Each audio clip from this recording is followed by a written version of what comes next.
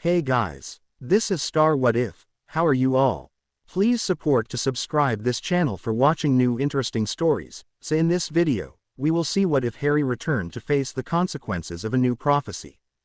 Here is short summary. Sequel to Altered Destinies. Harry returns to his original time to find the wizarding world change due to his actions in the past. Not only does his family and friends await, but so does a new prophecy. But before we start, if you want more stuff like this, then be sure to subscribe and like this video. And if possible, share this video with your friends. Now let's start the story. The 19th of December 1997. The stone cap slid away with a grinding noise. Centuries of sand and debris had built up around the edges. The moved stone revealed a black hole that even the midday Egyptian sun failed to illuminate.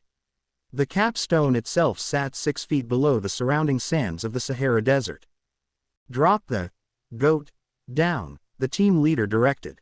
A man stepped up to the opening and held a small orb over the opening. It appeared to be a small, brightly colored Muggle beach ball.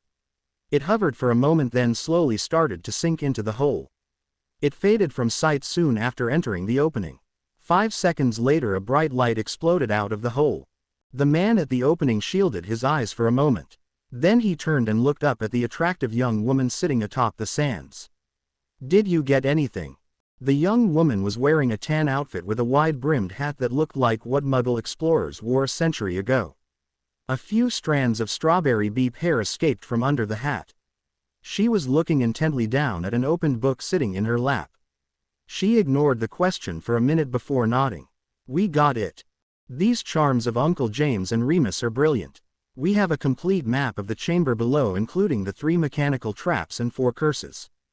The tall, red-haired team leader leaned over her shoulder to look at the book. "It's bloody brilliant, Melissa. It would have taken us a week to do that using transfigured decoys to find them." The shorter, dark-haired man climbed out of the hole to join them. "The book is an advanced version of their Marauders map. The really brilliant thing is that probe. Sirius told me that when they made the map, the probe needed 20 minutes with one of them powering it to add the room. This does it instantly and without any external power. So you can be safe while the goat takes the heat. So, do you think Gringotts would be interested in purchasing a couple units, Bill?" Melissa snorted. "More likely they will try to buy you out, Grandpa. This will drastically cut down the time we need to penetrate the tomb. Cut down on the risk to us curse breakers too," Bill added. "I agree with Melissa. The goblins are going to love this. They'll buy it." Harry smiled. "I'm sure James and Remus will be thrilled to hear that." He made a face at Melissa. "And don't call me Grandpa. It sounds ridiculous coming from a young lady that looks older than me." His protest was met with laughter. Harry had spent 8 weeks in Hogsmeade following his return. He enjoyed spending time with all of his family. His children had grown into good people that he could be proud to call his own. Harry found himself buried in family. Between the Potters and the Weasleys, Harry always found himself getting to know new family members. That is not to say he did not have a few rough spots. Lily and James Potter were lovely people, but they weren't really his parents. James was never raised as an only child, not with the Evans brood always around, and his arrogant side never manifested.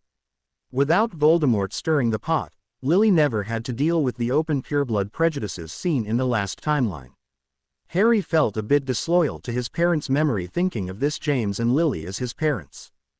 Lily seemed to understand Harry's issues immediately without him having to voice it. With only a smile she told him she accepted his concerns. She treated Harry as a fully adult member of the family, even if he was genetically her son. James was oblivious to the whole situation. Having grown up with stories of James Evans, Harry Potter, James was in awe of his son, honorary granduncle. The biggest challenge was dealing with the loss of Sarah, Thomas, and Elizabeth. For everyone else, their loss was an old pain. For Harry, it was sudden, unexpected, and all at once. He had been prepared to face his own death, not theirs. The days were fine with his family around him. The nights were too quiet and allowed him to realize once again what he had missed. Tia was the one who finally forced the issue. His youngest daughter told him in no uncertain terms to take a vacation. She confronted him one night over dinner at the Potter Manor with his children and their spouses. "Dad, you are stuck here seeing your house, seeing all of Mum's things are wandering around here looking like you just saw a ghost for the first time. I think you need to take a vacation. When was the last time you had one?" "Well, it's been at least 50 years. She interrupted. "Go relax and put things in perspective. Go see that island Sirius bought in the Caribbean. Go visit Chaz, do something, but don't just sit here and try to hold yourself together." The occupants sat gobsmacked at Tia's rant. The room was silent for 20 seconds.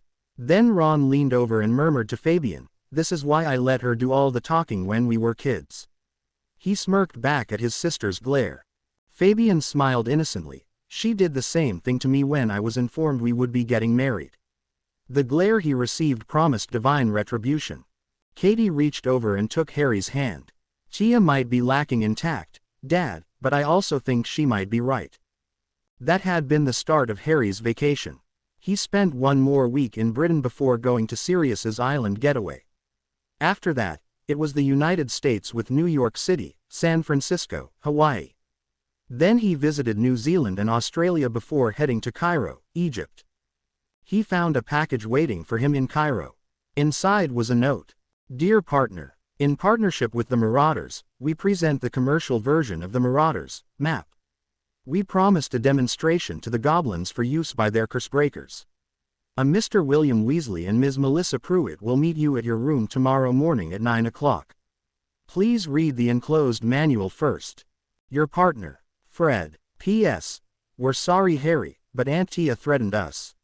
She scares us more than Mum. She follows up her threats with pranks. George." Harry chuckled at George's postscript. The Weasley twins were as irrepressible this time as they were in the original timeline. Actually, they might be worse because they grew up knowing their role models, the Marauders. The next morning, Harry met Bill Weasley for the first time in this timeline. Without the war in England, this Bill never returned to England to work at Gringotts. He loved his work as a cursebreaker too much. For the first time, Harry also met his granddaughter, Melissa. Tia's daughter, Melissa, was a tall woman who took a great deal after her great-grandmother Lily. She had the same red hair and green eyes as Lily, but her face showed a definite Pruitt influence. There was a definite family resemblance between her and her cousin Bill. They acted more like siblings than cousins act and shared a love for puzzling out the traps and curses found in the ancient tombs. Now he was watching Bill get lowered into the tomb, whose opening they had just mapped using the new version of magical mapping the twins had provided. "I found the first ward markers," Bill called up. "Hold me here." They were right where the map said they were. Melissa halted the magical rope tied to Bill. "That's a lot less stressful than when I have to lower him in blind," she murmured. "So, now he just turns them off?" Harry asked. Melissa smiled. "No, now the fun part starts. He has to determine the right sequence to manipulate the wards to shut down safely.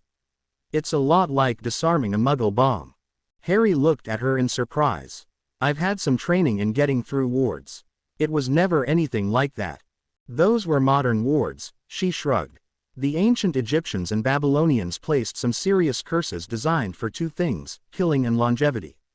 According to their beliefs, these tombs and its contents would house and provide for their souls in the afterlife. A huge amount of effort went into making their magical tombs inviolate for eternity. The fact that the casters' religious beliefs were tied into the structure of the wards adds a whole other dimension to them." "So, why are we here then?" Harry asked while looking down the hole to watch Bill work.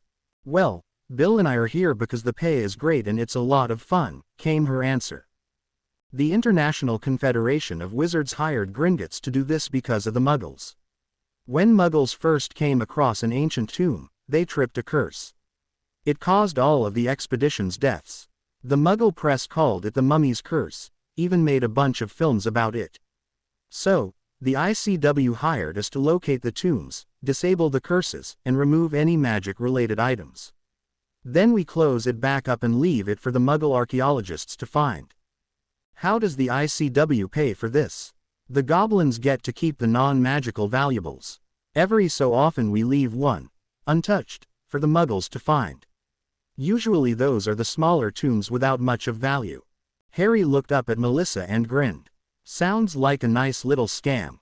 We like it, she grinned back. The 28th of February 1998. An owl just arrived for you, Harry, Bill called. Muttering in frustration, Harry called back, give me 5 minutes. After a bit more than 2 months, Harry really found himself enjoying his time in Egypt with Melissa and Bill. Breaking curses was actually a whole lot of fun. It reminded Harry fondly of his first-year adventure to save the Philosopher's Stone. It was a battle of wits with enough danger to keep it interesting but without someone actively seeking his death.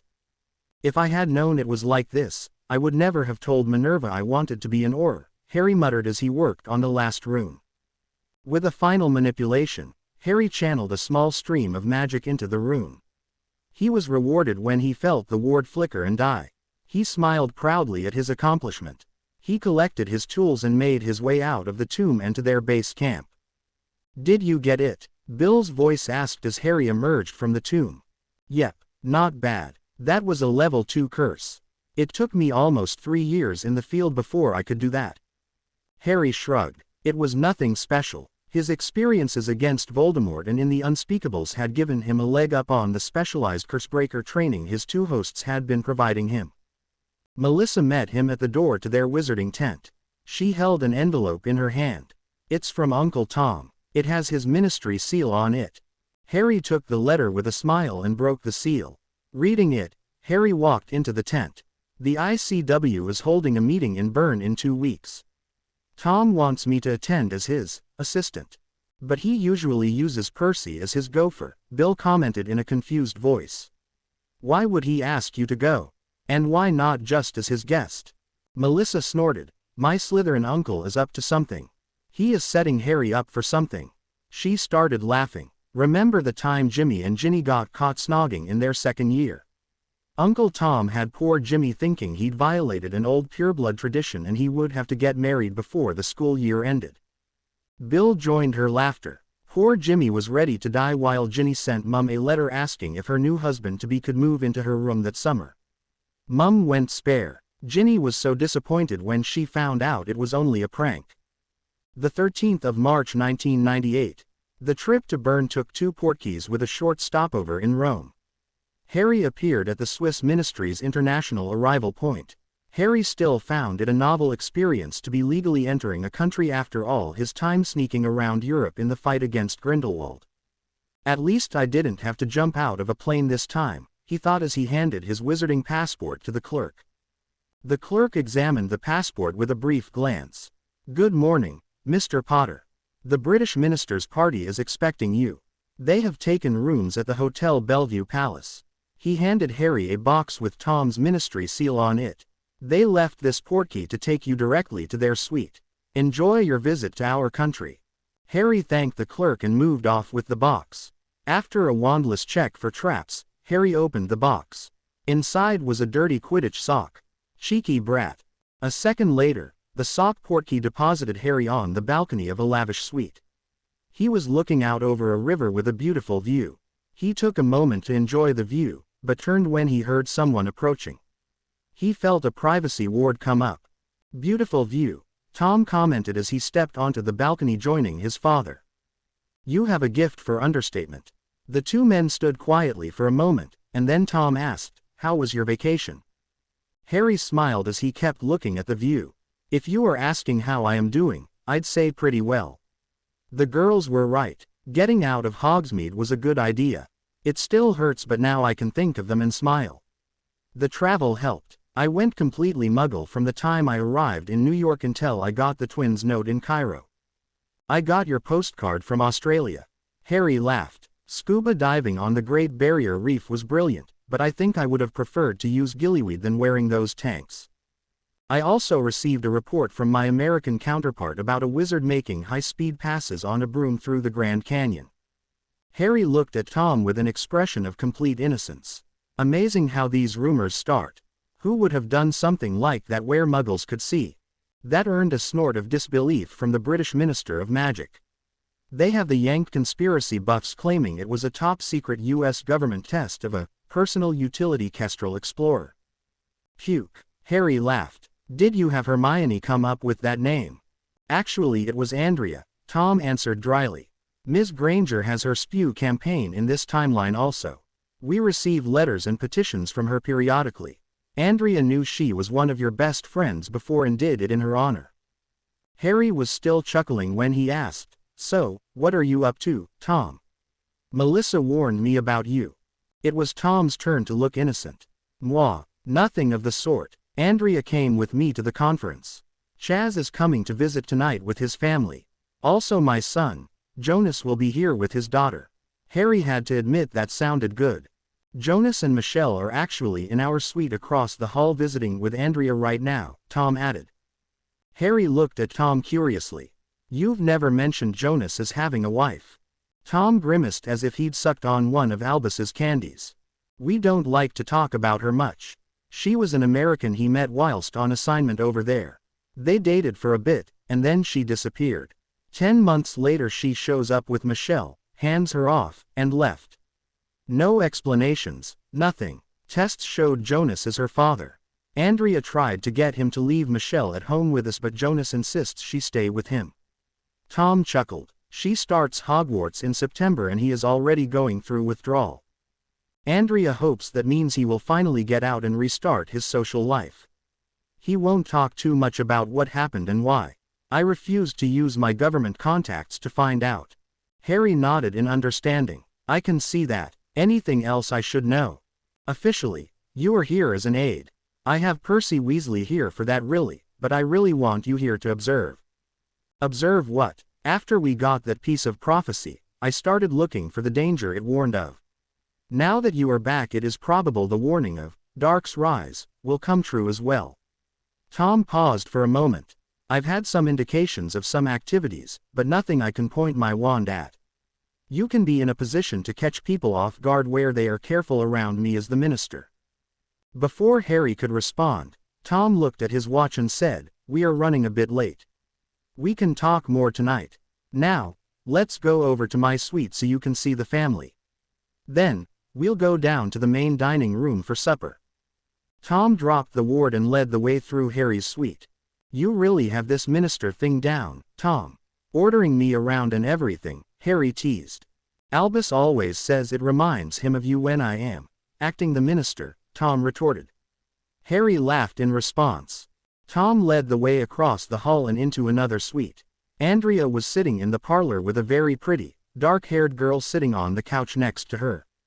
Harry noticed the Veela traits inherited for Andrea had breed true in her granddaughter. Andrea looked up and smiled when she saw Tom and Harry, but another usurped her greeting. Grandpa, the young girl called out when she saw Tom. She ran up and wrapped her arms around Tom. How's my favorite granddaughter this afternoon? Michelle gave Tom a big smile. I'm your only granddaughter. See, that makes you my favorite, Tom asserted. A fake pout crossed her face. By that logic, I am also your least favorite granddaughter. Andrea had risen from the couch during the conversation. She walked over to Harry to embrace him. Ignore them. They have been playing the same game for 5 years now. I at least have some hope that she will grow out of it. Tom had some bad influences on him as a child, Harry quipped. The little brunette scowled up at Harry. Don't talk about my grandpa like that. Unlike most Veela Harry had met, Michelle was not a beep. She had thick black hair with almond-shaped eyes and a dark tan color on her skin. Even her scowl was adorable. Tom and Andrea laughed as Harry couched down to face her at eye level. I was only teasing. Your grandpa and I have known each other for a long time. Sweetheart, Andrea said, this is Harry Potter. He is one of your relatives. Michelle looked at Harry suspiciously. Are you sure? Harry bit his lip to keep from laughing at her expression. He looks a bit shifty to me. Harry fell back laughing when he noticed the mischievous twinkle in her eyes. She is definitely your granddaughter, Tom. Sneaky, manipulative. Hey, protested a wizard entering the room. Is someone talking about my innocent daughter? Daddy. Michelle whirled to run to her father. An instant later, she had him wrapped in a hug. Hello, Peanut. Pestering your grandparents still. The girl gave her father an innocent, yet evil smile. Yes, I have Grandpa right where I want him. The adults laughed as Michelle smiled cutely up at her father. Looking down at her, Jonas muttered, "God help the wizards of Hogwarts." Harry stood up off the floor as Tom walked over. "Jonas, I would like you to meet your cousin, Harry Potter." Jonas smiled as he put his hand out. "I have waited a very long time to meet you." He glanced at his father and added, "My favorite bedtime stories were always the Harry Potter adventures against the evil Voldemort." Harry smirked at his son before looking back at Jonas. "It is very nice to meet you too. And I might have some good embarrassing stories to tell about Voldemort and his alter ego too." Michelle looked up at her father in confusion. "Dad, this can't be that Harry Potter. He is too young. He must be simply named after the original Harry Potter." Harry noted that her spoiled little girl voice had dropped away in her confusion. The adults looked at each other in concern until Harry smiled at Michelle. "Actually, you are right, Michelle.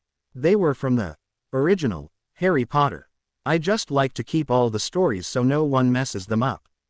Michelle smiled back. "I like that. Aunt Tia tells the stories really well. I keep asking her to write them down. Dad says they are stories only for the family, but I think they would be really popular. Even more than Gilderoy Lockhart's books." Occlumency allowed Harry to simply smile at Michelle's assertion rather than laugh as he wanted to. "You think so?" The 11-year-old witch nodded. "It is just as believable as the 2 Lockhart books Grandmom let me read. Although I never understood why the headmaster in Harry's stories let all that stuff happen to Harry." Harry smiled at her comment. I'm sure Harry wished he could have asked him. "Michelle darling," Andrea called, "why don't you come over here with me so we can leave the men to their boring talk? Tell me about buying your things for school." "She's a piece of work," Harry said with a smile once Michelle left earshot. Jonas grinned. "She takes in stuff like a sponge and is very mature for her age, but loves to play the innocent little girl. I think she does it so people underestimate her." "Sounds like a new addition to Slytherin House to me," the heir of Slytherin commented. "Unless she decided to talk the hat into putting her into one of the other houses," Jonas replied with a grin. "That way people keep underestimating her. A Slytherin in Hufflepuff clothing maybe." The 3 men all laughed at the image. They moved out onto the balcony and continued talking. Over the next hour, Harry enjoyed getting to know Jonas. They shared some stories and talked Quidditch until Andrea came to remind them about dinner. It was only with a small pang that Harry thought about how much Sarah would have enjoyed Jonas and Michelle. Tom led the procession down from the suite to the hotel's main dining room. Harry and Jonas followed behind him while exchanging stories about Tom and Michelle's childhoods. The young girl in question was happily chatting with her grandmother about her upcoming trip to Hogwarts. Just outside the dining room, they ran into a flustered-looking Percy Weasley. He looked relieved when he spotted Tom leading the procession. "Oh, Minister, thank Merlin you are finally here." Tom smiled at his aide and made a soothing gesture. "Relax, Percy. What is the problem?" "Sir, the French and Bulgarian delegations are bickering over the most ridiculous things. Headmaster Dumbledore is not here yet to control these things. What are we going to do?" Harry and Jonas shared an amused glance while Percy stood wringing his hands. Tom grimaced. "I'll go talk to them. Is Sardons in there too?" Percy nodded. "Yes, Minister. He is arguing with the new Bulgarian Minister of Magic."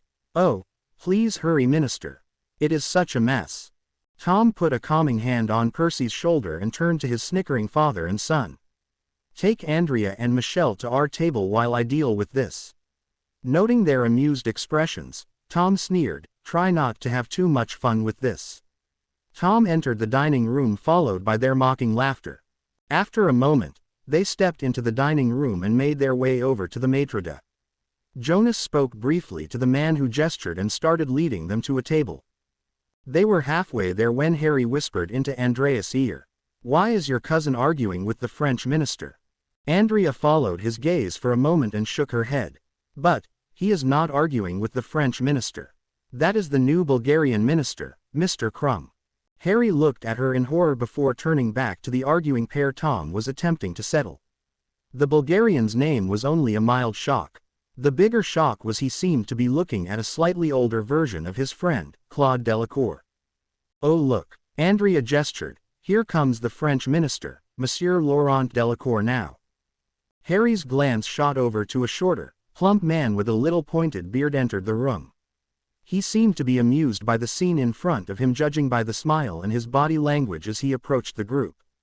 Harry watched the French minister walk up and shake Tom and the Bulgarian minister's hands.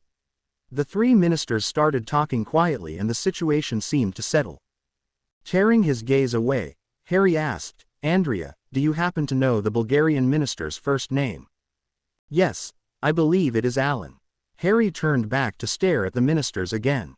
"Oh, bugger." Harry ignored the comment as he turned to the speaker. "Albus, do you know much about?" He stopped his comment to ask, "Albus, are you okay?" Dumbledore smiled. "Just a bit tired, Harry. The end of the school year is always a most busy time for me. Not only are owls and newts being held, but we also have all the planning for next year." The headmaster gave Harry a speculative look. "Speaking of which, my defense against the dark arts professor has announced his plan to travel to Africa next fall to study Noondu." At Harry's raised eyebrow, he added, "I can give you your old office back." Harry waved that off. "We'll talk about that later." He glanced over to where Tom was trying to placate the French and Bulgarian ministers. Standing behind his minister, Alahos Sardons was giving his cousin's husband a Snape-like sneer for his efforts. "What do you know about the Bulgarian minister?" "Alan Krum," Dumbledore asked in surprise as he followed Harry's gaze. "He is the hand-picked successor to the previous minister. His son is a national hero as the seeker for their Quidditch World Cup team. They lost in the last World Cup final, but he still caught the snitch. The younger Krum was also the Durmstrang champion for the Triwizard Tournament. Mr. Krum was their head of magical law enforcement before his election." "Why are you interested in the minister, Harry?" Harry frowned. "Does he look familiar to you? I have had some occasional dealings with him in the last 4 years." "Why? Is something bothering you?" Harry ignored the question for a moment. Instead, he asked, "How does he get along with the French minister?" "They seem to know one another. I'd say a bit of a friendly rivalry." Harry filed that information away. "Look at Mr. Krum. Doesn't he look like Claude?" Dumbledore looked a bit uncertain. "It has been 50 years, but I think I can see it." "Do you think it is possible?" "Maria told me Khaloud's wife arranged for her to take refuge in the main Vila colony in Bulgaria. So it is possible." Jonas had been keeping quiet as he listened to the conversation unfold, but now he spoke up. "Grandfather, Harry, do you really think that is possible? Father told me of your friend's death when Grindelwald fell. Is that why you reacted so strongly?" Harry grinned at his grandson. "Well, fate loves to mess with me. So, yes, I do think it is possible. Probable even. But what really surprised me was seeing him with the French minister. You see, my friend Claude's last name was Delacour. So I think the ministers may be half-brothers." The two wizards at Harry's side looked at each other in surprise. Then Jonas muttered, "Oh, bugger is right." Harry smirked. "Oh, but it gets better." Dinner had been an enjoyable affair with Dumbledore joining the Potter's table. A variety of humorous and embarrassing stories were shared during dinner. Harry noted that Michelle seemed to be taking notes on the pranks she heard. Albus had them all laughing, telling an amusing story from earlier in the week when a certain Jimmy Potter was caught with his girlfriend in a broomcloset by Professor Flitwick. Rather than deduct points, the charms professor made them mildly allergic to one another for a week. Every time they tried to snog or even got too close, they started sneezing and having runny noses. It didn't help when the Weasley twins got involved, Dumbledore added. Tom grinned. "I would have thought they'd have loved such a prank." Indeed they did. Albus's eyes were twinkling at maximum power. They sent a howler during dinner to Professor Flitwick thanking them for protecting their ickle sister's virtue from the nasty teenager, and begging him to teach them the charm. Poor Phileas broke his arm when he fell out of his chair laughing. "Poor James and Ginny," Andrea commented with a small smile. "How did they handle it? I believe they have sworn revenge on twins and declared a prank war on them. Ron's twins have offered their services as judges." Harry and Jonas laughed as Tom winced. "Will the school survive that?" Harry asked with a snort. "Young Al and Thomas have promised me the school will still be standing when they are done." I did note they never promised it would be habitable. It was later in the evening when Harry knocked on the door to the Bulgarian minister's suite. An aide answered the door. He was a bit reluctant but after a moment invited Harry inside. After a short wait, the Bulgarian minister entered the room. "Hello. My aide said you wished to speak with me." Harry smiled. Up close, the minister was the spitting image of an older Claude. He also noted the minister had only a very slight accent. "Thank you for seeing me on such short notice, Minister. My name is Harry Potter. I am something of a historian on the war against Grindelwald." Mr. Krum nodded. "I am not sure how I can help you. My country was not a primary player in that war. But please, be seated." The minister gestured at the couch as he sat in a chair. Harry took the offered seat. "I am attempting to track down an operative from the magical resistance who worked with one of our unspeakables. I have a good reason to believe she took refuge in one of your Vila colonies after the war." Mr. Krum looked interested. "That is possible. We received many magical German refugees in those days." He looked at Harry and asked curiously, "Why do you bring this to me?" Harry watched carefully as he said the next part. "I am not sure what name she may have taken after the war. I know her real name was Maria Raven. I have some information to give her." Alan Krum had flinched slightly when he heard the name. He was too much of an experienced politician to react more, but it was enough confirmation for Harry. What news could be so important after 50 years? "A family matter, sir. I think you will understand if I don't just share the information with you." "Of course, Mr. Potter. Well, I don't know if I can help you, but I will send your request back to my people. I am sure we will be able to have an answer back to you before the end of the conference." Harry stood up. "Thank you for your time, Minister." The minister rose, shook Harry's hand and escorted him to the door. As Harry was about to open the door, he turned back to the minister. "One last thing, sir.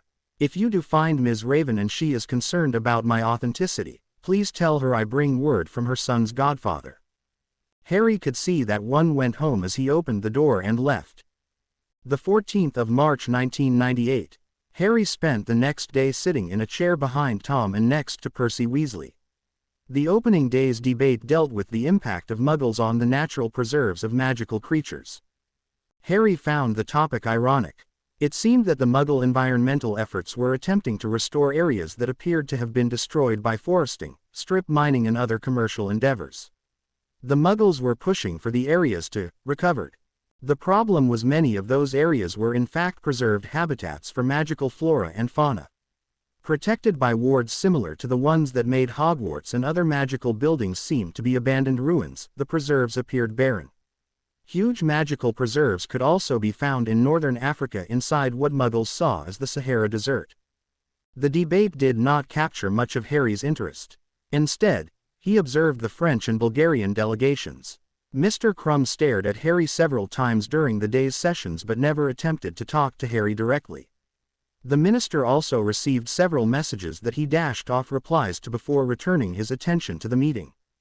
In comparison, the French delegation never looked in Harry's direction once. Harry assumed that meant Alan Krum did not share any information with Laurent Delacour. And aside from a single note that he absently read, the minister paid the ICW session his full attention. Harry decided that international politics were not the field for him.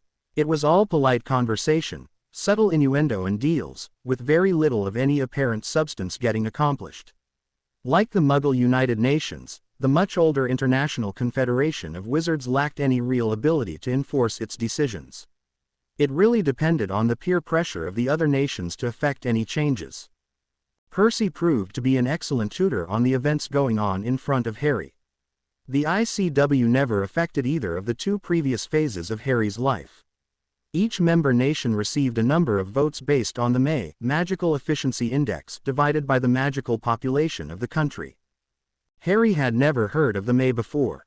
Percy explained each OWL was worth 1 May point and each Newt was worth 2. Therefore, a wizard with 4 owls and 2 newts was worth 8 May points where an untrained wizard received no points. This forced the magical governments to ensure that all of its population received at least 1 owl. The nations with the highest average magical training multiplied by the total number of wizards and witches wielded the largest amount of influence in the ICW. As the home of Merlin, the ICW founder, the position of Supreme Mugwump was traditionally given to the head warlock of the British Mom. Although purely a non-voting role, the Supreme Mugwump wielded significant moral authority and helped set the conference agendas. Harry snorted when he realized Albus was truly in his element here working with the various delegations.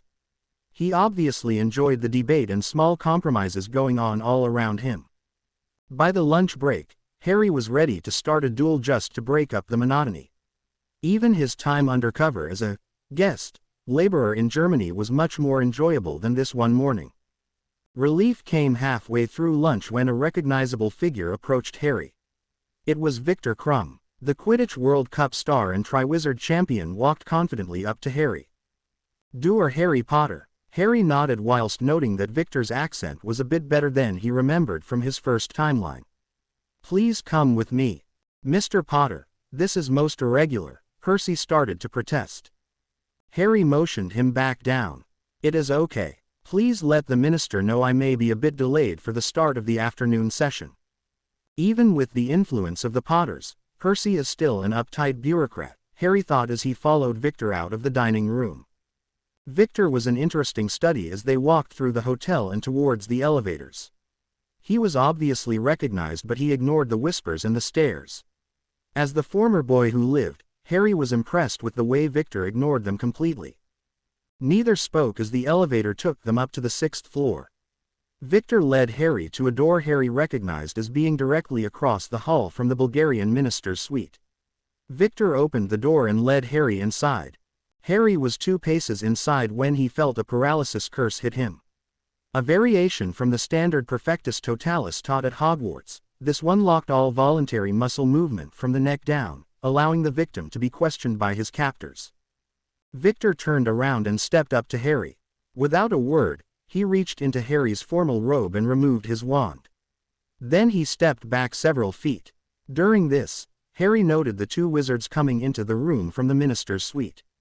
They moved to either side of Harry and shut the door. "Who are you and what do you really want with Maria Raven?"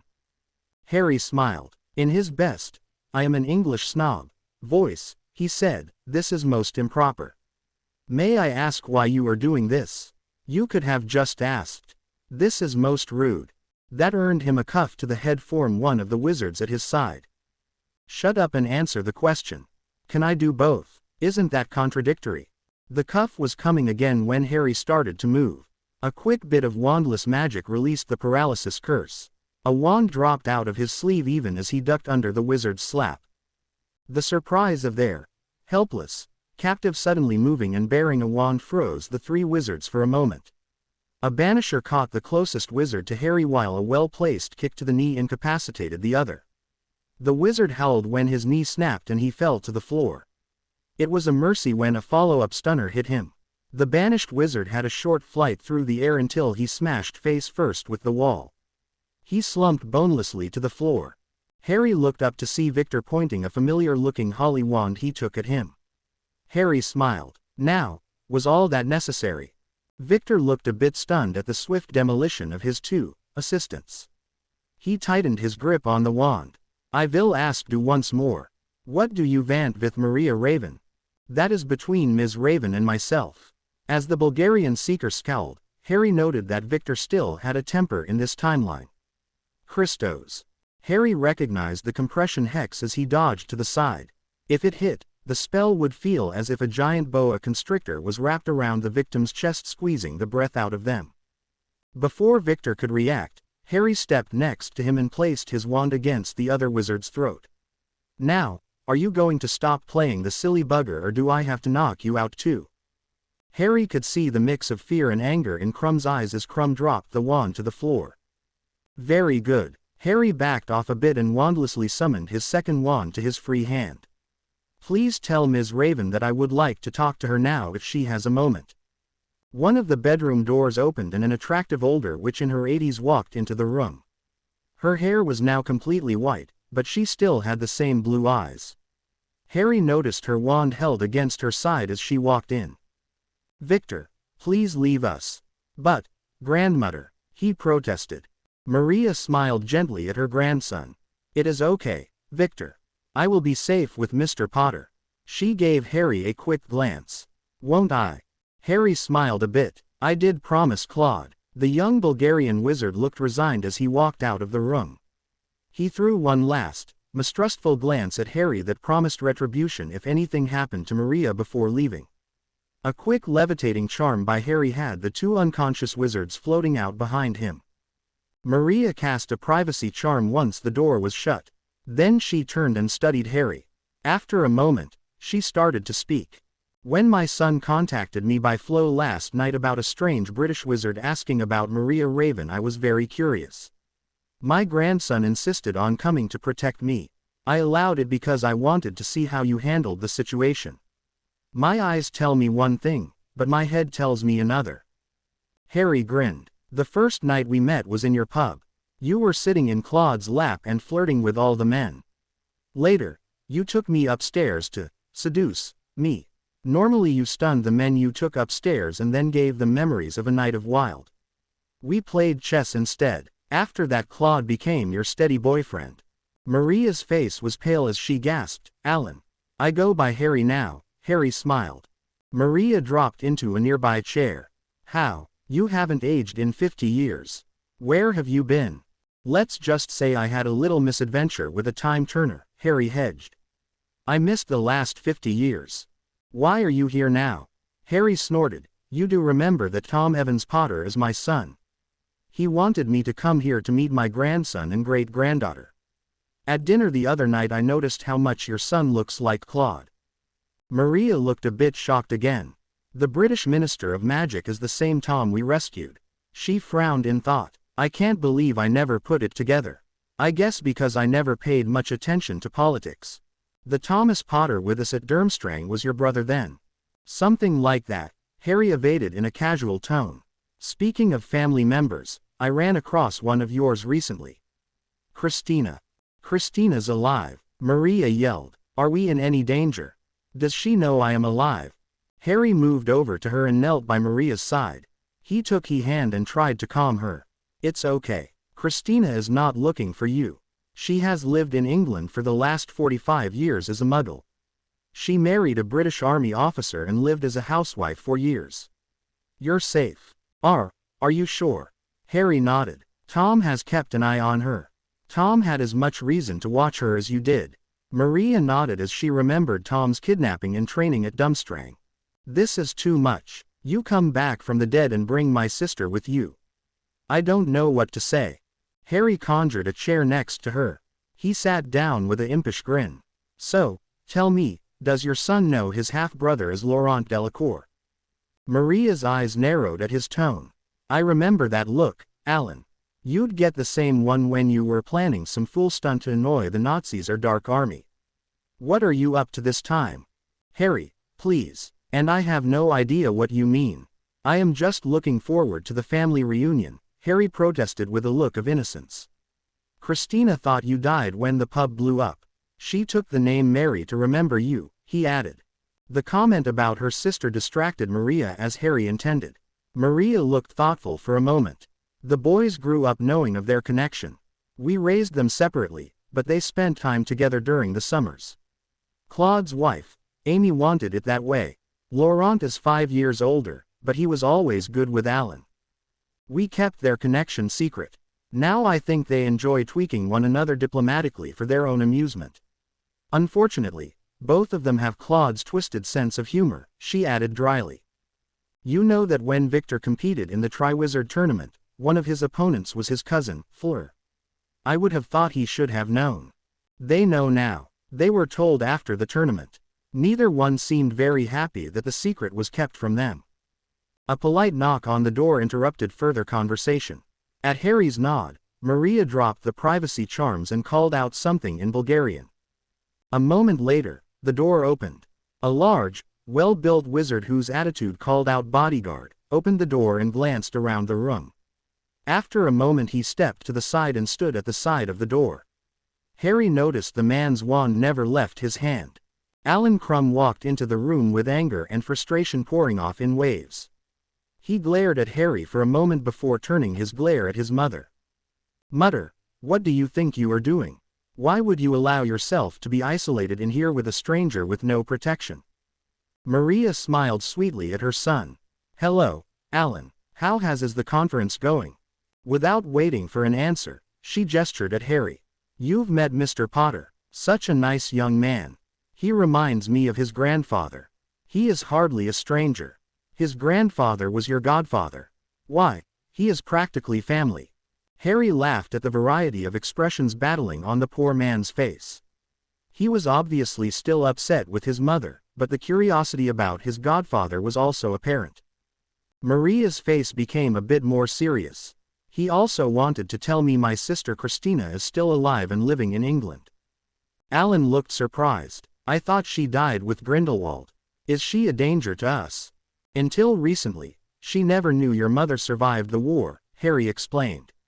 "She married a Muggle British Army officer named Robert Granger. Her son, Dan, is a squib that works as a dentist.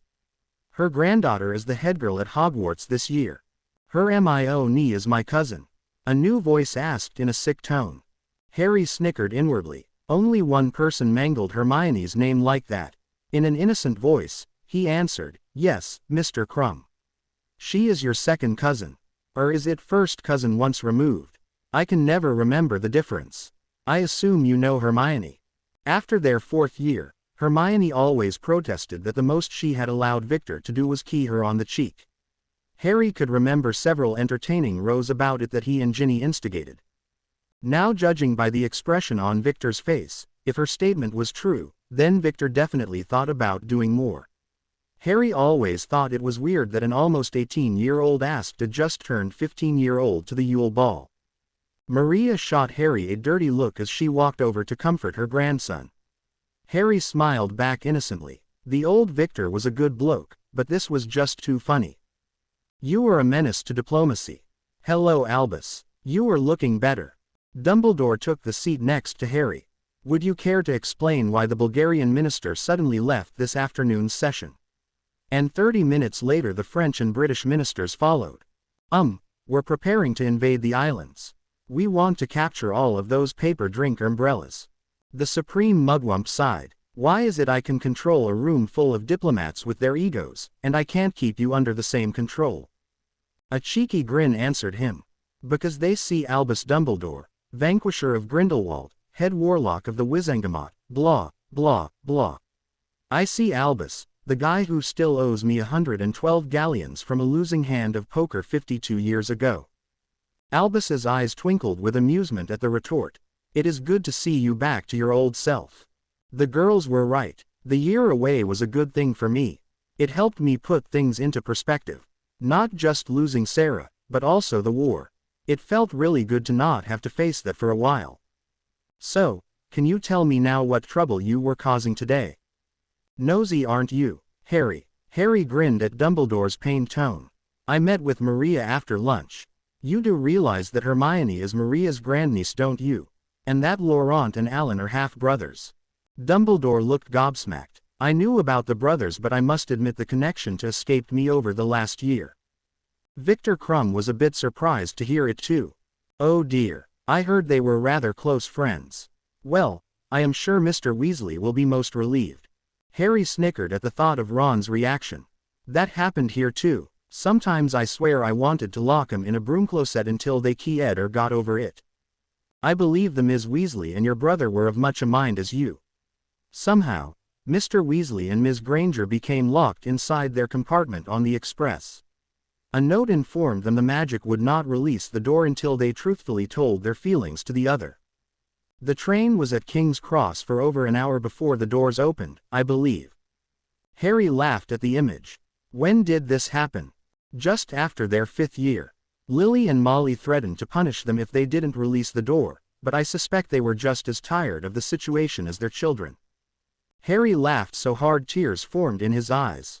I'll have to ask Jimmy to show me the memory. The 15th of March 1998. Formal dinners have never been a favorite way of spending an evening for Harry.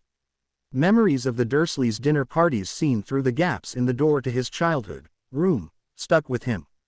Memories of the formal dinners endured as James Evans for the Phoenix Foundation did little to reduce his loathing of the affairs. "Do I really have to do this?" he asked plaintively. "You have 5 children, 8 grandchildren and 1 great-granddaughter. Don't you think it's time you grew up?" Harry turned to glare at the speaker. The glare did no good as the speaker added, "This is your fault after all." "My fault? How can you possibly reach that conclusion?" Harry growled as he adjusted his robe for the 5th time in 5 minutes. "You're the one who thought it would be funny to tell Maria that I was still alive in the middle of a diplomatic conference," Christina pointed out with a smirk. Harry gave it up as a bad job and grinned at Christina. "It was funny. I just didn't think Tom would suggest this little family reunion." The 75-year-old grandmother and former Dark Witch chuckled in an evil fashion. "Just be glad Hermione refused to leave Hogwarts this close to Newt's. She was asking me all kinds of questions about how you knew so much about my sisters and I." Harry groaned. "She will not let this rest. Hermione is like a pit bull when she gets her hands on something she doesn't understand." Christina laughed. "She does rather remind me of Serena with a good bit of Maria's stubbornness to boot. Now, shall we go in?" "After you." Christina grabbed Harry's arm and linked her arm through his. "Not likely, Count. You are walking in with me." Harry guided Christina to the round table that already had several people seated at it. Tom smiled as they approached. The magical ministers with their wives and Maria were seated at one table whilst the younger members of the family sat at a nearby table. "Remember, only you, Maria, Tom and Andrea know who I really am. Please keep it that way." "Does that mean you will not be joining us at the main table?" Harry snickered. "I have been relegated to the youngsters' table. I will be sitting with my great-granddaughter, Michelle. I wouldn't be too comfortable, Harry." Christina smiled and whispered as they approached the table. "Hermione may not have joined us, but it looks like you may not be free from questions yourself." Harry looked to see Victor Krum glaring at him from the youngsters' table. Joining him were Fleur and Gabrielle Delacour. Fleur was glaring at Harry also, but Gabrielle was happily chatting with Michelle. "Oh, this will be fun," Harry thought to himself as they reached Christina's table. "Good evening, everyone," Harry greeted them. "May I present Christina Raven?" Maria stood up carefully with a blank look on her face. "Christina, is it really you?" Christina smiled nervously. "It's really me, Mia. It's so good to see you again." Maria walked carefully around the table to stand in front of her sister. They stared at each other for a moment before breaking down and crying on one another. Harry stood there for a moment feeling rather uncomfortable. Then he quietly said, "I will leave you alone to get reacquainted." Christina and Maria shot matching looks at Harry through their tear-streaked faces. "Coward," Christina muttered. Maria smiled. How could he ever be a great wizard? The sisters laughed as Christina made a little shooing motion towards the other table. Ignoring the look of amusement on Tom and Andrea's faces, Harry walked the short distance over to the second table. Michelle looked up as Harry sat down. "Harry, you came. This is Gabrielle. She is starting school this year too." The 2 little Vila girls looked up at Harry with matching adorable expressions. The 2 girls looked nothing alike, but somehow it worked. Harry smiled at the hyperactive 11-year-olds. "Hello, girls. Are you going to Beauxbatons, Gabrielle?" "Yes, Mama said I must go to Beauxbatons, but she said if I do well I can go to the summer program at Phoenix," Gabrielle answered. "Isn't that great, Harry? She can be with Aunt Tia and me." Michelle's excitement made Harry smile for a moment. Then he turned to greet the table's other occupants as the girls went back to their conversation. Victor was silently glaring at Harry. Fleur was looking at Harry like he was an offensive peasant that wandered in out of the fields. "Who are you to come here and disrupt my family this way?" Fleur demanded. Well, her accent has improved, Harry thought. She is not mispronouncing words but just a trace of a French accent. Unobtrusively, Harry cast a wandless silence spell to prevent the conversation from reaching the other table. The French witch continued her tirade. "You try to bring out into the open what is private. You are a stupid little boy sticking his nose where it does not belong." "Why does she always call me a little boy?" Harry mused to himself. A less mature Harry Potter once bristled at the Vila's comments. From his older perspective, Harry could just dismiss it with a glance. Outwardly Fleur, Harry turned to Victor. "Hello Victor. How are your friends? I hope I didn't hurt them too badly." The glaring seeker answered, "They are my teammates.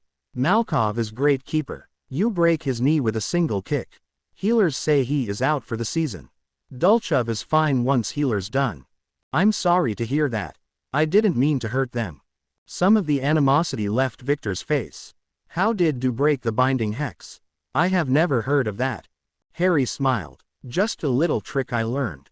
But to more important things, how is the World Cup shaking up? I saw you play at the last one in England and you were brilliant." "I used to play Seeker too." Harry started to happily talk about the intricacies of playing Seeker. His obvious knowledge of the strategies and skills of the position seemed to thaw Victor out a bit. Slowly, he started to join the conversation when Harry started talking about a modification idea he had for his firebolt. Victor liked the idea of putting a propulsion spell on the sides of the broom. This would allow the broom to move sideways and give greater control on turns. Victor's eyes shone with excitement, his earlier anger forgotten. His anger was forgotten, but not Fleur's. "How can you just accept this stranger coming here and stirring all this up? Grandfather is not someone to be proud of. He cheated on my grandmother. With she screamed and pointed at Maria. Victor looked ready to start in on Fleur for attacking his grandmother. Harry was shocked at the hatred he heard in Fleur's voice at the mention of Claude. "I wonder if this is why she moved to England before." Harry also noticed Gabrielle looked close to tears at her sister's statements. "Stop it," Harry demanded. "Both of you," he added when Victor opened his mouth. Harry waited a moment and said, calmly, "Now, why do you hate your grandfather, Fleur?" "He left my grandmother for another woman. He is like all men. A lying, cheating pig. I am glad he's dead." Although more than 50 years had passed for the rest of the world, only 2 years had passed for Harry since Claude's death. It was still a raw point for Harry. He could never forget the sacrifice that man had made to assist in the rescue of his son Tom. Fleur's unthinking comment was like salt in the wound. Harry leaned forward towards the young witch. "What do you know of what your grandfather went through, you stupid little girl?" he hissed. The rest of the table drew back at the quiet words filled with venom. Claude Delacour did a very difficult job at a horrible personal sacrifice. He and Maria lived for years undercover in the heart of Nazi Germany. Their relationship was their cover. It was necessity, not desire, that drove them to it. The Dark Army and Gestapo frequently had them under observation, muggle and magical. They couldn't act as husband and wife in public and then change when the bedroom door shut. Yes, he and Maria were very fond of one another. Yes, he loved both of his sons. Claude did the best job he could and was a key part in bringing down Grindelwald. Without him, the attack on Grindelwald could have had a much different outcome. Fleur's eyes grew bigger throughout Harry's comments. When he finally stopped, the young woman rose from the table to flee in tears. Harry started mentally kicking himself for losing his temper like that. He watched as Fleur's mother followed her daughter out of the room. "Don't worry about my sister, Monsieur Potter. She is just being stupid. She grew up idolizing grandfather Claude. Finding out he was not perfect hurt her." Harry looked at Gabrielle in amazement. That was a surprisingly mature response from an 11-year-old. Then she leaned over and whispered something to Michelle that set the two of them to giggling. The brief moment of maturity completely forgotten. "How can you know all this?" Victor asked in a quiet voice. "The British unspeakable that worked with them, he was a Potter," Harry offered as an explanation. "Let's just say I've seen his memories of the war. I've been around Albus too much." That sounds like one of his answers, Harry thought. It answered the question without telling the truth. Harry started telling his 3 listeners stories about Claude and the final battle with Grindelwald. Harry found it rather freeing to tell the stories. Victor and Gabrielle were fascinated to hear about their grandfather whilst Michelle was interested to hear about Thomas Potter and the Count. A much quieter Fleur returned in the middle of the stories. She didn't speak but just sat and listened to Harry's tales. After a bit she started to relax and smiled at some of the more amusing tales. After dinner, Maria and Christina pulled Harry from his table. "Thank you for bringing me my sister back, Maria said in German as she wrapped Harry in a hug. And thank you for talking to the children. You heard that? Harry asked in surprise. Christina smiled. After you made the young woman run, Tom used a spell to pierce your silencing spell. I didn't think that was possible. Tom knows the harmonic frequency I set my shield at. He figured out in his 5th year that by matching it, he can listen in on conversations. Christina looked impressed. He was a brilliant student. Too bad he had to waste his brain by becoming a politician. Maria affected an offended look. My son is a politician. Then she smiled. I admit I preferred it when he ran DMLE. Fleur's mother, Apolline Delacour, was not happy with her daughter's outburst, Christina commented. She said the girl was under pressure from her healer studies. The tough former Dark Army witch shared no sympathy with someone that couldn't stand up to pressure. I think Gabrielle's answer was more accurate, Harry replied. He told that to what had been said. The 2 witches nodded in understanding. Maria will be coming to Hogwarts for Hermione's graduation. She wants to see the Serena clone that my son had. Harry laughed. Hermione is the brightest student Hogwarts has seen since Tom. If they had been at school at the same time, the competition would have been amazing. The 18th of March 1998. The knocking on the door to his suite pulled Harry out of a pleasant dream. After the last 2 days of boring diplomatic talks, Harry felt he deserved the nice dreams. He vaguely remembered something about a flying dog, but it was quickly fading away. A glance at the clock showed it was 2:30 in the morning. Harry pulled on a dressing robe as he walked towards the door. An odd sense of foreboding caused him to absently drop his wand into his hand. A quick revealing charm showed Jonas standing outside. Harry put his wand back into the holster as he opened the door for his grandson. He noticed Jonas looked to be in shock.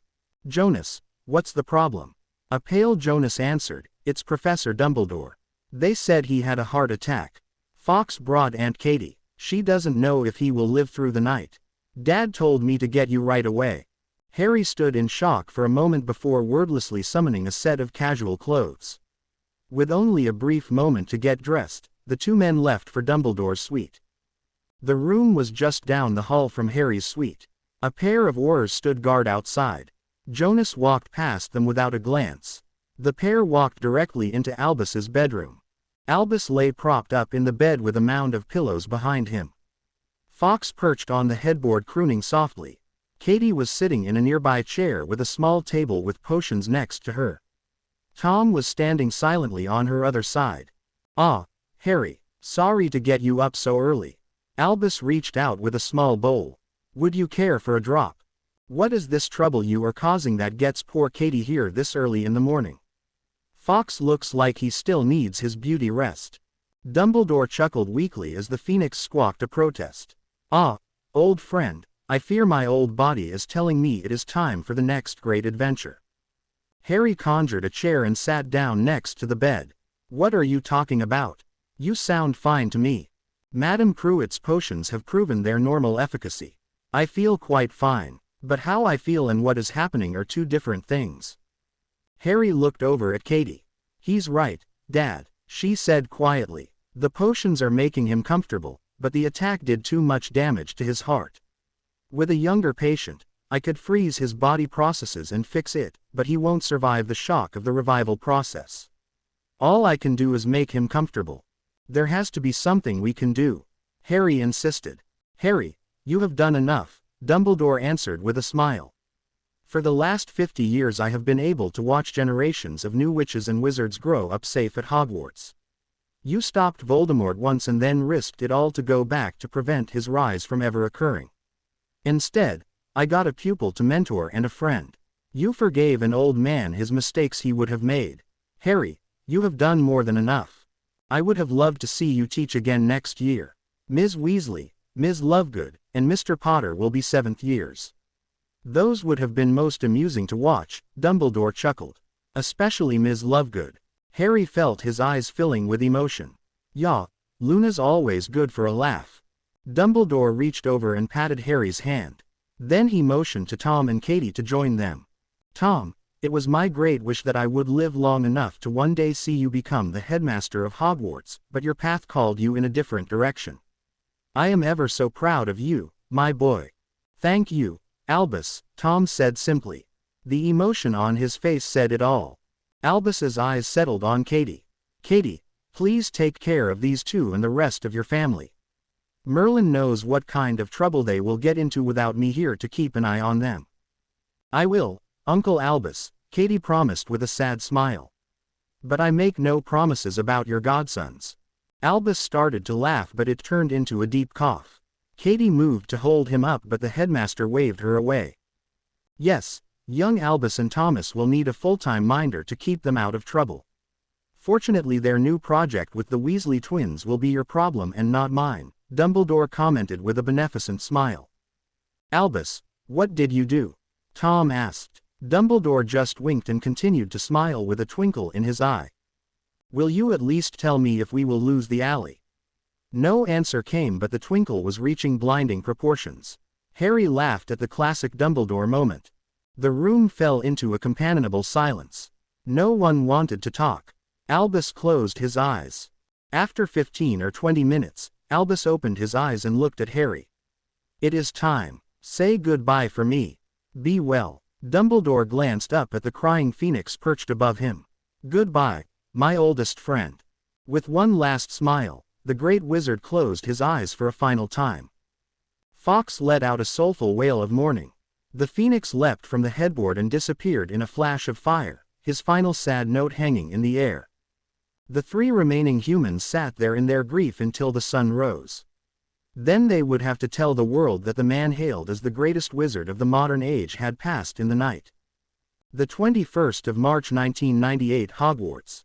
An incredible crowd of people attended the funeral of Albus Percival Wulfric Brian Dumbledore.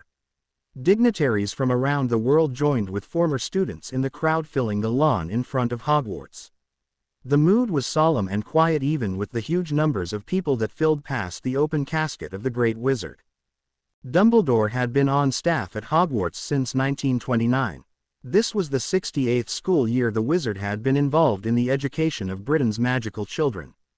Just over 50 of those years were spent as the headmaster. Over 90% of the current ministry consisted of Hogwarts alumni, and almost all of the nation's healers were also. Britain's most magically gifted students had passed through Hogwarts, and Dumbledore had touched them all. A memorial crypt stood in the small graveyard in an out-of-the-way corner of the Hogwarts grounds. Only a few of the long-term staff members or orphaned students were buried here. With Aberforth as his only living family, Albus requested to remain at Hogwarts. Albus's will called for his remains to be secretly cremated to prevent possible misuse by future dark wizards. Harry would spread Dumbledore's ashes over his beloved school from a broom. Aberforth Dumbledore was the first to speak. The old wizard most knew only as the barman in the Hog's Head spoke only a few words. The former unspeakable was uncomfortable in front of so many people. He told a couple of amusing stories of growing up with his brother and then quietly slipped away. As the Minister of Magic and a Dumbledore protégé, Tom spoke after Aberforth. It was Tom's words that most of the crowd would remember. Rather than speak as a politician, Tom talked as a family member and colleague of the headmaster. Many of his stories surprised the crowd and often left them laughing. Albus Dumbledore was, at heart, a very large, overgrown child. Anyone visiting his office was virtually force-fed various sweets and drops. He was a prankster at heart. Albus had the highest transfiguration newt grade in the history of Hogwarts. He also set the record for the most detentions for a Hogwarts student who wasn't expelled. That record would stand until 1978 and then broken again in 1996. The crowd laughed at Tom's comments and more than a few people turned looking for the Marauders or the Weasley twins. Tom grinned at the crowd. Something I did not know until recently is that the professor kept a diary of all the pranks played during his tenure here at Hogwarts. It includes what happened, how, and, most importantly, who did it. I recently received this diary. The grin became a smirk. Even if you think you got away without getting caught, trust me, he knew. Tom threw a glance in Harry's direction. And, yes, that includes pranks played by the staff too. The crowd laughed again, but several of the known, and more than a few unknown, pranksters shifted uncomfortably in their seats. Tom's speech went on for several minutes and bordered on a roast, but it always remained respectful and fond. Harry thought Albus would have loved it. The speakers after Tom varied. It started with other magical heads of state, followed by academic colleagues, and later friends. The ceremony went on for 2 hours. Aberforth, in accordance with his brother's will, set a time limit. After the last of the speakers left the podium, the crowd began to filter past the casket to say their final goodbyes. It would take the rest of the day for the last of the crowd to walk past the headmaster's coffin. Harry stood anonymously within the Potter clan. All of his children, their spouses and their children stood around him. It was a surprisingly large group gathered in one place. Including James and Lily with his siblings, Harry counted 23 Potters gathered together. For an orphaned boy, that was a huge crowd. It was comforting, but more than a little overwhelming. Harry took the opportunity to observe the crowd. He was struck by how different this Dumbledore funeral was from the last one he attended. It felt odd enough to be attending a second funeral for the same man, but the mood of the attendees was what struck Harry the most. In his original timeline, the crowd seemed scared, jittery. The death of the headmaster at the hands of one of his own professors and Death Eaters shocked the public. If the great Dumbledore could be killed, what chance did the rest of them have? Now it seemed more a celebration. Many who didn't know Albus personally stood telling amusing stories or tales of Albus's magical prowess. 50 years of peace coupled with the headmaster's slightly barmy public persona caused them to be dismissive. Since his death had no impact on them this time, the people seemed to accept his death matter-of-factly. There were tears, but nothing compared to the grief found the last time. Harry wasn't sure which group disgusted him more. The first funeral where the people were more concerned with Voldemort and the impact Dumbledore's death would have on their own lives. Or this one where the people only seemed to be concerned with being seen in bland conversation. Don't be angry, Harry. They don't know what it would be like with Voldemort. Harry turned with only mild surprise to the speaker. I know I shouldn't, but they seem so relaxed and happy. Of course they are happy, Harry. Professor Dumbledore was able to avoid the snaggle-toothed Horcruxes this time.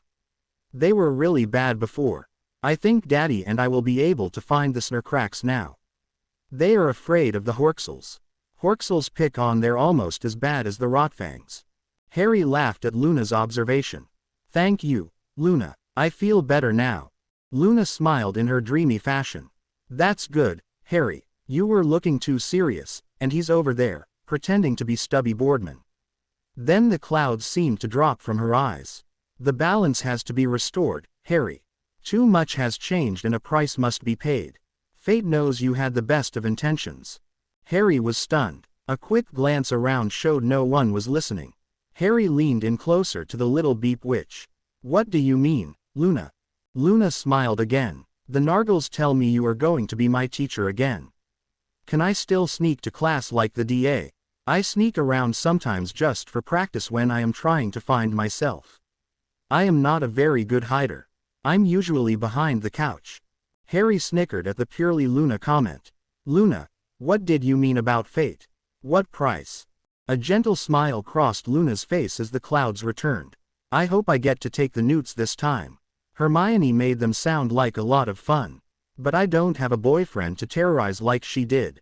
Maybe I can borrow your brother from Ginny for a bit. They have to come out of the closet sometime. Luna's smile grew wider. Bye, Professor Potter. See you on September 1st.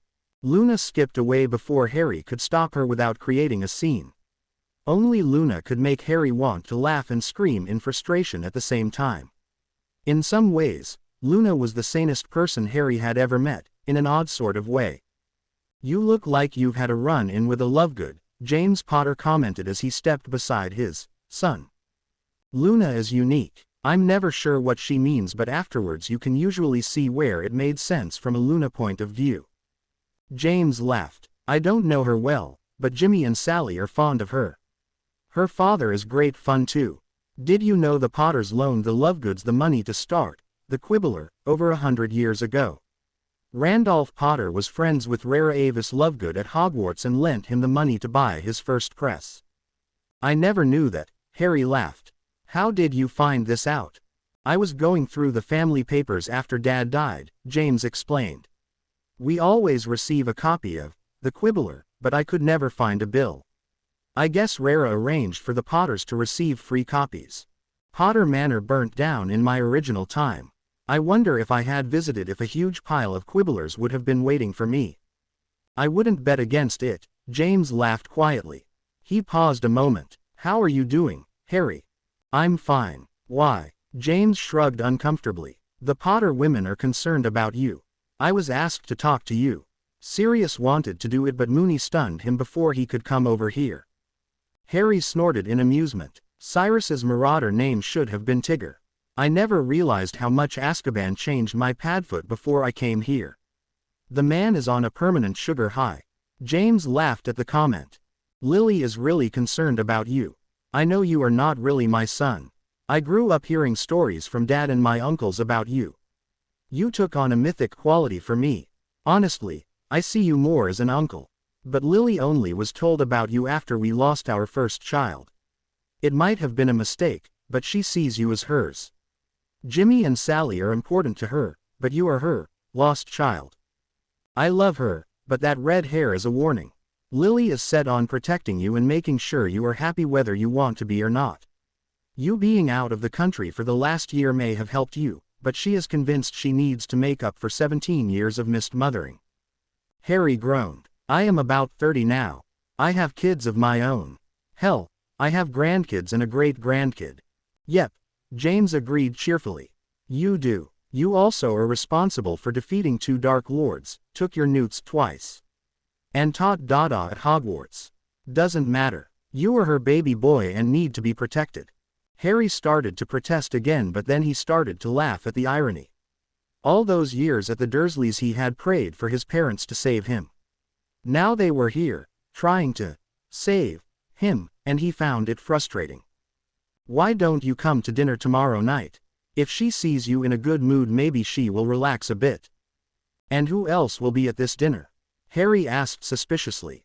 Don't be so paranoid. You sound like Moody, James said smiling. But no one special is coming. Just us. I don't think anyone else will be at the manor. Years of fighting Dark Lords gave Harry a very finely tuned danger sense. It was nothing magical, just that itch between the shoulder blades many veteran soldiers develop when approaching an ambush. Looking at his erstwhile father, Harry commented, "This is going to be ugly, isn't it?"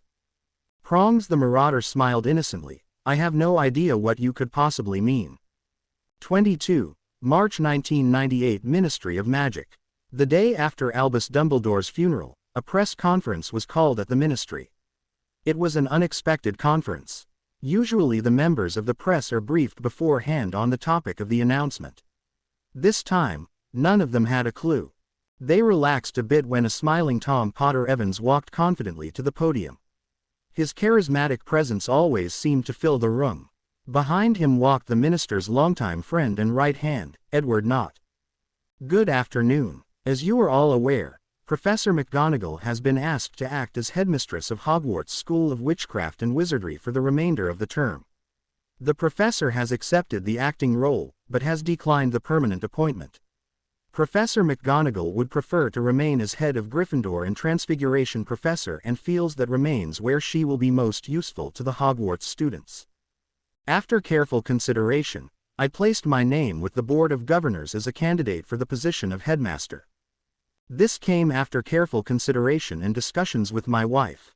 Effective July 31st, I will be stepping down as Minister of Magic to take the position of Hogwarts headmaster. In accordance with our laws, I notified the Wizengamot this morning and I am calling for a general election to be held on September 15th. Senior Undersecretary Edward Nott will be acting minister for the 45 days of the caretaker government. During this transition, I would ask for everyone's patience and to give their full assistance to Senior Undersecretary Nott during this time. The minister looked out at the members of the Magical Press Corps. They all looked shocked. With a not-so-innocent smile, Tom said, "Now, I will take your questions." 22. March 1998 Potter Manor. Harry arrived with a small pop in the entry point of the Potter Manor. It was surprisingly quiet. "Hello, Harry," Lily said as she walked into the hall. She gave Harry a key on the cheek and with a hug. You were just in time. The elves were just finishing getting everything ready. It's quiet, Harry remarked as he followed Lily towards the dining room. It's a Sunday night during the school year, Lily laughed. Wait till the term is up and then tell me it's quiet here.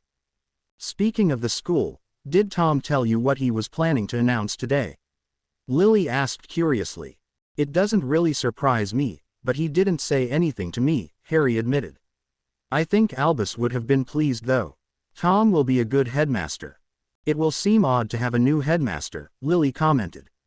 Albus was the headmaster longer than I've even known about the wizarding world. We'll adjust. Professor Dippet held the position for almost 20 years, I think, before Albus took over. I guess, Lily agreed with a sigh as they stepped into the dining room. The room was larger than Harry last remembered it being. A large circular table fit for 20 people dominated the room now. You've changed the room. Isn't that table a bit large for just the three of us? Harry observed. A small mischievous smile crossed his mother's face. We normally have a lot more people here for dinner. Between Jimmy and Sally, their friends and all of our family, it seems someone is always dropping in. Harry suppressed a smile as he saw the trap. Is anyone expected to just drop in tonight? He asked. Well, no one is ever expected to drop in. They just know we always eat at the same time unless something special is going on. Does this count as something special? Lily smiled and took Harry's arm. Of course it does. I know I am not your real mum, Harry. But I hope that a little bit of my Harry is somewhere inside of you. Your mum gave her life for yours. Harry noticed the tears forming in her eyes. I'd like to think that I could have made the same sacrifice for my Harry. Harry had dealt with many bizarre situations in his life, but this one was high on his freak-o-meter. How did you deal with a woman that was biologically, mentally, and magically your mother, but at the same time not? Plus, Harry still wasn't good with crying females. Feeling a bit awkward, Harry wrapped his arms around Lily Potter as she started crying on his shoulder. He simply held her as she let loose 18 years of pain from the disappearance of her unborn first child.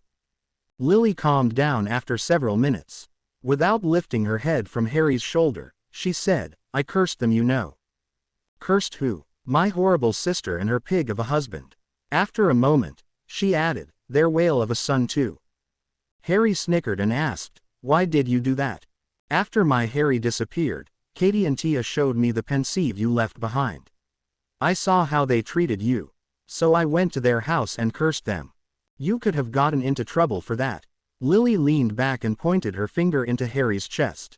They would have done the same thing to my Harry as they did to you. They might have been different without me there, Harry protested.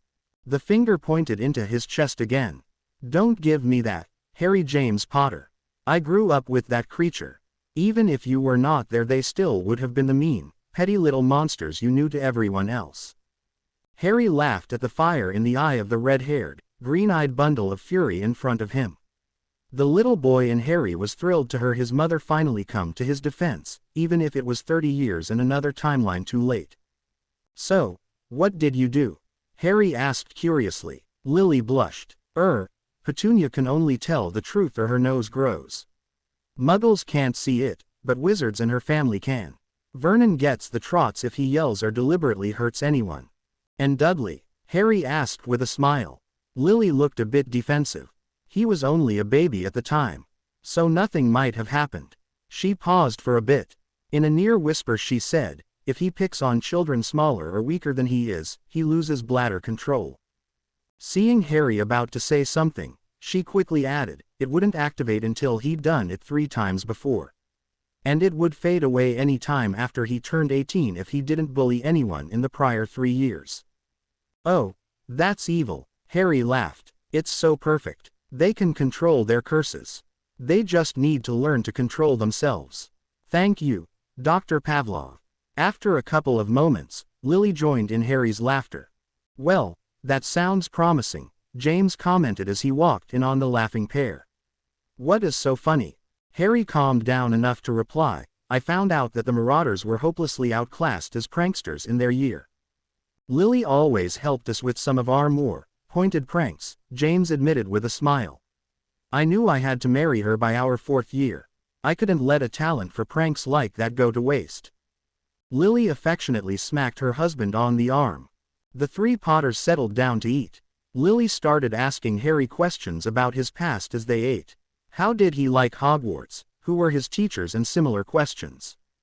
From a distance of about 18 years since he first stepped foot in Hogwarts, Harry could tell the stories of his first 4 years at Hogwarts as amusing stories. James and Lily laughed at the stories of the 3 first years running around under the invisibility cloak looking for clues about Fluffy and Nicholas Flamel. The story about going into the Chamber of Secrets after Ginny with Ron and Lockhart brought both amusement and shock. 3rd year's mystery of the escaped mass murderer Sirius Black wasn't as amusing, but they did enjoy hearing about the Tri-Wizard Tournament of Harry's 4th year. Lily returned the favor by telling Harry all about their years at Hogwarts. She started with telling how James, accidentally, turned her hair black in their first charms class. She had accepted his original claims of an accident until it happened of the 3rd class in a row. What happened then? Harry asked. James snorted. I found out not to tease future spell researchers. The next time she found a charm that made me cluck like a chicken for a week. Flitwick couldn't fix it, Harry asked, laughing. Oh, he could have. But he seemed to think James needed a lesson. He even gave me 5 points, she added with a smile. I didn't know that, James said in surprise. Lily winked at her husband. It was during my detention. We sat and talked about charms for the entire detention. He gave me the points as I was leaving. He said it was for an excellently cast charm for a 1st year. James sputtered in mock indignation while Harry and Lily laughed. Once they settled down, Lily looked at Harry curiously. Harry, how do you feel seeing your school friends again but they don't know you? Well, Luna does, Harry grinned, but I get your point. It's a bit odd. Age-wise, I am really 10 years older than them. Plus, my friends fought a war with me. We were all a lot more mature, and harder, I guess. It's more like seeing my friends' children who look just like them. I realized years ago that if I returned here that they would not be the same people. James and Lily shared an uncomfortable glance. James frowned at some unspoken direction and sighed. Can I ask how you feel about Ginny? I know you were dating her when you fought the other Uncle Tom. Harry snorted at the odd way of referring to Voldemort. Then he shrugged. This is a different Ginny, and from what I can tell, she is in love with my little brother. But you went back in time to save her and your friends, Lily said quietly. You must still feel something for her. Harry shook his head. I pang maybe for what could have been, but not really. It was wartime and emotions tend to be more intense. Would we have lasted outside the pressure cooker of Voldemort and his merry band of followers? I don't know. Sarah gave me something I don't know if my Ginny could have. I was broken when I met her. She was never a consolation prize after losing Ginny. Harry quirked an eyebrow at his almost parents. So, what is this really about? Lily flushed as James laughed. Jimmy was nervous over the holidays about something, James admitted. I finally cornered him and forced him to talk. It seems he finally realized that the Ginny he heard about in the stories of you was the same girl he has been madly chasing for the last 5 years. I think he always knew intellectually, but you coming home drove that fact in. He was afraid I would fight to get her back, Harry asked. James smirked. Something like that. He was convinced he would win, of course, but you've been his idol for years. He and I both heard Harry Potter stories from our fathers. Harry chuckled at the thought of Jimmy's nervousness. I'll have to send him a howler with my permission. I won't say what I am giving permission for, he added before the Potters could protest, but I am sure I can word it appropriately to play the proper big brother. So, you are going to embarrass the hell out of him? James laughed. Maybe I can get the twins to help, Harry thought aloud. Now Lily looked nervous. Which twins? Harry grinned. Why, both sets of them. I'm sure Fred, George, Thomas, and Albus would be happy to help. Lily frowned disapprovingly. I cannot allow you to embarrass my son like that. James looked a bit worried, but then her face relaxed and a small smile crossed her lips. Unless you are able to get me blackmail pictures of it. Harry laughed. I'm sure Dobby can help me out if I ask nicely. Dinner finished with small talk about the family and the remodeling job Katie and Tia with Dobby had done on Harry's Hogsmeade house. Nothing of significance was discussed. It was simply three people attempting to develop a relationship to replace the one that nature would have intended for them to have. Harry found himself enjoying their company both as family and as potential friends. A childhood at the Dursleys taught Harry early that the two are not necessarily the same. Dessert was just starting when Tom and Andrea just happened to arrive. The arrival of Michael, Katie, Tia, Ron and their significant others was completely coincidental. Most of the conversation centered on Tom's announcement earlier in the day, but it soon turned to family matters and light conversation. Harry surprisingly found himself discussing dueling strategies with Bellatrix Potter née Black.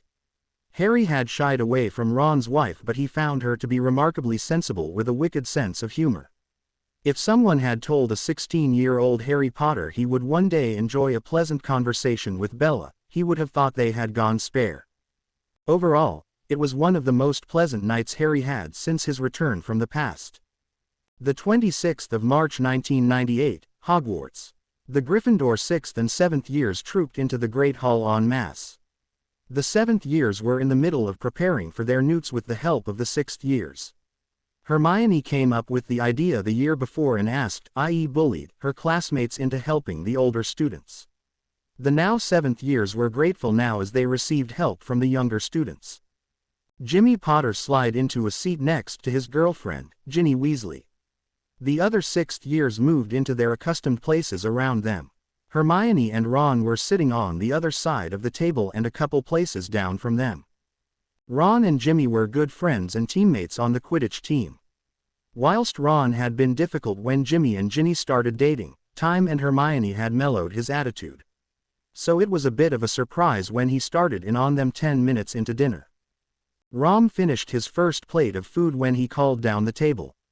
"Oi, Potter, you better be keeping your hands to yourself down there. Both hands above the table, mate." "Ronald," Hermione protested as the entire Great Hall went silent. Jimmy looked surprised at the sudden attack. He was speechless for a moment. The same could not be said of his girlfriend. "You keep your opinions to yourself, Ronald Bilious Weasley. Where Jimmy puts his hands is no business of yours." Her voice turned seductive as she reached under the table. "Besides, it's not his hands that you should be worried about." Jimmy's shocked face turned from brother to sister. The students around them started to laugh at Ginny's retort when Jimmy jumped up and started to scream. He jumped out of his seat and started hopping around. "Mr. Potter," McGonagall yelled, "what is your problem?" "There's something in my trousers." The Great Hall watched in shock as Jimmy ripped open his robes and started to undo his buttons in the middle of the hall. A large bulge could be seen pressing out of his crotch. Several of the closer students screamed and moved back as they saw the bulge move. The zipper on the trousers suddenly gave as a giant white anaconda slithered out. Jimmy was looking ready to faint when a giant voice boomed through the Great Hall. "We approve this match, but keep your snake in your pants." Fireworks suddenly erupted around Jimmy as the snake exploded into a multicolor display. Ignoring the shouts of laughter all around him, Jimmy sank to the ground in relief. A slight pressure in his hand made Jimmy look down. A small card had appeared in his hand. It read, "Entertainment courtesy of Big Brother, with assistance from the Weasley and Pruitt twins."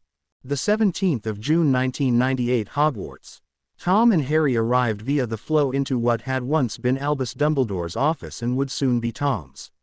Minerva McGonagall had declined moving into the office for the duration of her short time at the helm of the magical school. The flow spat Harry out onto the floor as Tom stepped gracefully into the room. "Haven't you learnt to do it yet? Oh, shut up and give me a hand up." "Okay, old man." They became aware of another person in the room when Professor McGonagall cleared her throat. "Good evening, Thomas." "Hello, Minerva," Tom greeted her. "It is nice to see you again." A small smile crossed the stern professor's face. "It will be nice to have you back at Hogwarts, Tom. I believe Albus would have been happy with your decision." "The press seems to think I've gone spare," Tom answered with a grin. "Actually, I feel relieved to be getting rid of this burden. Hogwarts was always a lot more fun than politics. Thank you for inviting me to the leaving feast." A raised eyebrow answered that comment. Not very Slytherin of you to walk away from power. The reality of power is very different from what people think it is. When I told the Muggle Prime Minister about my plans, he understood exactly why I was doing it. A small nod was his only answer. Then the Transfiguration Professor turned to look at Harry in a questioning way. Minerva, I believe you have met Harry before. Albus asked Harry to be the new Dada Professor. I've pressured him into taking the position. McGonagall turned a disapproving eye on Harry. Good evening, Mr. Potter. Professor Dumbledore informed me you would be taking the position several weeks before his death. Harry smiled and answered, then he told you long before he asked me. He only asked me in Geneva. But that was Albus for you. He was always so optimistic that people would naturally do the right thing, that he accidentally boxed them in. Really used to bother me before. I always thought he was deliberately manipulating me. I think he got worse as he got older. McGonagall's glare intensified at Harry's comments. Some irregularities have developed in processing your paperwork, Mr. Potter. I have been unable to locate any records of your newts or even your education in general. Unless you can satisfy the school's requirements, you will not be able to take this position. Tom and Harry exchanged a glance. Minerva, didn't Albus tell you anything about Harry? Tom asked. He merely said that Mr. Potter was well qualified for the position and had previous teaching experience. I would doubt that based on his age, but I must accept what Albus said was true. However, where the governors may have accepted the headmaster's word, I do not have his influence. I'm sorry, Minerva, I assumed Albus or Phileas would have told you before, Tom apologized. Informed me of what? We will need your oath to keep what you learn here secret, Tom told her. The witch's lips set in a disapproving line. Very well, except if what you tell me is a danger to the school or its students. After Tom nodded with agreement and approval of her provision, she drew her wand and made a magical oath. Very well, now what should Albus have informed me of? Harry silently cast a glamour on himself to appear as he did when he was Professor Evans. Informed you, Ms. McGonagall, that I used to be your Dada Professor. McGonagall looked at him in shock. You claim to be Professor Evans. But he would be over 80 years old. You only look 18. Sit down, Minerva, Tom said gently. This may take a bit to explain. Minerva McGonagall sat in shock as she listened to Tom and Harry spin a tale between them. Everything they told her was literally true, but none of it was completely true. Harry told her he was born Harry Potter and worked as an unspeakable. After Grindelwald's defeat, an unexpected incident with a time-turner propelled Harry 50 years into the future. The return trip being in fact a surprise to Harry. I am supposed to believe that you are Tom's father and my former professor? Minerva asked in disbelief. Harry sighed from his chair opposite his old professor and student.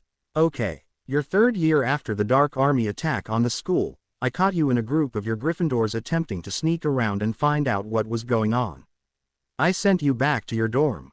Then, you smiled at me when I watched you place the floating green and silver water balloons over the entrance to the Ravenclaw Tower. The Transfiguration Professor turned pale. Tom's wolf. Harry grinned as he dropped into his lupine form. After giving the shocked witch a wolfish grin with a tail wag, Harry returned to his normal form. If you were really nice, I won't show that particular memory to the Marauders, the Weasley twins or the Pruitt twins, he offered in a cheeky tone. Actually, Dad, I don't think we will have problems with the governors anyway. Michael is the chairman. You know he will approve you, Tom offered innocently. Oh, Merlin, Minerva breathed in a whisper. You really are Tom's father. No wonder he trusts you. I'd like to think so, Harry smirked. And since I was born a Potter, that explains why the Potters took in my wife and family after my disappearance. Harry was happy that he had only felt a slight hitch with the mention of Sarah. He still missed her and thought of her often. The last year had helped with accepting her loss. The Harry Potter that arrived in Hogsmeade in 1932 was a broken man after the loss of all those he called family. The young witch helped him deal with his loss over the years. Now he found her advice vital in dealing with her loss. Minerva stood up, breaking Harry out of his thoughts. I will have to think about this more later. For now, we must go down to the Great Hall for the feast. I am afraid young Mr. Weasley will suffer a breakdown if dinner is not served on time." Harry and Tom laughed as they followed the professor out of the office. The last dinner of the school year filled the great hall with excited chatter. Tonight the normal house boundaries were relaxed during the meal as many students bounced around making summer plans. The presence of their new headmaster added to their excitement. Minister Potter Evans lit off a great deal of talk and speculation when he stepped down to take a lesser position. The sense of change was quite exciting to the younger students. The eldest students mostly ignored the speculation and excitement around them. The leaving 7th year students' talk was filled with nostalgia and mixed feelings. Hogwarts had been their home for 9 months out of the year. Living together in their dorms for so long and in such important years, many of the students felt closer to their dorm mates than to their real families. Harry was mostly ignored as he sat talking to the charms professor. Phileas was happy to see his old colleague again. "It will be good to have a good defense professor back at Hogwarts," the diminutive genius proclaimed. "Calling any Potter competent is a stretch," the potions master sneered. Harry and Phileas ignored the snarky comments coming from Professor Snape. Tom assured Harry before that James never bullied the Slytherin. They did hate each other on sight and have a rivalry for Lily's attentions, but it never degenerated into bullying. Snape was never targeted for pranks unless he had done something to James or his friends first. It was amusing to have James stop in my office to run his prank, and its motivation passed me before doing anything, Tom had told Harry one day when they were discussing it. Nothing too out of hand though. I did accidentally provide James with the password to the Slytherin dorms once or twice. The former head of Slytherin House had smiled innocently at the admission. Now Harry just tried to ignore the potions professor's comments as he talked with Phileas. Finally, after a particularly vile comment about 12-year-old Sally Potter, Harry turned to face the greasy-haired wizard. "What can I do for you, Professor Snape?" Harry asked. "You've been sitting over here for the last 20 minutes trying desperately to get my attention. Well, now you have it. What did you need? You must be a Potter. Arrogant to the bone," Snape sneered. "Thank you." Harry smiled in a way sure to goad the professor. "I am a Potter." Harry tilted his head in a questioning manner. "May I ask you a question, Professor Snape?" "What?" came the growled reply. "You were the youngest potions master in the last 400 years and had a brilliant position as a private potions researcher. Your question. Why did you leave it to teach at Hogwarts? You don't seem the type drawn to teaching young children. Yet you've been here for the last 6 years. I know they would love to have you as an independent researcher over at Phoenix." "I would never lower myself to work for a Potter," Snape shouted. The entire hall went silent for a moment. Snape noticed this and stood up. He looked down at Harry and growled, "I will keep my own counsel on why I am here." With a whirl, Snape turned and stalked out of the great hall, his cloak swirling behind him in that signature Snape style. "I always wanted to learn how to do that thing with the cloak. I've never been able to do it nearly as well," Harry commented quietly to Phileas. The head of Ravenclaw nodded enthusiastically. "I've tried too." Severus was able to do it even as a second year. An approaching rising 7th year stalked up to the table. He had been glaring at Harry all through the dinner. Actually, Harry expected this visit sooner. "Hello, Mr. Potter. What can I do for you this fine evening?" The boy stopped on the other side of the table from Harry. "That was evil." Harry smiled innocently. "I have no idea what you are talking about." "I think Mr. Potter is referring to the large snake that slithered out of his pants in the middle of the Great Hall last week," Professor Flitwick supplied. "I must say, the fireworks and the loud voice booming out was a particularly nice touch." Harry's occlumency kept his laughter in. "Well, I don't know what else you should expect when your shorts come from WWW. They came from Mum," Jimmy hissed. "At least, so the note said," Harry allowed. The just-turned 17-year-old leaned in and whispered, "This means war."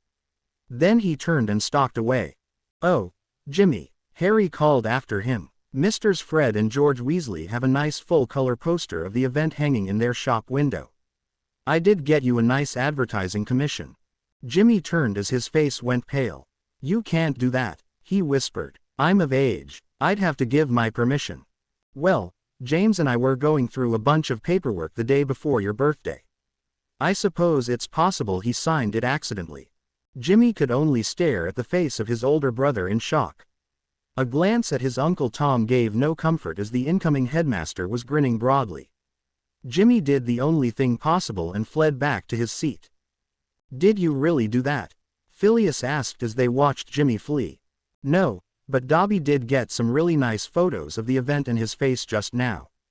The meal was coming to a close. Jimmy had received Dobby's picture of his face soon after returning to his seat and realized he had been pranked again. Professor McGonagall had already made her final announcements and the students were starting on the special dessert provided for the leaving feast. Trelawney rose from her chair at the end of the staff table. It was not unusual for the divination professor to slip out of meals before the students were dismissed. She claimed the loud psychic noise generated by the students clouded her inner vision. Harry rather suspected she was offended by the constant snickers about her subject heard whenever she left her tower. The tall, thin, and odd-looking woman stepped to the edge of the rise the staff table stood upon. Her unusual presence quickly captured the attention of the great hall. The normal din dropped down to a whisper. Harry noticed Trelawney's eyes were glazed over. A cold shot of adrenaline ran through Harry's system. He had seen her like this twice before. Then she started to speak. The man with the killing eyes, the Vanquisher, and the Redeemer, has returned. His arrival marks the start of Dark's rise. The house of the Founders will fall to Dark's child. The poles will change, as light becomes dark, and dark becomes light. Hope rides on the remnant of the Founder's house. Hope depends on the flowering of Founder's heirs, and the souls of the Vanquisher and the vanquished. If triumphant, the child of Dark will complete darkness's work. With her final word, Trelawney dropped to the ground unconscious. As chaos erupted in the great hall, Harry and Tom shared a glance. Harry could see his own concern mirrored in his son. Tom stood up and, with a gesture, caused a loud boom to explode. The loud noise instantly quieted the room. Minerva thanked Tom with a nod. Once she had everyone's attention, she announced, "Students, please calm down. You are in no danger. The staff and I will verify the school's security. Prefects, please see that all students return to their dorms immediately." Once the students were moving in compliance to their headmistress's instruction, Minerva turned to the staff. "Professor Sinistra, would you and Mr. Filch please take Professor Trelawney to the hospital wing? I would like to meet with the heads of house in my office immediately. Minister Potter Evans, Professor Potter, please join us also. I believe we have a great deal to discuss." The 17th of June 1998 Hogwarts. The three heads of house joined Harry and Tom with Professor McGonagall in the acting headmistress's office. Snape had been summoned from his dungeons after Professor Trelawney's prophecy. McGonagall took a seat behind her desk whilst the other professors and Tom sat in chairs in front of it. Harry wandered over to a nearby window with an absent expression. Professor Trelawney had been taken to the hospital wing where Madame Pomfrey reported the divination professor remained unconscious. The Mediwitch noted that her magical core was depleted but no other signs of injury were found. "Do you think that was a real prophecy?" Professor Flitwick asked in a curious voice. "Don't be foolish," Snape sneered. "That fraud wouldn't know a true prophecy if it tapped her with a wand. It was just more of her grandstanding." "Severus, please don't talk about one of our colleagues in such a manner," McGonagall insisted. Through his preoccupation, Harry suppressed a snort. He remembered McGonagall's opinions of divination in general and Professor Trelawney in particular from his old timeline. He doubted those opinions had changed much now. A doubt Snape confirmed a moment later. "You think that woman is a fraud just as much as I do. How many staff meetings have I suffered through listening to the two of you snipe at each other?" The potion master sneered back. "Now Severus, Minerva is simply trying to keep us on task," Tom said smoothly. "Issues with Sibyl aside, we must deal with the issue in front of us. I have no reason to doubt the authenticity of this prophecy." Snape seemed to nod a grudging acceptance of Tom's comment whilst still not accepting the prophecy. "I must agree with Tom," Phileas stated. "In all my time knowing Sibyl, this prophecy seems most uncharacteristic for her. Madame Pomfrey's report would appear to back this theory. Her magical core was never that large to start with," Snape growled back.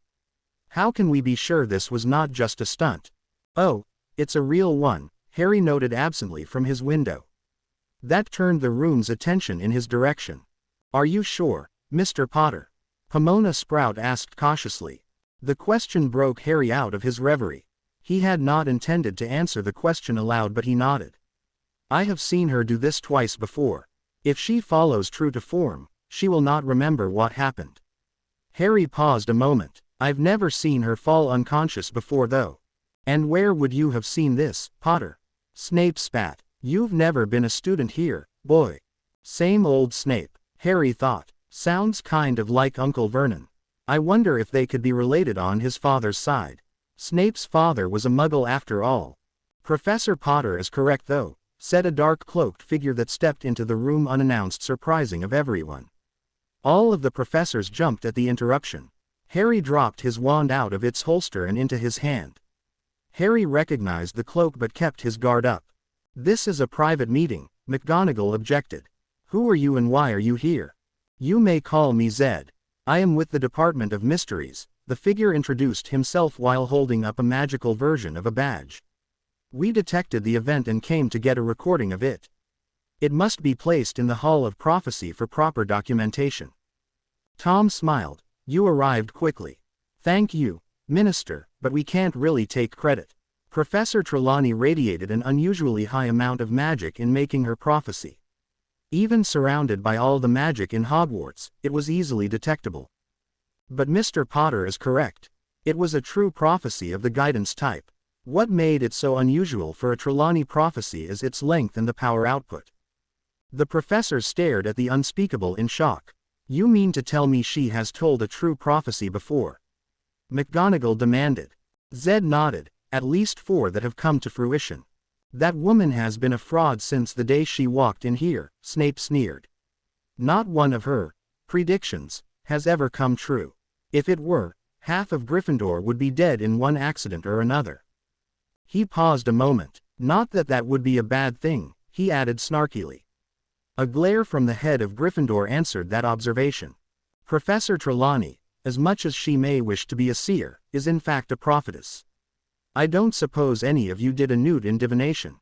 After no one admitted to that distinction, Zed explained, a seer is able to use their inner vision to see probabilities and decision points. The multitude of possibilities can make them appear odd or even insane to outside observers. Sybil Trelawney's grandmother, who helped raise her, had this gift. Listening to the unspeakable, Harry started to wonder about Luna. Could that be why she seemed a bit distracted all the time? It also could explain why she knew about the old timeline. He would have to ask her. A small voice in his head asked, but would you understand her answer? Unaware of Harry's mental speculation, the unspeakable continued his explanation. A prophet makes announcements of events to come that are guaranteed to happen. These are rare occurrences and the giver frequently doesn't remember the event. The prophecy does not cause something to happen. It just points out a significant event. They are rarely understood until after the event. And even then there are frequently different interpretations of the event. Prophecies made Harry's teeth hurt. Then what good are they? The cloaked man shrugged. By themselves, not much. But they always point to some event that will have a major impact on the world, both magical and muggle. Some can be self-fulfilling if the subject of the prophecy hears it and tries to alter the outcome. Unfortunately, in this case, the prophecy was made in a very public manner. While we could obligate the students, there is a high chance one would be missed or could have recorded it in some fashion before my associates and I could arrive. McGonagall jumped to her feet to glare at the unspeakable. You will not be obligating any of my students. Flitwick and Sprout moved to support her. Snape just sneered at their show of force. Zed just waved their concerns away. We already decided that would not be a proper course of action in this case for a variety of reasons, including the desire not to give any of the students excuses to forget their homework. Harry and Tom snorted at Zed's dry comment.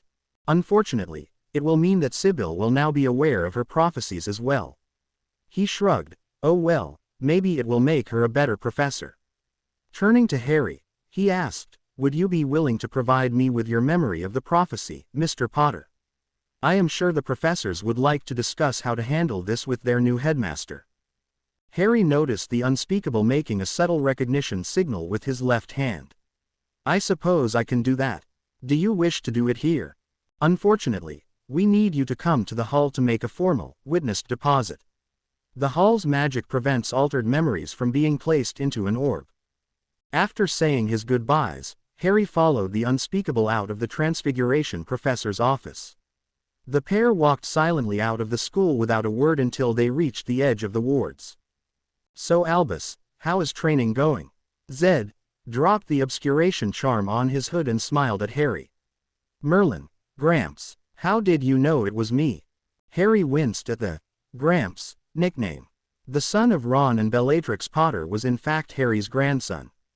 But being called Gramps by a man that looked older than him seemed odd.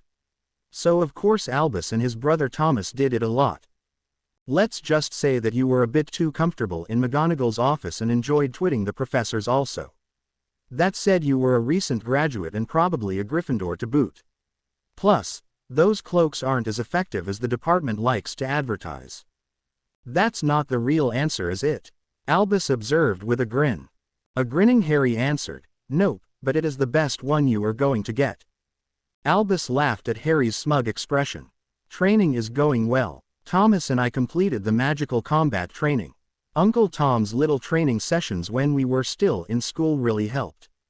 It allowed us to skip a full year of training. We finished the first year of non-combat training and have one more year to go. This summer we are doing our internship assignments.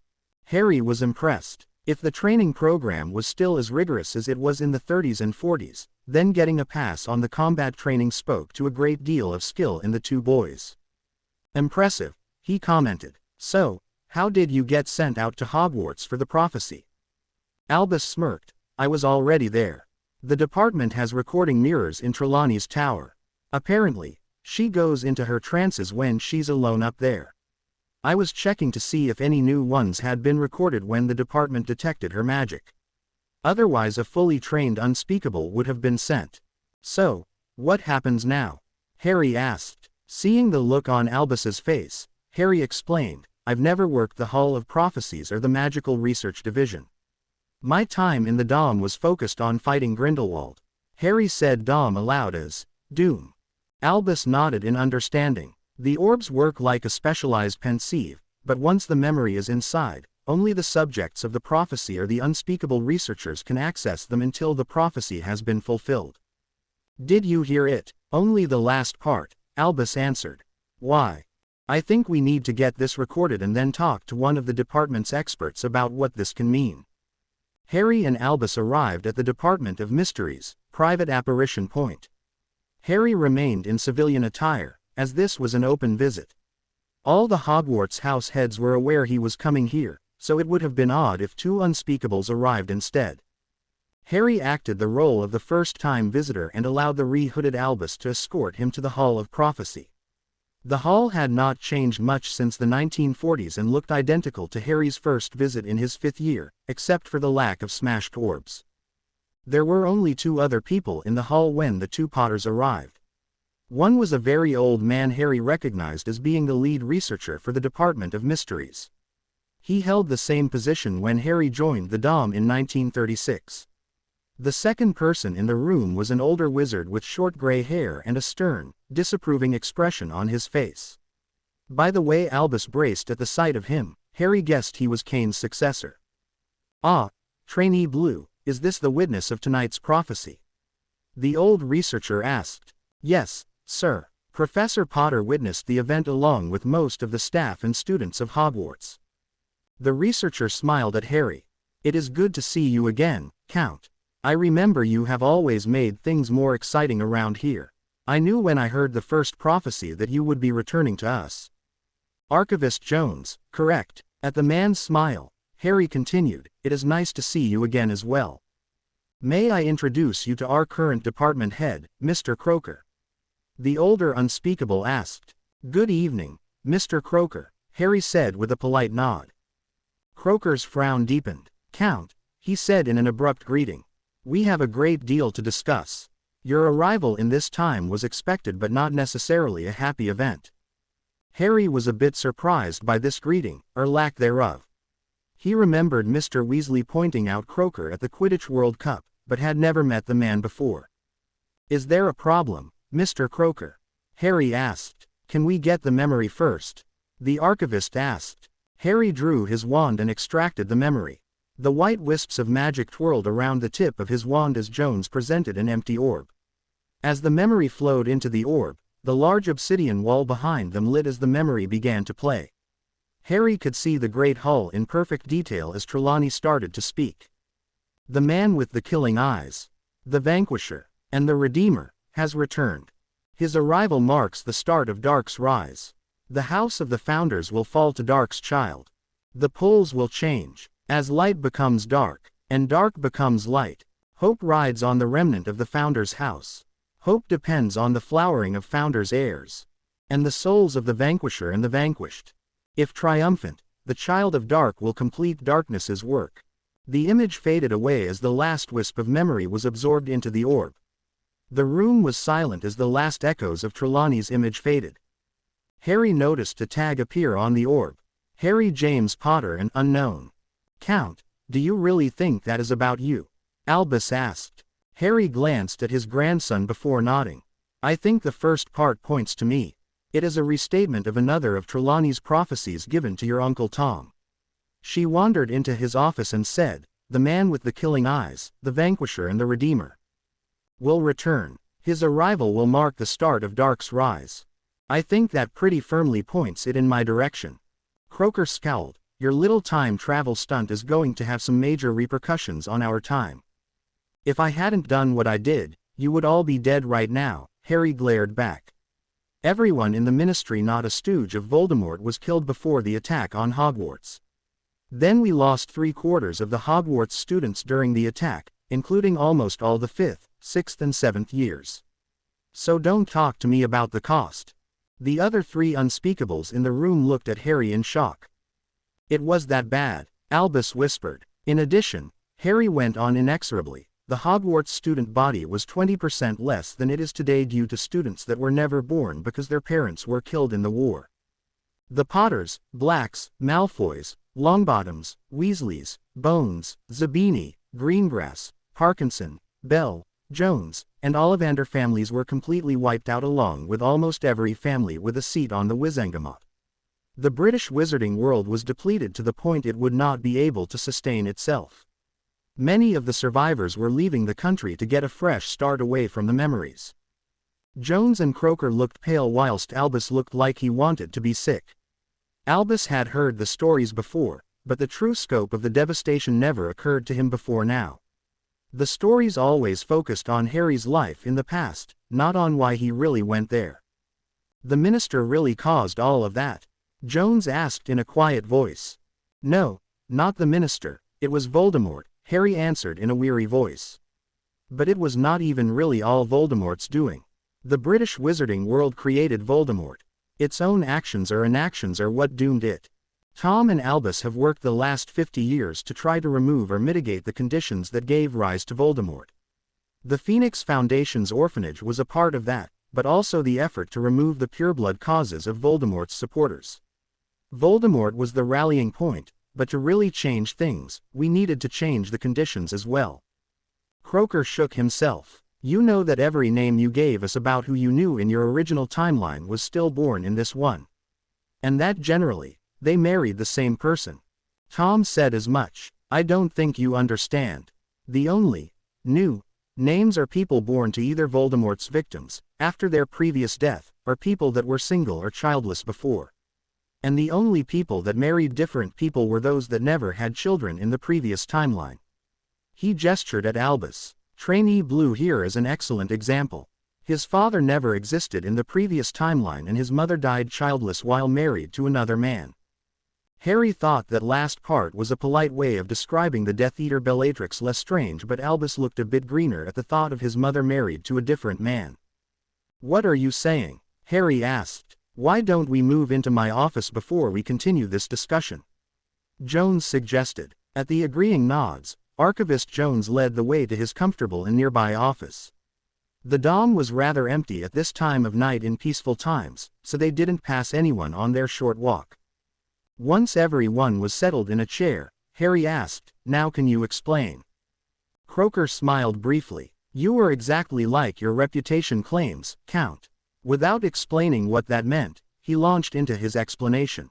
It was generally assumed by theorists that going back in time would either allow no changes or all of history would be changed in extreme ways. The chaos theory states that even the smallest thing you changed should have resulted in drastic changes in our history. Instead, it is almost like the changes were managed. The river theory, as we call it now, that Ravenclaw developed, seems to be right but in ways we never expected. It's almost like an intelligent being fighting to maintain its course. It is resisting all of your potential changes. Now that we have almost reached your departure point in the timeline, we have no idea what could happen next. Harry felt a sinking feeling in his stomach as he remembered Luna's words to him at Dumbledore's funeral. "What do you think is going to happen?" "The best way we can describe it is a correction," Jones answered. "It's as if an adjustment must be made to get history back on its desired path. Think of a river that has been forced into a new path with dikes. Once it reaches the end of those dikes, it will choose its own path." The room was quiet as they all considered the ramifications of Jones's statement. "Do you think the Founder's house is Hogwarts?" Albus asked in a near whisper. "It is a likely possibility," Jones allowed. "The Hogwarts founders certainly looked at the school as their home." The conversation continued for the next hour as they discussed the possible meanings of the prophecy. The only thing that they agreed on was the identification of the Vanquisher and the Vanquished. Each seemed to refer to Harry and Tom respectively. Finally, Harry asked, "Where do we go from here?" "We would like you to resume working with the department," Croker answered. "We need to find out what this prophecy means and how to mitigate its effects." Harry nodded his agreement. "I am committed to Hogwarts for the year as the defense professor, but I still have the summer in my off times once classes start." "Excellent," Croker responded. The Dom leader still looked a bit shocked, but he appeared to be recovering nicely. A sly smile crossed the Unspeakable's face. "I think I will assign some assistants to you for the summer. The pair of them are troublemakers and more than a bit cocky, but I think you can handle them." Harry glanced at his suddenly smiling grandson. "I guess I can handle that. If nothing else, I can use the training dummies." The not-so-veiled threat did nothing to diminish the young Unspeakable's excitement. The four men stood up and Harry shook hands with Croker and Jones. "Stop by on Monday and we will get you officially back on the rolls. Officially you won't exist, but at least we can get you access to the training areas and research materials. I'll key you into the wards so you can come without an escort." With a few final words, Harry and Albus started back towards the apparition point. The two Potters walked silently through the halls. Once they reached the departure area, Harry turned to his grandson. "Bring your brother to my house on Sunday for lunch. We can discuss your assignment then." "Okay, Gramps, I'm looking forward to it." Harry stepped into the apparition area with an evil smile. "We'll see if you feel the same way after I get you on the training floor, my young apprentice." Then with a slight pop, he was gone. Remembering an exhibition fight at Hogwarts between his grandfather and his uncle, Albus suddenly didn't feel so excited. The 19th of June 1998, Diagon Alley. The alley was crowded that afternoon as Harry appeared in the apparition point near the Leaky Cauldron.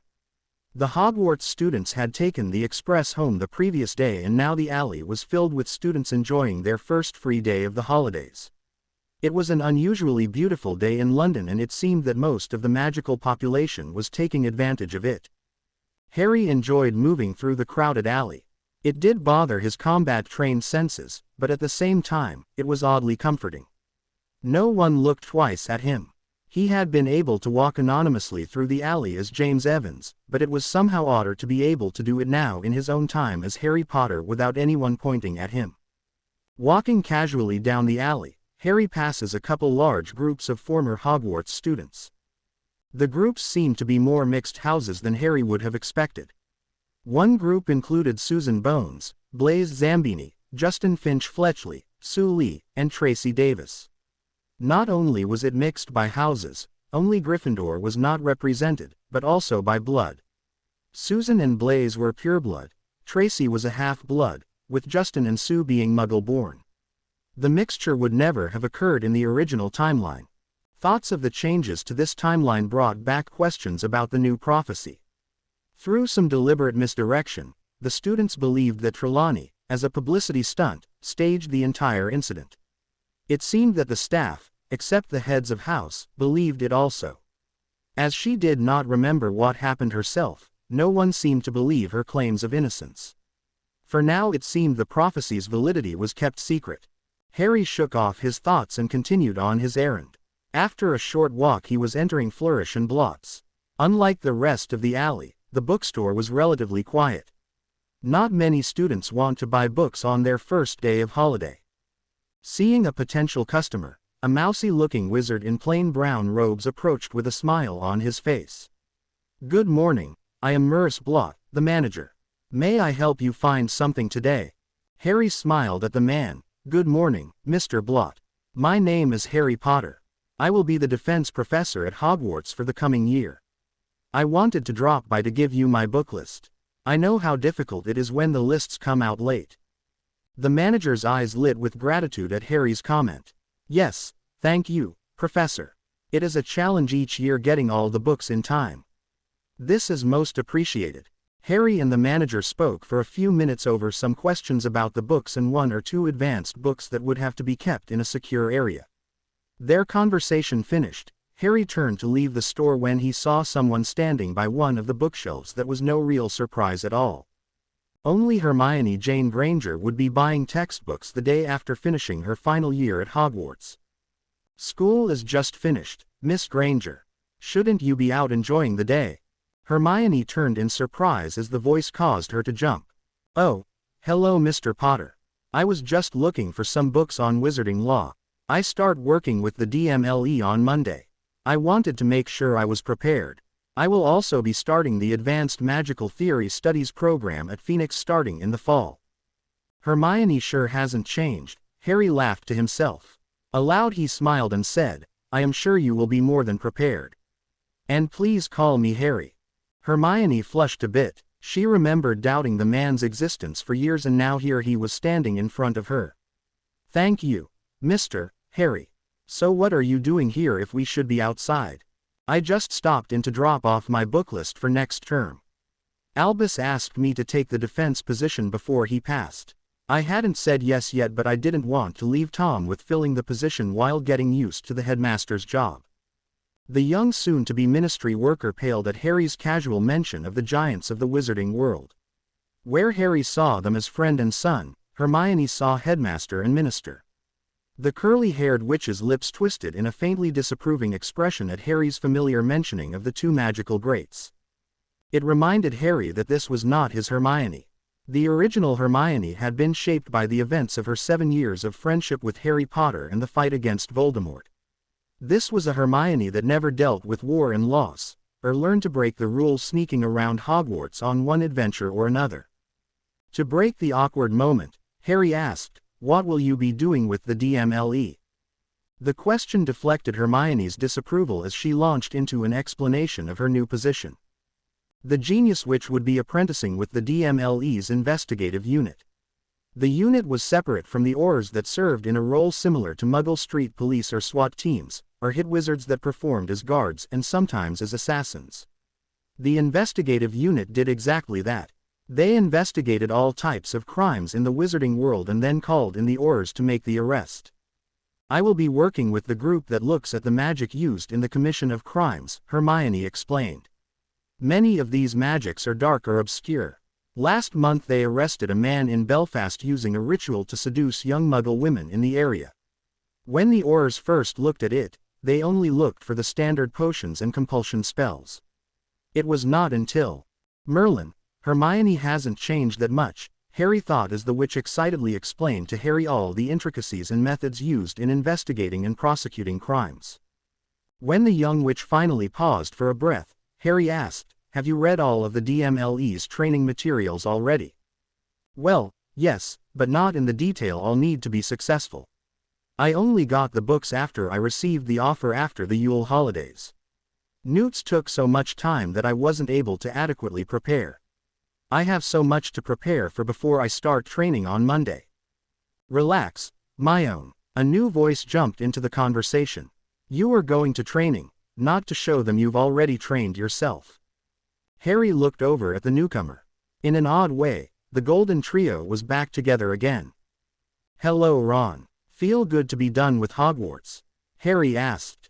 Too right, mate, the tall redhead agreed with a smile. Too much school can drive a guy barmy. I mean, look at the professors, barmy every one of them. Ronald, Hermione scolded. How can you say such a thing? An education is very important and does not make one barmy. She pointed at Harry, and he is the new defense professor. Harry laughed as Ron looked at her with a blank expression and said, but he's a Potter. They're all barmy already. Hermione looked ready to explode when Ron closed in and keyed her. She looked like she wanted to protest at first but then gave in to the feelings.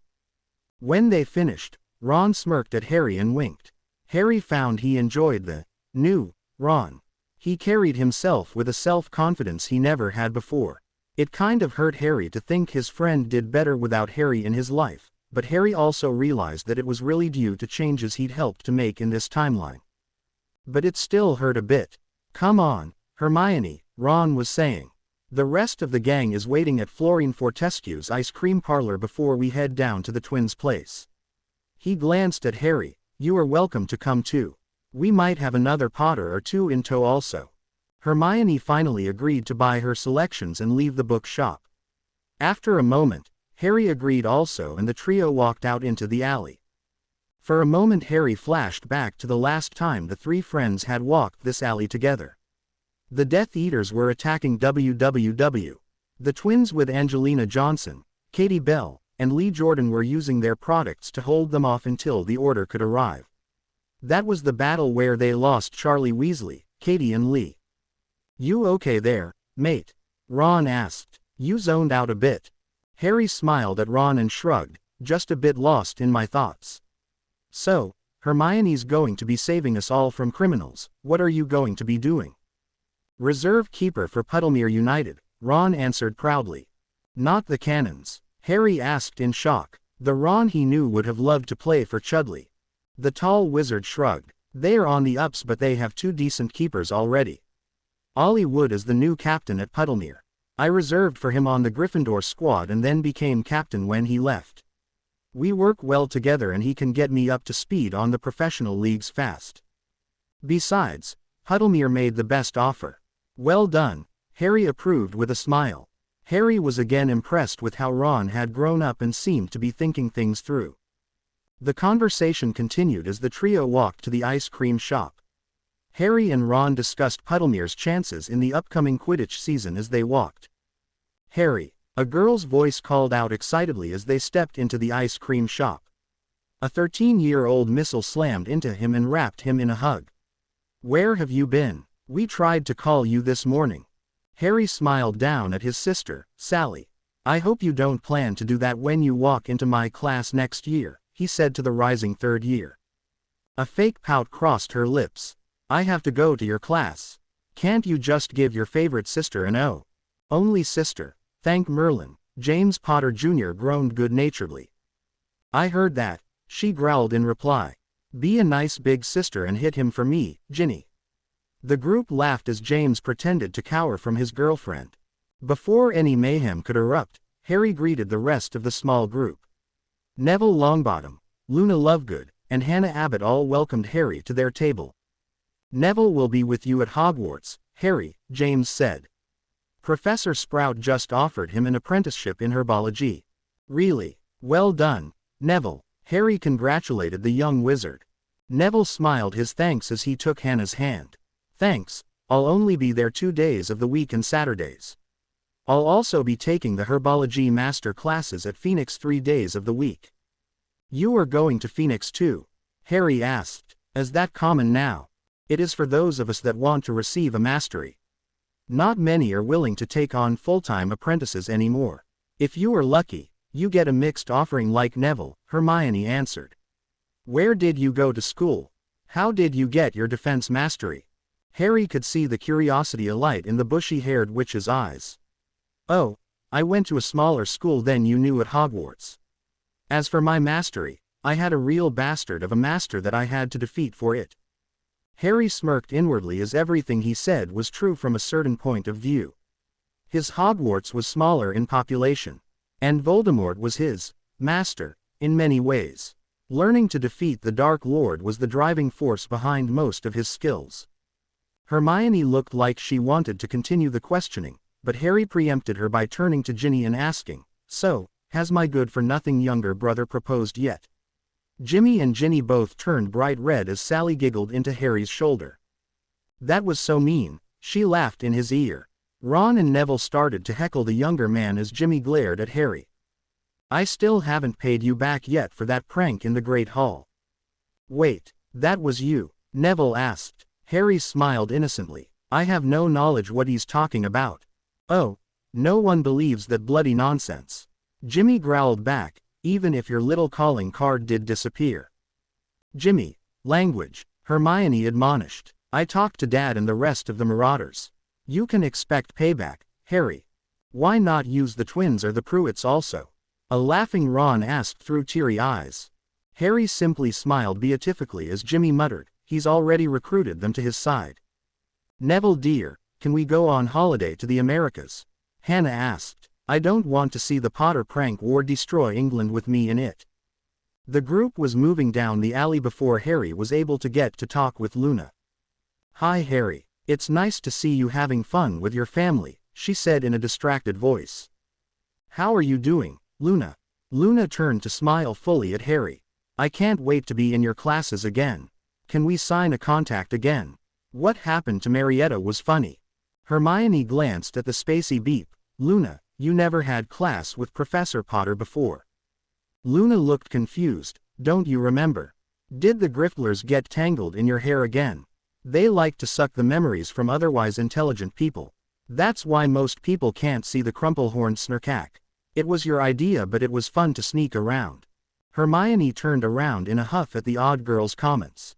Harry used that as an opportunity to steer the girl a bit away from the rest of the group. "Luna, you heard the prophecy. Do you know what is going to happen?" he asked in a low voice. "I never pay attention to that kind of thing, Harry. Divination is kind of a silly thing. We already know what is going to happen after today." "What is that?" "Tomorrow." Harry groaned at the answer. Luna smiled up at his response. Then her expression became a bit more serious and the clouds cleared from her eyes. "It's already started, Harry. Pay attention to the prophecy's warnings. You can't keep it from happening, but you might be able to change how it happens." Luna smiled and wrapped her hands around Harry's bicep. "Can we learn to cast spells in 0G? I think it would be fun to go shooting around the classroom like those astronauts we saw in that movie." "What movie was that?" "Armageddon. Jimmy took us to see it last night. Can we have giant rocks flying through the room for us to dodge too?" Harry started to laugh. "What are you two talking about?" a curious Hermione asked. A part of Harry wondered if she had been trying to eavesdrop, but he dismissed it as paranoia from too many combat situations and training. "Luna wants to recreate the asteroid scene from Armageddon in my classroom. She thinks it would be neat to duel in that environment." Hermione just smiled and shook her head in resignation from Luna's flights of fantasy. Luna smiled at Harry before skipping over to wrap her arm around Hermione. She then started talking about Ronites that lived high above the earth. When they die they drop to the ground and Muggles thought they were shooting stars. Harry was left alone to once again consider if Luna was that spacey or just winding them all up. When Luna turned back and winked at him, Harry decided he really didn't want to know. Weasley Wizarding Wheezes was packed. The shop occupied an excellent vantage point that had a commanding view down the alley and into the square outside the Ministry's Diagon Alley office. The Ministry office was not much of an office, more a flow point that allowed politicians to arrive in the square to make appearances or hold press conferences. Then they could sneak out again without having to walk to one of the public apparition points. Since the founding of WWW, the Ministry had to contend with the mocking displays the Weasley twins often placed around their shop that was in full view of the square. No one was safe as they even mocked the minister who was their unofficial uncle. Unlike most in the Ministry, Tom found it amusing. Today, the store was packed as a horde of WWW customers refilled their pranking arsenals after being depleted at school. The twins had employees working 2 registers to keep up with all the customers. The proud proprietors themselves were gleefully demonstrating their works of genius or madness to their admiring fans. Spotting the new contingent entering the store, one twin called out, "Look, Fred, it's our ickle brother, Ronnikins. And he brought our bratty iddle sister too with her boy toy," the other twin called back. Ron and Ginny rolled their eyes as the twins spotted Luna. Together they dropped onto their knees in front of her and started to bow. "Oh, great goddess of the moon! How may we serve thee?" Luna just smiled, patted them each on the head as if they were a pair of dogs and then walked on past. The Weasley twins grinned at one another as they started to stand up. It wasn't until a little girl asked, "Mummy, why do those 2 men have holes in the back of their trousers?" that they realized there might be a problem. Harry and Jimmy were perfectly positioned to comment on the unusual amount of Weasleys on display. "Nice boxers, mates," Jimmy commented with a huge grin. The twins looked at each other again. Then Fred said, "Brother of mine, I believe our moon goddess has exposed our moons." George grinned, "A most worthy goddess. Shall we?" "Yes, let's." The twins made a grand exit out of the shop and into the back room whilst bowing and waving the whole time. Most of the store's patrons cheered the laughing twins. Most of the patrons, that is, except the mother of the little girl who first pointed out their seedless condition. She rushed her daughter out with her eyes covered and muttering under her breath about the depravity of the new generation. Harry wasn't able to meet with the Weasley twins for a couple of hours. Jimmy and the rest had long since left the alley to return home as the sun was setting. Harry amused himself in examining their products and reminding himself what a pair of geniuses the 2 really were. Eventually, the terrible 2 were able to hand over the running of the store to their employees. They led Harry through their workshop and into a small, cramped office in the back. The spreadsheets and productivity charts displayed in the room would not have looked out of place in any Muggle business. Fred welcomed Harry to their office with a graceful bow. "Welcome to the Sanctum Sanctorum, O revered silent partner." "Sanitarium would be more accurate," Harry grinned back. George looked thoughtful. "True. But completely beside the point. What can we do for the man who made all our dreams come true?" "Without ever meeting us," Fred finished. Harry grinned. He really did miss the twins. "First I need to tell you a little story." "Oh, Uncle Harry is going to tell a story. We need popcorn." "Shut up, Fred. Go ahead, Uncle Harry." "Oi, you're Fred." "Okay, maybe he didn't miss them that much." Harry wandlessly conjured them a supersized tub of popcorn with extra butter. The twins grinned and dove in. "Now, the reason I knew the 2 of you troublemakers needed money to start this place is I gave you the money before. Just after my 4th year and your 6th. But you were not at Hogwarts with us," one twin said in confusion. Harry started telling the twins the story of the boy who lived in Voldemort. The twins cheered along hearing about Harry's adventures at Hogwarts with their brother and Hermione. They paled when they heard about the diary and the basilisk. "Is that thing still down there?" "Salazar." "Yep. Tom had to wake it up about 30 years ago. It's only about 30 feet long now. Some of his research down there disrupted the stasis spell. It was either wake it or kill it. He's actually a friendly bugger for a snake. Just don't wake him up or he gets grumpy." The twins looked a bit disturbed at that idea, so Harry returned to telling his story. They enjoyed hearing about the War of Umbridge and their departure from Hogwarts. Harry told them about the original founding of WWW. That was the last of the good stuff. For the next hour, Harry explained about the war and the losses the light side sustained. Both twins were crying as they heard about the deaths of everyone they knew and loved. In a near whisper, Harry told them about traveling back 50 years in an attempt to change history. The story paused for them to each get a cup of tea. Once they were settled back down, Harry told them about his role in the war against Grindelwald and raising the would-be Dark Lord. Uncle Tom would have been this Voldemort chap? George asked in disbelief. Harry's confirmation of this information left them stunned. Finally, Fred asked, "Why did you tell us all this?" Harry smiled. He'd wondered when they would ask him that question. "I am recruiting, in a manner of speaking. Let me show you something." He pulled the last remnants of his WWW products that had traveled back in time with him.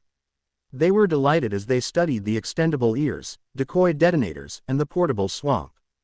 Harry gave them some time to look at their products that they never made. Once he had their attention, he said, "I need you two geniuses to start inventing. I will fund all of your research. Hire someone else to manage the shop and make the products you already have. You should have done that anyway. I need you to come up with some truly nasty stuff. You're going to be my own little Q branch." "But why?" Fred asked. "There is no Dark Lord now," George added.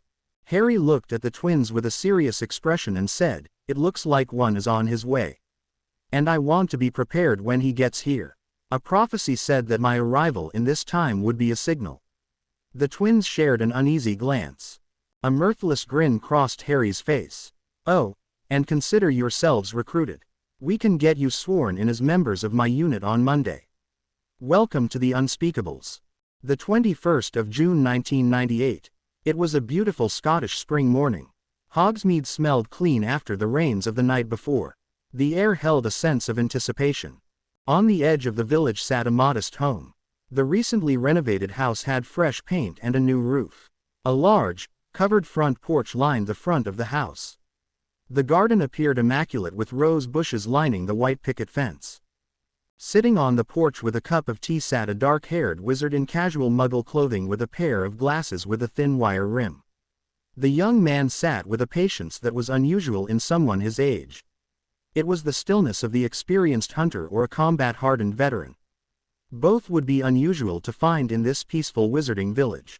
The peace was broken when a pair of slight pops echoed through the silent village lane. A pair of wizards appeared in typical black robes. With only a glance around them, they started towards the home at the end of the lane. An observer, if one were around, would have noted that the newcomers looked remarkably similar to the young man waiting on the porch, with the same messy black hair and the same general build. Only the fact the newcomers were 4 inches taller than the man on the porch was a major change in their appearance. However, unlike the waiting man, these two walked with a bouncing step that screamed of barely restrained enthusiasm and energy. For many, it was tiring even to watch. The two men paused briefly at the boundary of the wards before stepping through. Once through the wards, they immediately spotted the man waiting for them and greeted him with huge smiles. "Hi Gramps," they called up to the man. "Have you been spending all of your time renovating your house?" one asked as they climbed onto the porch. "No, Dobby went a bit beyond my clean up the yard directions. Did a brilliant job of it though." One of the men settled into the empty chair. "We haven't been here since you left on your tour. What's he done on the inside?" Harry smiled at Al and Thomas. "Fortunately, your aunts Tia and Katie did the decorating ideas, but he did all the real work." He stood up and gestured. "Come on, we should talk inside." "Why can't we talk out here?" Thomas asked as they followed Harry into the house. "The Fidelius charm will prevent anyone from listening to us." "You mean, anyone except people that know about my house? I know that is all family members at this point, but it's an example. Besides, we know nothing about our opponents except that they exist. Since we have no idea who they are, we also don't know what they are capable of doing. Remember Moody's motto. Constant vigilance." The twins chorused. Harry had seen Moody at Albus Dumbledore's funeral. Moody never lost his leg or his eye in this timeline. People still used the Mad Eye nickname, but they thought it came from the man's habit of glaring at everyone. Harry did not approach the old Auror. It was neither a good time or place. But he had heard a number of stories from his son Ron about Moody's career after James Evans' disappearance. Harry led the way into his study where the three Potters settled down into the comfortable chairs and couch. They had just gotten seated when Dobby appeared. "Will Master Harry Potter be wishing for refreshments for Master Tomas and Master Al?" the elf asked. "Just a pot of tea would be great," Harry answered. A faintly disapproving look crossed Dobby's face just before he disappeared. A moment later a silver platter with a full tea set and biscuits appeared on the low table in front of the couch. "Dobby doesn't think much of your hospitality," Al laughed. Harry chuckled. "Dobby thinks it is important for the great Harry Potter to make the right impression. He is very concerned with appearances. He did a great job on the inside of the house from what we saw of it. Almost all of the rooms in the house have been redone, except for my training room. Your Aunt Katie updated your grandmother's potions lab. A small smile crossed Harry's lips. That lab was her pride and joy. We updated the ingredients that had gone bad but also brought in modern Muggle lab benches, burners and glassware. They recently did the same thing at St. Mungo's and have seen a nice improvement in potion effectiveness with fewer failures. Sarah would have loved it. Thomas looked intrigued by the idea. Why haven't they done the same thing at Hogwarts? Snape's still a conservative, prejudiced twit from what Tom tells me. Harry shrugged. What is his problem with the Potters, by the way? He still seems to hate all things Potter. Uncle James explained it to us once, Thomas said. From his point of view and what Remus told us, it is simple jealousy. Snape and Aunt Lily were friends before Hogwarts and were close when they started school. Uncle James was Mr. Hogwarts all 7 years he was there. Quidditch star and captain, transfiguration expert, leader of the Marauders, very popular, and from a large, connected family. Or in other words, everything Snape wasn't. Uncle Tom was still teaching defense and was head of Slytherin House, so none of the Marauders' pranks were too far over the line, more funny than malicious. Aunt Lily and Uncle James started dating in their 5th year, I think, Al added. Basically, Uncle James was or had everything Snape wanted. With Uncle Tom as his head of house, he couldn't even try to set Uncle James up to get in trouble. So for 7 years he had someone he cast as his rival that he couldn't touch except in potions class. Since potions was never a big thing for Uncle James, Snape just sort of festered. Thomas nodded his agreement. I think the fact Uncle James didn't see him as a rival in return made it worse. Even Professor McGonagall agrees Uncle James didn't do anything to purposely target Snape. Snape's final break with Aunt Lily came at the start of their 6th year. Snape was picking on a first year that turned out to be cousin Melissa. Aunt Lily tore into him. He called her a mudblood and she broke his nose with a single punch. Al smiled at the image. Uncle James saw that last part of it and actually held Aunt Lily back from hitting him again. It didn't help that Sirius was cheering her on. He was a git towards Al all 7 years we were at Hogwarts, Thomas said. He ignored me since I was in his house as long as we won Quidditch matches. We got it bad enough because of being part of the Potter clan in general, but it wasn't too bad. Not nearly what Jimmy has to deal with, Al added. Harry grimaced in complete understanding of what his brother was dealing with in potions. What about Sally? Sally thinks she confuses him. She looks enough like Aunt Lily that he kind of avoids her. He'd better behave next year, Harry commented. What kind of big brother would I be if I didn't look out for them? He asked rhetorically. Harry shrugged it off. But that's not why I asked you two to come by today. The twins sat up a bit in their seats. Croker has assigned the pair of you to me until this prophecy issue is resolved. He also said I would be coming in as an unofficial. Al mentioned that, Thomas said. What does that mean? Strictly speaking, from a legal sense, the Dom operations is limited to a certain size in peacetime and may not conduct operations within the country without Wizengamot approval. However, since I won't be on their rolls as an unspeakable, we can skirt that law. If we get caught though, we're on our own. But what about us? We are official, aren't we? Harry smirked. You boys will be handing in your resignations tomorrow. Croker will regretfully accept them, of course. Don't worry, you'll still get your princely ministry salaries. Al and Thomas smiled at each other. This sounded like fun. What about our training? Al asked. Harry smiled. I will be taking over your training. Also, I've recruited the Weasley twins so they will be joining you. Fred and George, why them? Thomas asked, surprised by the inclusion of his cousins. That pair are the most unorthodox thinkers I've met in the wizarding world. I think we'll need that. Harry's smile grew positively evil. Oh, I almost forgot. I've asked an old acquaintance to join me in getting the 4 of you ready for real-life operations. Who's that? Al asked nervously. Moody. The evil smile grew. Nope. Christina. The twins paled as the memory of the day of Harry's return came back to them. Flashback. The 13th of April 1998. The afternoon was winding to a close. The Quidditch match was long over and the parents would soon be departing the school. A late lunch had been prepared and the great hall was filled with students and their parents. The headmaster stood up to make his final farewells to the parents. The students generally tuned it out until the final comments. As a final event, we have been offered to witness an exhibition duel. This will be occurring at the Quidditch pitch and will be refereed by our own Professor Flitwick. Thomas Potter glanced down the table as a fifth-year Slytherin boy stood up and asked, "Who is fighting, Professor?" Dumbledore smiled. "Did I forget to mention? Our very own Minister of Magic, a former Hogwarts Professor of Defense, will be dueling a very talented wizard, Mr. Harry Potter." An excited babble had broken out as the students and their parents discussed the duel.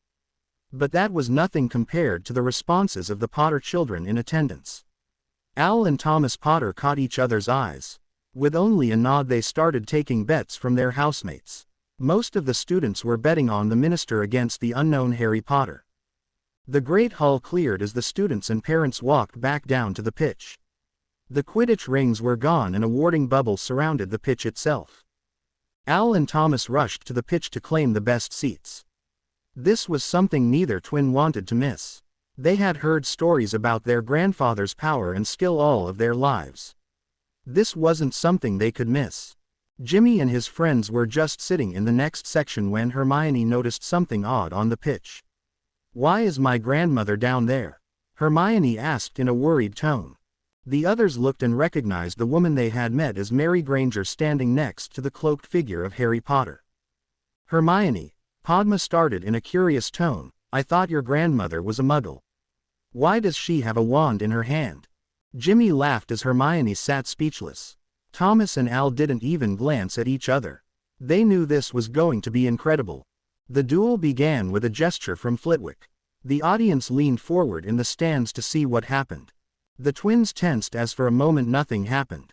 Then a lightning fast exchange of spells exploded through the space between the two wizards. Neither twin could say who fired the first spell. Uncle Tom, being significantly older physically, held his ground and allowed massive shields to accept the brunt of Harry's attacks. Their grandfather defied all of their expectations. Harry moved with the fluid grace that allowed the spells to pass by, just missing him. It didn't seem to be planned, more like a dance that removed his body from the path of the oncoming spells more by accident than by design. Their parents, Ron and Bella Potter, were considered amongst the top 5 duelers in the Auror Corps. Only Mad-Eye Moody himself was considered superior to their mother. Many of her training exercises focused on situational awareness. Bellatrix Potter claimed that being able to track everything going on in the battle around you enabled a good dueler to become exceptional. Without it, even the greatest spellcaster would be fatally weakened in a true combat situation. 3 things made Harry an incredible seeker. His flying skill was actually the most common of the 3. His lightning reflexes matched with a situational awareness second to none were the true factors in his success in Quidditch and in battle. The show their grandfather was putting on proved their mother's point. Yet, their Uncle Tom's shields held firm against everything Harry was sending his way. The shields held rock steady as incredible amounts of magical energy smashed into them. The twins did not know which way to look. The spells came fast and furious. The spells crashing on Uncle Tom's shields left a brilliant light show while their grandfather seemed to dance through the fight. Although neither wizard seemed to be taking the duel seriously, the sheer power of the spells and the speed of the casting left the audience stunned. Tom Potter Evans was an incredibly powerful wizard with more than 42 years of magical experience over his opponent. However, Harry had survived and thrived in the most Darwinian of environments, combat. The twins and most of the onlookers were surprised when Harry switched gears after the first 10 minutes of the fight. So far, his tactics had been rather standard, if a bit more powerful than what the students would have seen in school. A sudden flurry of spells clashed with Tom's shields, setting off a brilliantly display of sparks and flares. The spectators put up their hands too late as the lights blinded them. The mass of light spells also blocked Tom's sight for a moment. As his eyesight returned, Thomas Potter saw Harry cast a spell that caused a thick sheet of ice to form around his Uncle Tom's feet. Tom seemed to notice the ice at about the same time. "Didn't you do this at that first duel at Hogwarts?" "Nothing new," Tom called mockingly. With a gesture, Tom melted the ice and freed his feet. Then Tom said, "You'll have to do better than that, Harry." Unfortunately, it came out in a squeaky voice, almost as if he had been sucking on a helium balloon. "That wasn't water ice, was it?" the squeaky voice asked. "Oops," Harry grinned. Tom swayed briefly as the lack of oxygen got to him. A quick bubblehead charm returned his air supply. The twins started to laugh, realizing the ice had actually been frozen helium. Harry seemed pleased with himself until Tom sent a silent and wandless summoner at him. Since the spell had no visible light, Harry was caught by surprise as he flew through the air. His unspeakable and battle robes were charmed to be unsummonable. Forgetting he was not wearing either, he forgot to shield himself from the basic charm. Harry twisted in the air to conjure a large pillow at Tom's feet. Shields prevented Tom's follow-on spells from landing a hit as Harry flew towards the pillow. Harry's second purpose in conjuring the pillow was discovered as he landed. The pillow burst, filling the air with small goose feathers directly in between Tom and Harry. Father and son grinned briefly at one another through the cloud of feathers. Neither wizard noticed the spectators laughing and clapping. Instead, they launched into new attacks. Tom launched a series of stunners and disarming spells at his prone father. Rather than pulls back or erect shields, Harry reacted as a true Gryffindor. He went forward. A quick roll brought him almost to Tom's feet, where an Incarcerous charm wrapped Tom in thick bands of steel. The spectators were stunned as the unknown wizard defeated their minister, and in many cases, former professor. Then Jimmy and Sally were the first off their benches in cheering their new big brother. Thomas and Al were right behind them. The cheering woke the rest of the crowd that started cheering the victor. The cheering crowd missed the approach of the single old witch on the pitch to the two combatants. "I'm disappointed in the pair of you," an old woman's voice said from behind Harry. "You two were playing instead of really dueling. I'm a bit rusty, but I think I can still cast a spell or two." "Are you sure?" they heard Harry ask. "It has been a while for you, and this is just an exhibition. Not real training. Someone has to remind the pair of you this isn't a game." Harry's grin grew as he rolled to the side and out from between Tom and Christina. "Try not to break him. He has to go to work in the morning," Harry quipped. It was a very different feeling when Tom and Christina took their positions. The twins sensed the change, but not the reason for it. The magic in the air had a sense of restrained tension where before the magic felt playful would be the best word to describe it. Al noticed Hermione and the other Grangers sitting nearby with very concerned expressions on their faces.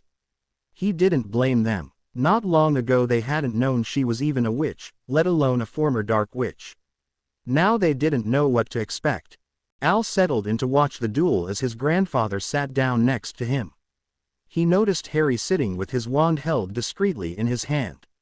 Having just met the man, Al didn't know him well, but Al Potter had grown up in a household of Aurors. He knew when a wizard was poised to attack instantly. Al assumed his grandfather was not entirely trusting of Christina's conversion. Muggles had a saying, "Trust but verify," or, as Moody would say, "constant vigilance." Flitwick again started the duel. The twins had no idea what to expect now. Although some of their father's stories mentioned Christina, Uncle Tom's stories never mentioned her. All they really knew was she served Grindelwald and was an expert fighter. The two combatants first cast some testing spells. Where Harry moved and dodged the spells, Christina used her shields to redirect Tom's spells over her head. The spellwork in this fight was sudden and brutal. Christina may have been out of practice after 50 years as a Muggle, but her instincts remained. Al felt that Uncle Tom could probably overpower her quickly, but she managed to quickly show that she wasn't a pushover. Christina's shields absorbed Tom's initial testing spells without a quiver. Then, at a muttered word, the ground at Tom's feet exploded, sending dirt and small rocks everywhere. Tom was thrown into the air by the explosion. His shields blocked the actual debris, but the sheer force pushed him up into the air. Tom landed awkwardly on his left leg. Even from a distance, Al could have sworn he heard the leg snap on impact. The old witch wasn't finished yet. While Tom tried to recover, she animated some of the larger rocks into 4 dog-like forms that charged Tom with gravelly barks. Tom cast a limited Petrificus Totalis on his leg to support it. He pushed himself up as the rock dogs approached him. A wandless banisher sent the first one crashing back into its fellows. 3 of the dogs got tangled amongst themselves. Tom sent a slicing curse that cleaved through all 3, cutting them in half. The 4th and final dog was closing on Tom when he banished it almost into Christina's lap as the witch stepped out of the way. The former Dark Witch was about to launch another attack when the rock dog smashed into her back, knocking her to the ground. The dog wrapped its mouth around her wrist and held her wand to the ground. Flitwick declared Tom the winner as Harry went over to help Christina up. Tom called the rock dog to let her go. The animated rock ran over to Tom acting like a real puppy. Al and Thomas followed Harry onto the pitch. They heard the witches muttering about how Uncle Tom had taken over her dog, but Harry interrupted her thoughts. "You'll have to ask him later," Harry answered. "For now I think Hermione's getting ready to have a nervous breakdown." Chrysatina followed Harry's gaze to where a very nervous Granger family was holding back the younger, brown-haired witch. "Hermione has always been a source of pride but a bit too much like my oldest sister." Harry smiled at the gruffly affectionate tone. Harry was about to reply when he noticed Hermione breaking free of her parents. Recognizing the expression on her face, Harry said, "Well, I think I'll go visit with Dumbledore. Then maybe visit London, at least until she calms down." Seeing her granddaughter, Christina called, "Coward," after him. He just waved without turning around as he heard Hermione start to loudly tear into both her grandmother and Tom for their foolishness. The twins smirked at one another and followed their grandfather's lead. Present time. "You have Hermione's grandmother training us?" Thomas asked in surprise. Al looked as surprised as his brother did. "Are you sure that is a good idea, Gramps? Dad told us a bit about what she did during the war. She sounds very dark." "In Muggle terms, Christina was a soldier," Harry answered. "She did her job very well. But she never exceeded the parameters of her mission. The Death Eaters and many of the Dark Army would kill indiscriminately anyone that got in their way." Harry paused for a second as he searched for the right phrasing. "They enjoyed the pain and suffering they caused. Christina wanted the challenge of the fight. She never used any of the really dark magics. I respected her skills and I can't think of anyone else that won't be missed to train the 4 of you right." The 22nd of June 1998, Harry arrived in his unspeakable cloak at the Department of Mystery's private apparition point. It said something that his cloak from 50 years ago was still the current unspeakable uniform. The unspeakables guarding the entrance made no move to stop Harry's entry. If the wards didn't react, then you must be on the approved entry list. For the 1000th time, Harry thought how the lack of those same wards at the end of his 5th year showed how deeply Voldemort had penetrated the department. Harry walked past his old ministry office and into the waiting area outside Croaker's office. The same office used to belong to Cain. Abel's old office was just across the hall. Croaker appeared in his office door. "Come in, Count. I understand you got started early. Have a seat." Harry followed the head of the Unspeakables into the office. Compared to other offices for department heads, the office was rather small and plain, but organized very functionally. A small round table sat away from the desk with 4 chairs around it. Harry took one of the chairs and sat down. "I remember seeing you once in the hall, Count," Croaker said as he sat down opposite Harry. "I was just finishing my training when you left on your final mission to Germany. Did you know that we still use your missions as case studies during training?" "Really?" Harry asked in surprise. "I'd think you would use something more current. We haven't faced a Dark Lord since Grindelwald. A couple of Dark Wizards cropped up but they never amounted to much. We helped the Americans with a spot of trouble but that was more a joint training exercise than a real fight. Most of our staff now focuses on magical research and design." Croaker leant forward in his chair. "This prophecy concerns me. It feels like we are on the cusp of something major. Do you really think history is trying to correct itself? That an intelligence is behind it?" Harry asked. Croaker shook his head. "Personally, if you mean in a godlike role, then no. Something though has to give the seers and prophets their insights. Certain things have stayed oddly in sync with the history you know from the old timeline. Frankly, I'm more concerned with the historical forces that may be at work. Tom has done a lot over the past 20 years to bring the magical world into the 20th century. The Muggle Protection Laws and the Ethical Treatment of Non-Human Magical Intelligent Creature Act has annoyed many of the old guard conservatives. A lot of power has flowed from the old families into the new money families. This prophecy was the last sign I needed to know that there is a major storm brewing. And my gut tells me it has 50+ years of pressure behind it. That is why I want you to put together a team. Whatever happens, I expect you are going to be at the center of it. So, why have us be unofficial, really? Croker smirked mirthlessly. A really bad hunch. Something is happening in the ministry, but I can't put my finger on it. No evidence, but something is rotten in Denmark. Croker raised an interrogative eyebrow. You are aware that Barty Crouch Sr. is the prime candidate to become the new minister. So I've heard. He was a very hard, anti-Dark Order before he went into the ministry's bureaucracy. Very much a law and order conservative. He controls a solid voting bloc of the Wizengamot. He is using the inclusion of Dirk Cresswell, the head of the Goblin Liaison Office, as his potential senior undersecretary to moderate his position for the election. This should bring him enough votes to secure the ministry. I've heard of Cresswell but haven't met him before, Harry admitted. Does very well with the goblins. He's gotten more cooperation out of them over the last several years than we've ever seen before, Croker admitted. I don't know how much influence he'll have in a Crouch ministry, but it should be something. He is not too fond of your son. He saw Tom as a block to his rise in power. He'll say all the right things in public, but in private is a whole other matter. Harry nodded. Good to know. Do you think he is involved with whatever you think is going on? Croker rubbed the side of his face in frustration. Merlin, I wish I knew. Some of the signs say yes, but most of them come back negative. Since we can't work domestically without the Wizengamots' approval, I've tried to give the DMLE some of my suspicions. Madame Bones promised they would look into the issue, but I think she believes it was all in my imagination. Harry sat quietly for a moment thinking about the scenario that had been laid out before him.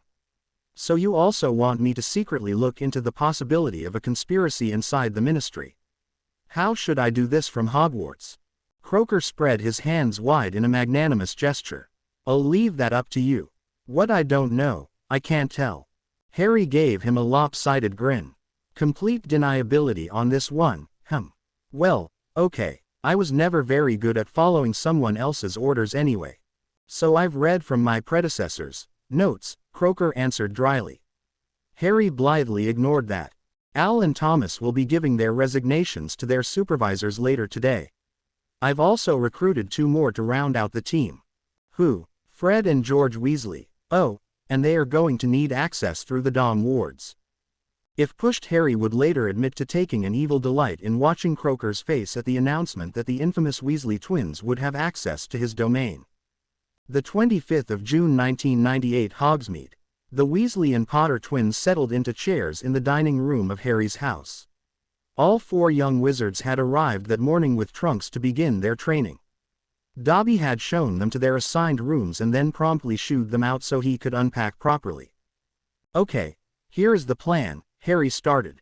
Fred and George, you still have your store to run. Have you hired the additional help you need to run the store? Yes, we have the counter help, but we still need time to develop new products. Without that we will go out of business. Knock that off, Harry grinned.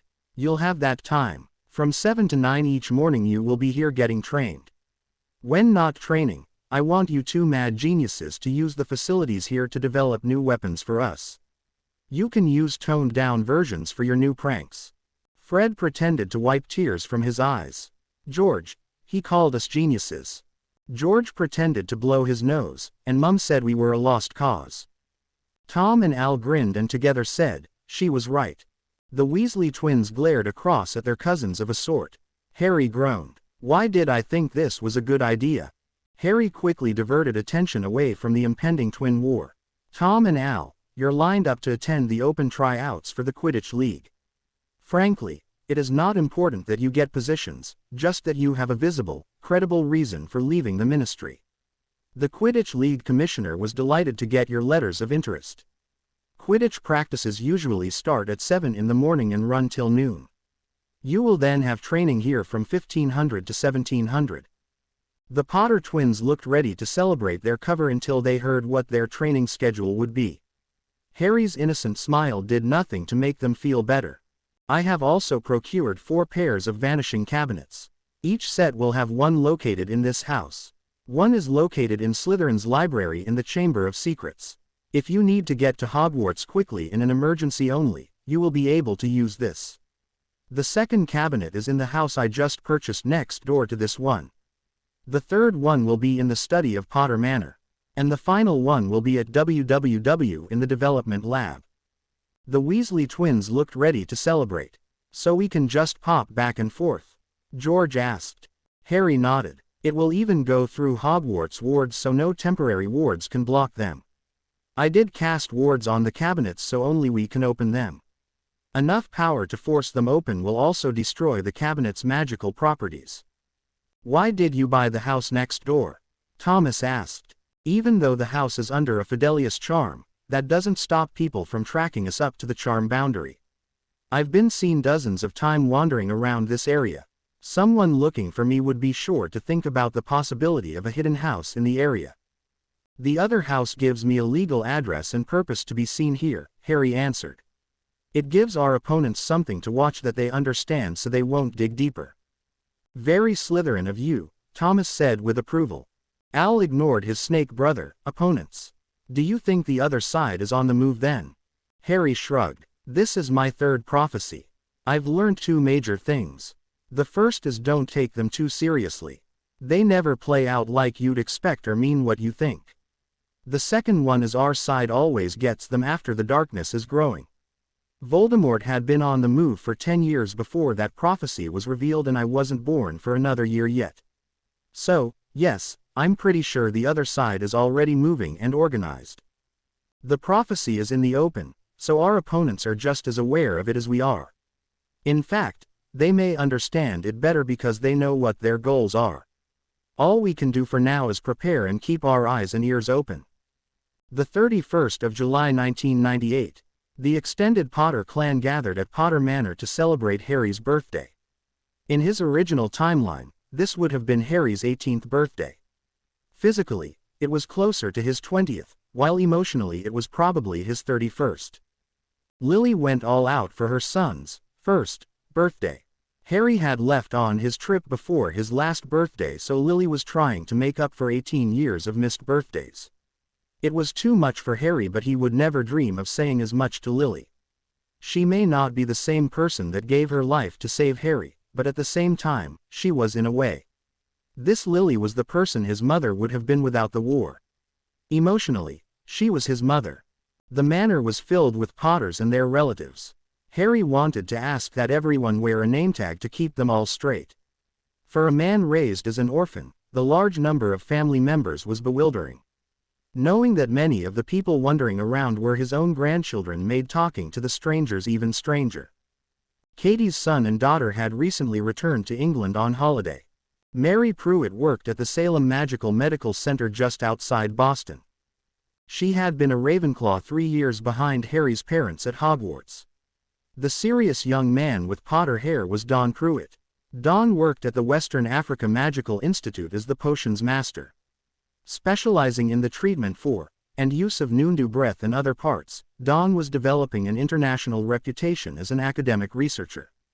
In fact, the Hogwarts' Dada Professor Harry would be replacing planned to join Don's research team for the next year. Also making the trip to meet their grandfather for the first time were Michael's 2 sons, Robert and Samuel. Robert Potter lived in an artist colony in northwestern Canada. Made up of both magical and Muggle artists, the colony lived in a world of its own. The 40-something artist specialized in the creation of ice sculptures and then charming them in a variety of ways. For Harry's birthday, Robert created a hollowed-out ice phoenix with a charm on it to never melt. Then he filled the inside of the sculpture with an everlasting fire. Harry could honestly say he had never seen something so exquisite in his life. Samuel Potter was the polar opposite of his slightly older brother. Samuel was a former star beater for England with a loud and gregarious personality. After his retirement from playing, Samuel took the position as manager for the Fitchburg Finches. The Fitches played in a small New England town not far from the Wizard capital of the United States, Boston. Samuel's outgoing personality and style fit his new team perfectly. The fact he could drag his injured players to be looked after by his cousin, Mary Pruitt at Salem Med, was an added bonus. Including himself, Harry counted 19 Potters and Pruitts. This number included his parents, 2, siblings, 2, his children, 5, his grandchildren, 8, and a great-grandchild. The Weasleys were out in force as well. Ron had brought Hermione while the twins had brought Angelina and Alicia. When you included spouses, girlfriends, boyfriends, and family friends, the total number at the manor approached 50 people. The party started with an informal lunch in the garden behind the manor. Harry acquired a date for the party in the form of 11-year-old Michelle. Still believing Harry was in fact her cousin, she took it on herself to introduce Harry around the party. Her honest belief of Harry's origins kept the non-Potter clan guests from questioning Harry about his previous whereabouts. Mostly, Molly Weasley remained a force to be reckoned with. "So Harry dear, where have you been all this time?" Harry smiled at the woman that had been his surrogate mother in the previous timeline. "Well, Mrs. Weasley, call me Molly, dear." "Okay, Molly, I'd rather this didn't go too far, but I had a medical issue that kept me from being here. The issue was only resolved relatively recently so I could be here."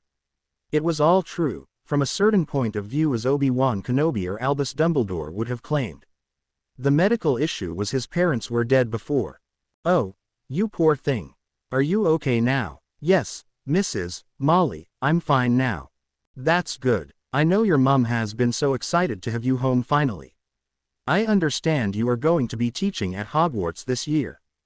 "Professor Dumbledore asked me just before his passing. Tom insisted I take the position after he became headmaster," Harry confirmed. "The minister is a good man. I know Arthur will miss having him run the ministry. But I think the professor would be relieved to know his school is in good hands." Harry resisted a smirk at the thought of the Albus from the first timeline learning that his successor as headmaster would be Voldemort would say. Yes, I think he would. Harry spent a good amount of time getting to know his grandchildren that had moved to the colonies. Robert was particularly fascinating for Harry to talk to about his art. In neither of his previous lives had Harry really looked at magical art. It was not on the Hogwarts curriculum when Harry attended. The wars with Voldemort and Grindelwald absorbed too much of his time and effort to pay attention to magical art. Robert spoke very passionately about his art. Harry was surprised to learn his grandson was ranked as a master enchanter. Robert had started working out of Phoenix for a company developing enchanted objects for the home, but left after about 5 years. "We were only translating Muggle devices into their magical equivalents," Robert explained. Harry could see Michael's son was an idealist. "We never got to try to create anything new, something beyond what the Muggle science could already do. They only wanted ideas that had a proven marketability, not true research. And I love Uncle Tom, but I refused to work for the ministry." Harry was intrigued and asked questions about Robert's art and the research ideas he had. The conversation lasted almost an hour before Harry realized he was being rude to the other guests. The two men agreed to meet for lunch the next day at the Three Broomsticks. Harry found he was looking forward to it as he moved off to talk with the other guests. The Quidditch pitch saw a great deal of use during the afternoon of the birthday. Samuel was officiating a Weasley vs. Potter match. For the Weasleys, Ron was keeper, Fred and George at beater, Ginny, Percy and Bill at chaser with Charlie as seeker. Opposing them was Dawn as keeper, Al and Thomas at beater, Robert, Mary, and Melissa as chasers and Harry as seeker. Charlie Weasley loudly beeped about missing the chance to show his successor as the Gryffindor seeker who was still the best. Al smiled innocently and said he wanted to give the birthday boy a shot first. Charlie's complaints abruptly stopped 5 minutes into the match. It could have been his recognition of Harry's skills. And it was, indirectly. Mostly, it was a ground that stopped the complaints. Harry smiled at Charlie's complaints and took to the air. After so many years with his firebolt, the broom seemed to know what Harry wanted to do before he did now. Harry trailed along behind Charlie for a bit, shadowing his movements. Then he started moving across the pitch in an oh-so-casual manner whilst glancing over his shoulder at Charlie. When the two, accidentally, made eye contact, Harry suddenly dashed across the pitch towards the far-end goals. With a shout, Charlie shot after him. Harry followed the snitch up in a steep climb over the goals. Don moved out of the way as the two seekers flashed by him, Charlie hot on Harry's bristles. Harry made a grab at the snitch but missed when it suddenly reversed direction. The firebolt spun in a tight turn and dove down to the ground. The sudden change in direction caught Charlie by surprise, but he stayed tight on Harry. Charlie opened his eyes and was looking up at his siblings and Harry. "What happened? Why am I on the ground?" he mumbled. 12 o'clock. Charlie forgot to pull up. Bill grinned down at him. "Did we forget to tell you that Harry here is really good at Wronski feints?" Fred and George innocently asked. "Or is it feints?" Al asked. "'Cause I think he fainted before hitting the ground." Charlie ignored some good-natured ribbing before his Aunt Katie allowed him back into the air. Charlie thought he would get some of his own back when his Aunt Katie started yelling at Harry for pulling off such a dangerous stunt in a friendly match. Most of the Weasleys were surprised when Harry grinned throughout her lecture. It was generally agreed the Aunt Katie was right scary when she went into her healer mode. So Harry's reaction to the chewing out stunned them. "I do not want to see that kind of thing again. Do you understand me?" Katie all but yelled at Harry. She was even doing the finger-pointing thing. Harry's grin grew wider. "Okay, Katie, whatever you say. I was raised to respect my elders." Katie blushed as her mind caught up to her temper and realized this was not one of her nephews she was yelling at but her own father. The Weasley team was left to wonder why the opponents found the whole scene so funny. The 17th of August 1998. The dark trees of the Forbidden Forest flashed past as the large wolf ran at breakneck speeds. The large predator seemed to fly as it dove over bushes and under fallen trees. A howl from nearby signaled that the wolf was not alone in the night. The wolf burst into a small clearing as its prey came into sight, a magnificent stag with a full rack. The stag was already in motion as the wolf appeared. It bounded towards the tree line looking for safety. The safety of the trees was an illusion as another large black canine appeared in front of the stag. The stag never lost stride as it cleared the new threat in a single bound. As it leapt over its attacker, the stag's left rear hoof casually flickered back and caught the canine in the head. The large black dog let out a surprised yelp as it toppled back onto the ground. An odd barking noise was heard from the wolf crossing the field. With one pursuer down and the other crossing the clearing, the stag dove into the forest. 3 bounds into the trees, something impacted solidly with the large deer's body. The stag whirled around to face the new attacker. Standing there in the faint moonlight that penetrated the forest's canopy was a large wolfish creature. It was covered in fur but its limbs seemed oddly disproportionate. The forelimbs seemed too long and its tail seemed off also. The stag let out a snort as the near wolf creature turned and dashed into the woods at high speed with the stag in pursuit. The canine and the wolf joined in on the larger creature's flanks in pursuit of the werewolf. The 4 animals stood on the edge of the forest as the moon started to set. The large canine dropped to the ground with a whimper, putting its front paws over its head. The other animals seemed amused until the werewolf started to shake and convulse. The creature let out a loud howl that gradually changed into a groan of pain as the creature's form shifted to that of a middle-aged man. A moment later 2 more middle-aged men and a much younger man stood where the other animals had been. "Damn it, Prongs, I think you cracked my skull," Sirius complained. "Way too thick, Patty." The canine animagus turned to the speaker as the others laughed. "You turning into a bat when it is not fair." "I only flew over the gorge," Harry protested with a smile. Sirius was not appeased. "And having 2 animagus forms is so not fair too." "So not fair," Remus snorted. "What are you, Sirius, 6? Mentally," the Potters chorused. Sirius sputtered indignantly as the other 3 men laughed. "Fine," he huffed, "but for that, you buy breakfast." Harry laughed as the 4 men started walking towards Hogsmeade. It had been an enjoyable night running through the Forbidden Forest with the 3 marauders. Hearing the stories from Remus and Sirius in the original timeline did not do the experience of running with the Marauders justice. It was so much better. Harry saw more of the forest last night than ever before. It was much larger than just the environs of Hogsmeade.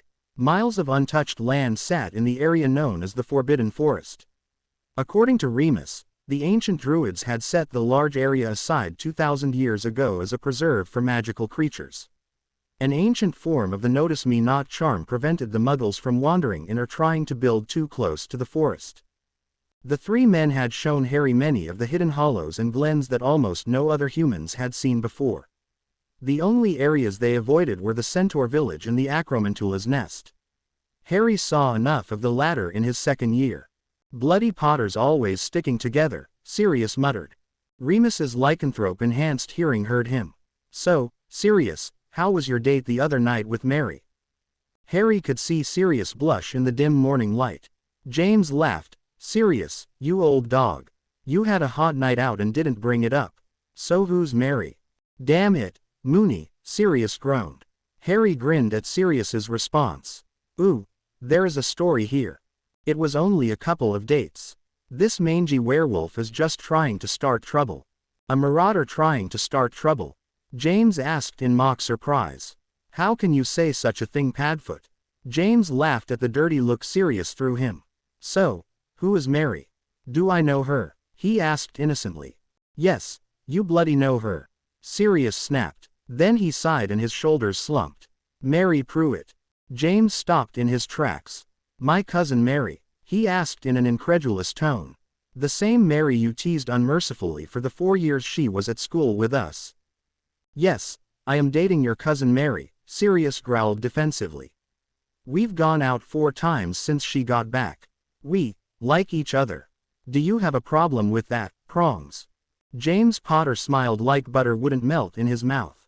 I have no problem with that. Why would I care that you are dating my Aunt Katie's only daughter? I think it is a wonderful thing. Sirius glared at James in mixed surprise and suspicion. He opened his mouth to say something when James held up one hand and smiled. I have no problem whatsoever. Her grandfather on the other hand may have some questions for you though.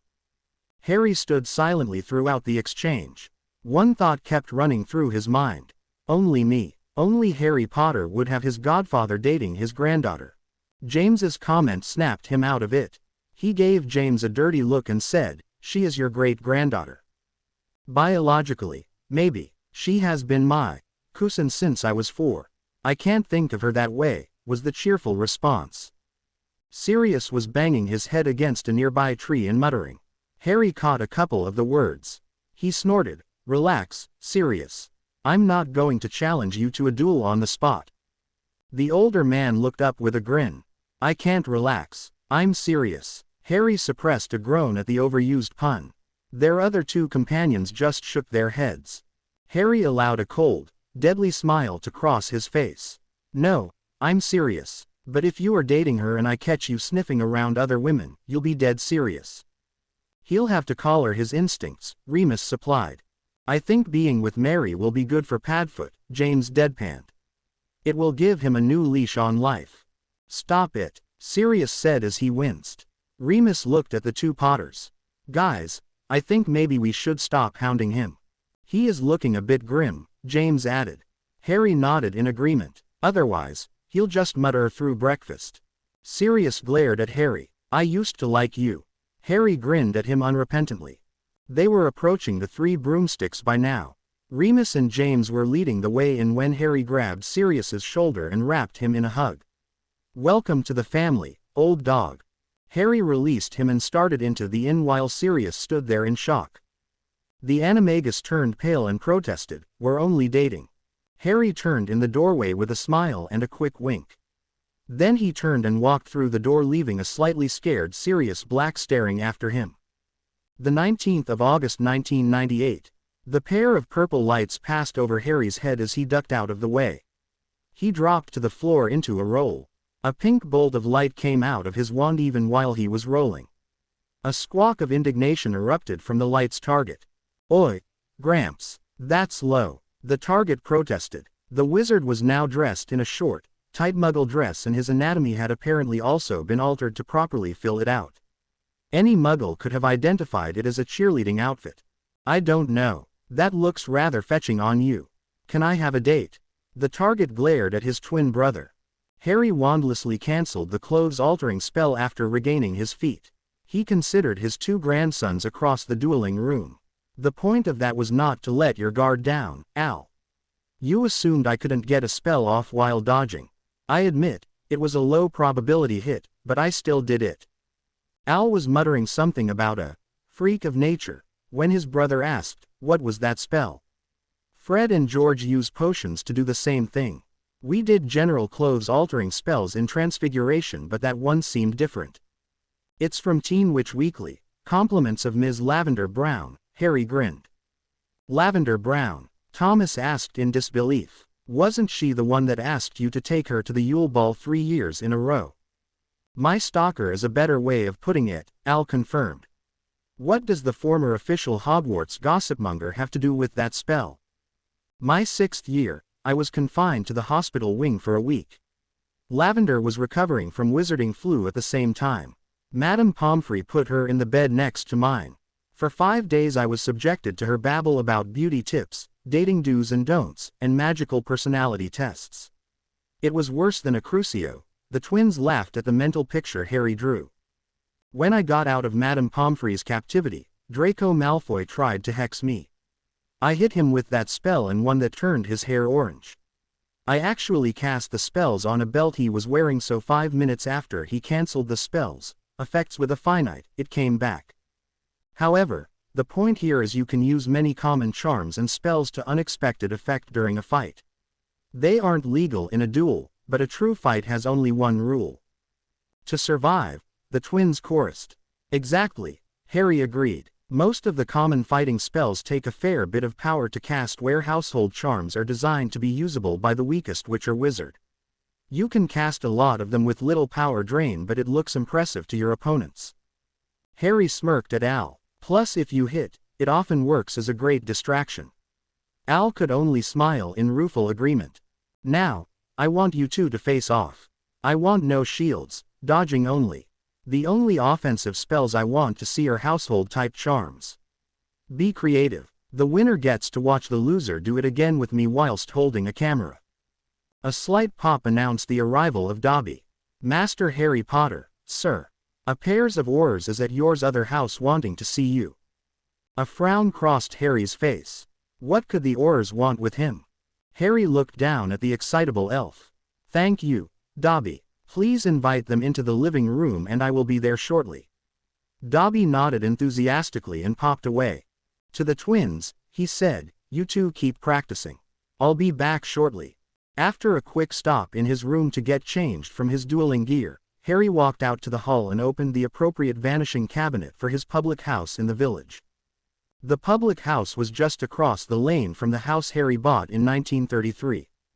It was a slightly smaller house built at the same time. Decorated in style that screamed out young, bachelor wizard, the furniture was all bought second-hand and was slightly scruffy. The kitchen was rather bare with minimal food in the cupboards, mostly butterbeer, peanut butter, cheese and some slightly off milk. It was known that Dobby worked for Harry after the incident at Hogwarts, so the elf was allowed to keep the house clean. Harry stepped out of the cabinet into his bedroom. 2 other identical wardrobes stood closer to the bedroom door, but these were normal cabinets willed with clothes. Harry occasionally slept here to allow his magical signature to imprint on the room. It helped build his cover in case anyone ever thought to check it. Affecting the drowsy air of a recently awakened wizard, Harry walked into the living room. He immediately recognized Kingsley Shacklebolt, but failed to recognize the other wizard. Sorry to keep you waiting. It was a late night last night, Harry said as an explanation. He stuck his hand out and said, I'm Harry Potter. What can I do for the Auror Corps this morning? Kingsley took Harry's hand, saying, I am Auror Shacklebolt. This is Investigator Fenton. We're sorry to disturb you, but we have a few questions. Of course, please have a seat. As they sat down, Harry called for Dobby and ordered tea for the 3 of them.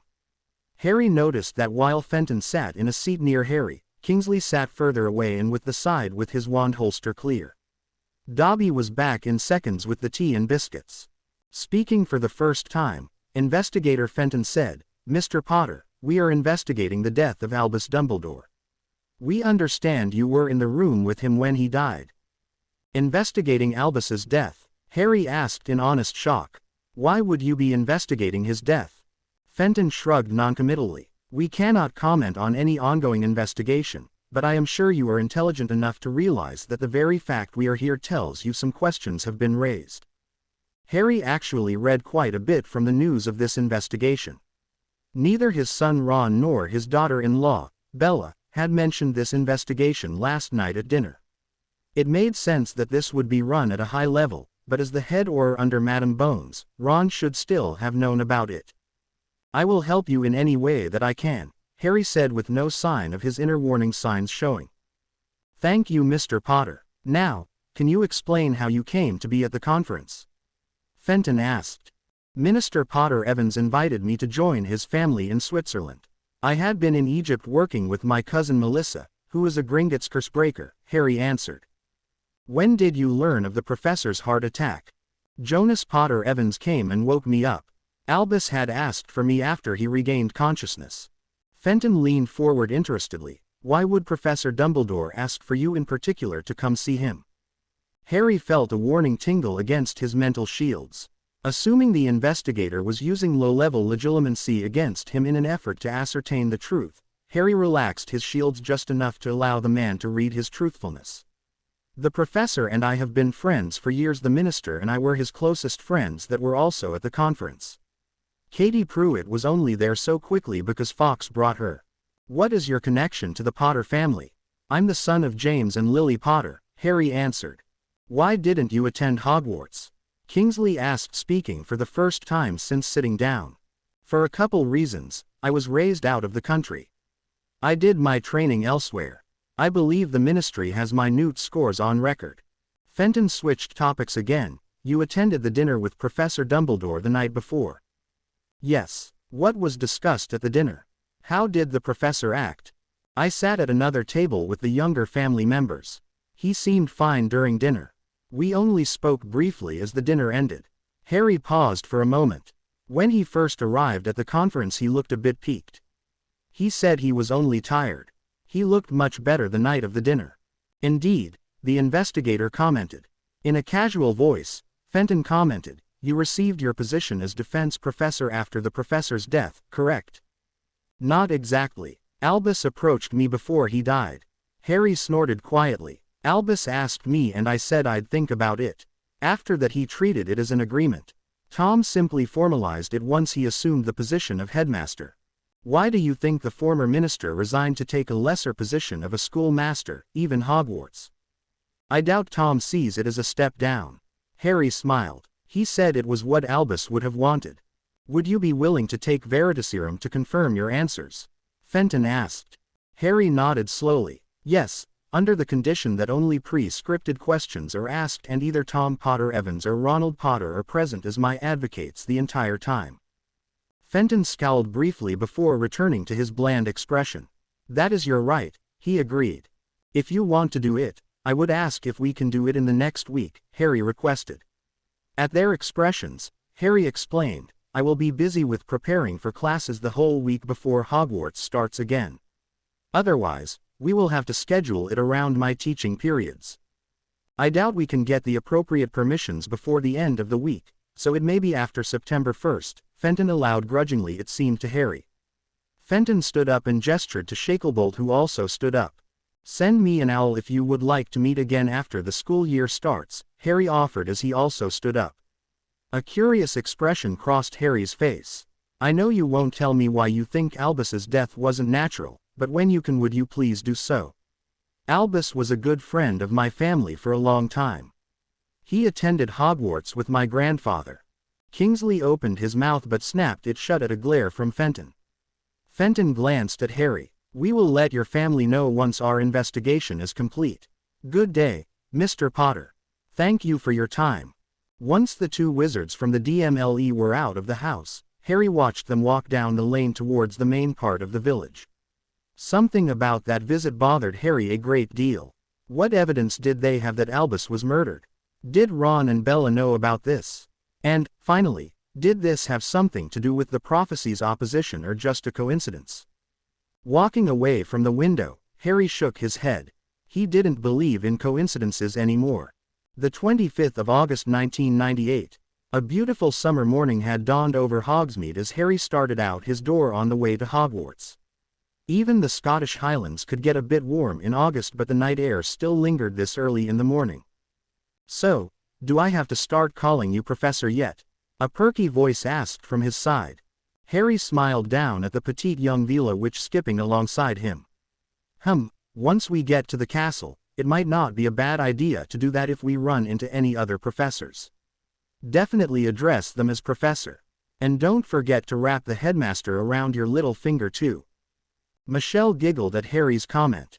Grandpa will be easy. He told me I look like Grandmom at my age, so he is really easy to manipulate. Sounds like you're a natural for Slytherin, Harry laughed. Michelle frowned cutely. I want to be in Ravenclaw. Even if I wanted to be sneaky and manipulative, why would I want to be in Grandpa's house? Then everyone would know I was sneaky and manipulative. Harry laughed at Michelle's comment. Then Michelle grinned and added, besides, I'm a girl. That should be all the warning they need. Harry let out a deep belly laugh. He had to hold his sides as his ribs started to ache. Once he regained control of himself, Harry asked, so, how many years will it take you to be the undisputed Queen of Hogwarts? 3. Michelle smiled innocently. The younger years will be easy, but I figure the 3 oldest years won't bow down until I'm at least starting my 4th year. Harry smirked. I'll have to start a staff pool. It should be fun to watch. Michelle gave up her attempt at remaining serious and giggled. Then she wrapped her arms around Harry's waist in a hug. The pair entered the main entrance of Hogwarts accompanied by a great deal of laughter. Michelle had an innocent quality that was coupled with a mischievous streak that Fred and George could appreciate. She kept Harry entertained on their walk with her comments.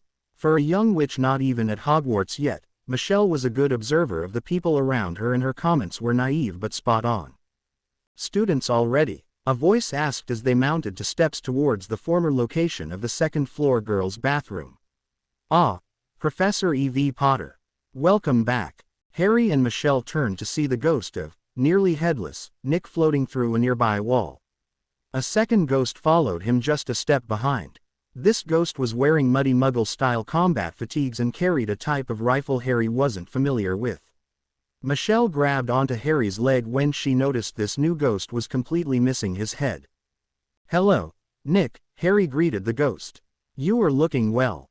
Well, we don't change, you know, Nick smiled. Will things get more exciting now that you've returned, sir? Harry only smiled and shrugged. Then he put his hand on Michelle's shoulder. Michelle, this is Sir Nicholas de Mimsy Porpington, the Gryffindor ghost. It is a pleasure to meet you, Miss Potter. Hello, Michelle answered in a shy voice. Who's that? The ghost started and said, oh, my apologies. May I introduce the newest member of the Headless Hunt? This is Roland from Norway. He was a Muggle-born wizard that was killed in one of the Muggle Wars. Not much of a talker now, but a good member of the hunt nevertheless. Harry nodded politely at the new ghost. Welcome to Hogwarts, Roland. Well, you have much to do, I suppose, Nick said as he waved them off. Enjoy your time at Hogwarts, my dear. Come along, Roland. The two ghosts floated off, although Roland paused long enough to wave goodbye. Harry and Michelle continued on their way to Harry's office. As they approached the office, Harry hissed the password. Your password is, it's me. Michelle asked with a giggle. Harry looked down with mixed amusement and chagrin. I should have remembered you would understand Parseltongue. The two Potters stepped into Harry's office. Not too much had changed in the office over the last 50 years. The old executive desk and round conference table still sat in the same places. A number of newer titles sat on the bookshelves. Michelle looked around the office whilst Harry pulled out his shrunken trunk and enlarged it. The young witch turned to watch as Harry waved his hand and said, unpack. The various book, scrolls, and other items inside the trunk flew onto the shelves or into the desk. Once all of the materials were neatly in their places, Harry winked at Michelle and said, all done. Can you teach me that one, Harry? Michelle asked excitedly. That would impress my new dorm mates next week.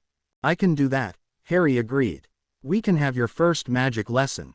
We'll do it when you are ready to pack your stuff for school. Thank you, Harry. Harry worked for a bit getting things properly sorted before heading down to his classroom. Since he was not using the standard defense instructor's office, it was a short walk.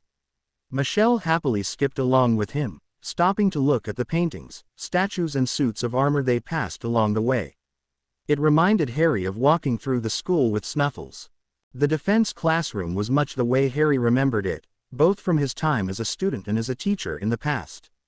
A great deal of new equipment sat boxed in front of the professor's desk. Harry ordered much of it at his own expense as a donation to the school. Much of the old equipment had dated from Tom's tenure as defense professor and was showing a great deal of wear. Michelle was helping Harry unpack when she quietly asked, "Who are you really, Harry?" Harry hid his surprise and asked, "What do you mean?" "Uncle James and Aunt Lily say you are their son, but none of them can speak Parseltongue. The only Potters that are Parselmouths are on Grandpa's side of the family."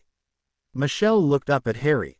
"I know Grandpa and all my aunts and uncles trust you, I just want to know why." Harry started to open his mouth to explain she was too young. But then he closed it. Although she had not yet started school, she was actually older than he was when he faced the troll his first year. Harry sometimes wondered how the original timeline would have gone if Albus had honestly answered Harry's question at the end of that year. "Well, I knew you were sharp but I didn't realize quite how sharp," Harry said ruefully as his mind raced. "Have you ever heard of a time turner?" Michelle nodded her head. "Before I was born there was a Dark Lord named Voldemort. A prophecy said I was the only one that could kill him. He tried to kill me when I was only 15 months old. He killed my parents, but his magic failed when he tried to kill me.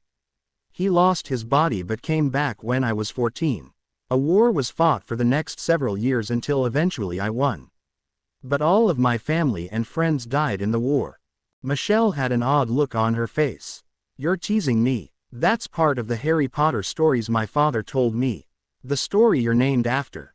Harry wasn't expecting that. He had forgotten the stories of his first timeline were the stuff of bedtime stories now.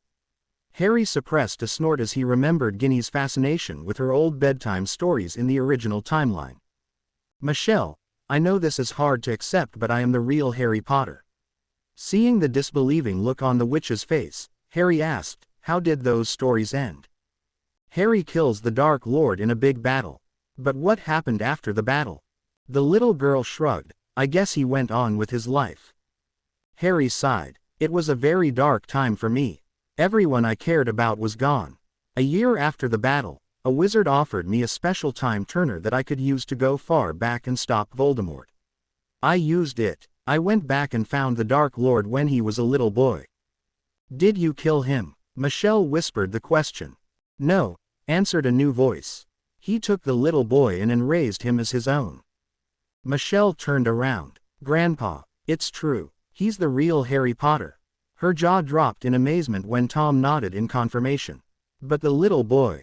Tom walked all the way into the classroom and sat down next to his granddaughter. He gave her a small smile. Harry raised that little boy as his own and saved him from being a Dark Lord. They had a good life but one day the magic that sent him to the past brought him back to where he started. "How, Grandpa?" "I don't know, sweetie. We don't know how the magic worked. But do you know who Harry is now?" "No. When he was in the past he used the name James Evans. And he was my father and Aunt Katie's, Aunt Tia's and Uncles Ron and Michael too."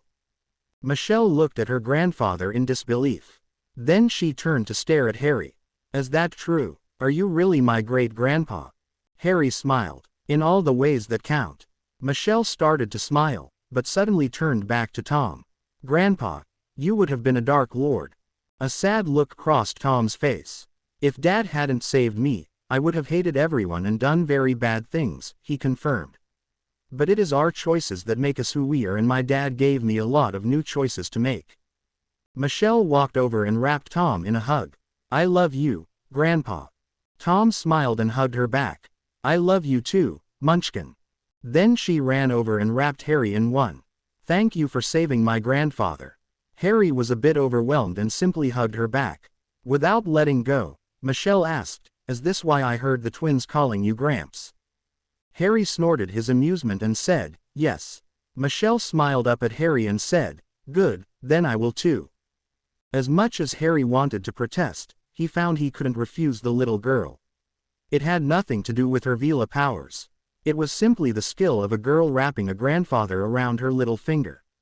Thank Merlin she had no leanings to the dark. You do that. The 30th of August 1998. Harry walked down Diagon Alley late on a Sunday afternoon. Not many shoppers remained on the alley compared to what it had seen just a few hours ago. The rush to get school supplies had one day left to go now. But the traffic was now much lighter as many made their way home for supper. The late afternoon London sun cast long shadows across the alley. After the past week of preparing his lessons, his classroom, and training with the two sets of twins, Harry was enjoying his wanderings through the alley. He had no real agenda, no mad shopping sprees to perform. Passing Fortescue's ice cream parlor, Harry heard, "Oi, Harry. Over here." Harry turned to see his brother Jimmy sitting with Ron Weasley and Neville Longbottom were sitting at a table with empty bowls in front of them. Harry wandered over, shaking his head. "Isn't this where I found you the last time? It's a wonder we don't need to roll the three of you down the alley." "It's tradition," Ron proclaimed. "Every summer we start with a trip to Fortescue's and we end in the same way." "You seem to be missing half your crew," Harry observed.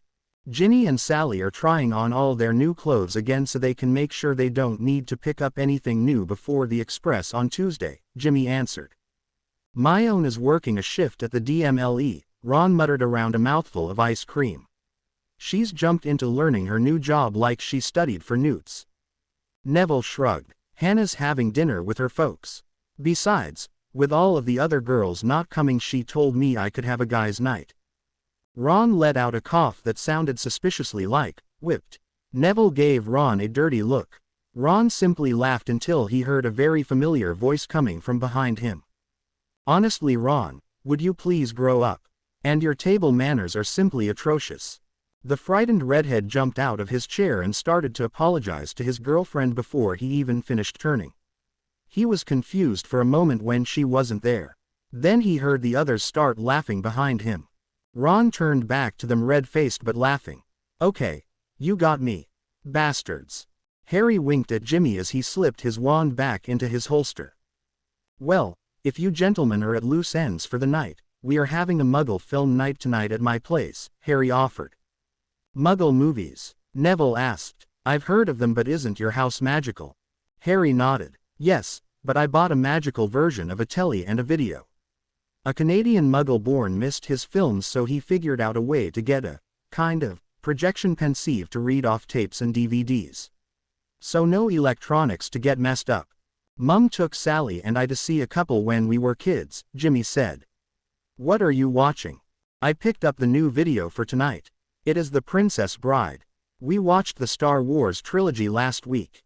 Great film." Neville laughed. "I have no idea what you just said, but I'm up for it." The other two quickly joined in and soon all four wizards were making their way to the apparition point. Harry led the other three wizards to his official house in Hogsmeade. Of the group, only Jimmy knew this wasn't Harry's real house and even he didn't know the secret of its location. They were early for everyone else to arrive but Dobby had already laid out the snacks including a butterbeer, cokes, and nachos. "Wow," Ron commented looking at all the food. "How many people are coming?"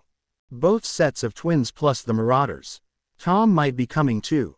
"Will the house still be standing in the morning?" Jimmy quipped. "Should we take that as a challenge? Our dear future brother-in-law. At least once he gets around to asking her. You'd think he'd do it soon if those noises we overheard meant what we think they mean." "Well said, brother." The group turned to see Fred and George stepping into the room. Jimmy started blushing furiously at the twins' innuendo. "Wait, what noises?" Ron asked whilst glaring at his best mate. "Why, the same ones you make with Hermione. ICLKE Ronnie Kins. All grown up. Mum would be so proud." The red of Ron's face deepened at the twins' implied threat. "Are you picking on my son again?" James Potter asked as he walked into the room, followed by Sirius and Remus. Only for his own good. We would never offend an elder statesman of pranking. Sirius grinned. Sounds like a prank war to me, Prongs. Only if we get Harry, Albus called as he followed in with his brother behind the Marauders. Guess that means I get the Messrs. Weasley. Tom smiled as he removed the disillusionment spell from himself. 4 teams of 3. That's not fair, Jimmy protested.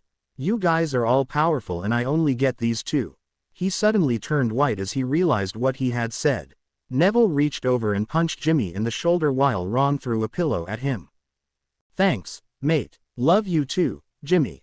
Harry cut off the impending prank war. No pranks in my house or I let Dobby deal with you.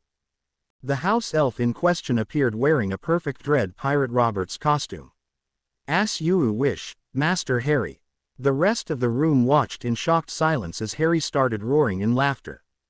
After he recovered, Harry motioned to the filmsieve and said, "Start the film. You'll understand." The room got quiet as the opening scene started with the grandfather appearing on the wall to read to his grandson. Halfway through the film, the group was watching Roberts getting drained by the six-fingered man's torture device. Thomas leant over to Harry and whispered, "Alan, I found our animagus forms." Harry turned to him and asked the question with a raised eyebrow. Thomas grinned and whispered, "Al's a huge white stallion." The grin grew as Thomas added, "And you can call me Fluffy." The 1st of September 1998. Harry stood on the train platform watching the students saying goodbye to their parents whilst greeting their school friends. He recognized surprisingly few of the students. Not many younger years participated in the DA, so he only knew a few of the younger Gryffindors. A surprising number of Aurors stood watch around the platform. The election was in 2 weeks and Crouch was running on a law and order platform. Harry guessed the additional Aurors were to bolster the image the Ministry was doing something. Some things never change. The Unspeakables investigation was still looking for the break they needed. Rumors flew around the Ministry about the publicly revealed prophecy. Albus and Thomas were working on developing a network of informants whilst the Weasley twins used their business contacts to identify their opposition. So far, nothing positive had been discovered, only vague hints. Frankly, Harry was starting to think nothing would come up until the other side made their first move. The DMLE's investigation into the death of Albus Dumbledore was one of the many rumors, never confirmed but never really denied either. Not even Ron Potter, the head Auror, knew the details of that investigation. His Aurors assigned to the case were oath-bound not to reveal anything. The last of the students boarded the train as it started to roll out of the station. A few families remained on the platform as the express left the station. Harry apparated to Hogwarts for a final staff meeting before the students arrived. The 1st of September 1998. The older students filled the Great Hall in a noisy fashion whilst waiting for the new first years to arrive with Professor McGonagall. It lacked the pure chaos a similar scene would have held with the Weasley twins in attendance, but the Weasley Free Hall was loud enough. Harry sat talking to Professor Flitwick about the coming year. The two professors had already planned to coordinate some of their spell lessons so the two classes reinforced the skills learnt in the other class. Tom was discussing the Quidditch schedule with Madam Hooch. Snape sat splitting his time scowling at the two men and sneering at the students not in Slytherin. Around the table, the other professors either sat quietly or talking to their neighbors. The large doors of the Great Hall swung open to admit Professor McGonagall followed by the first-year students. It was a rather large group of 52 students. That meant each house would be getting 13 students on average. That was a huge increase when Harry thought about the 8 students Gryffindor got his first year.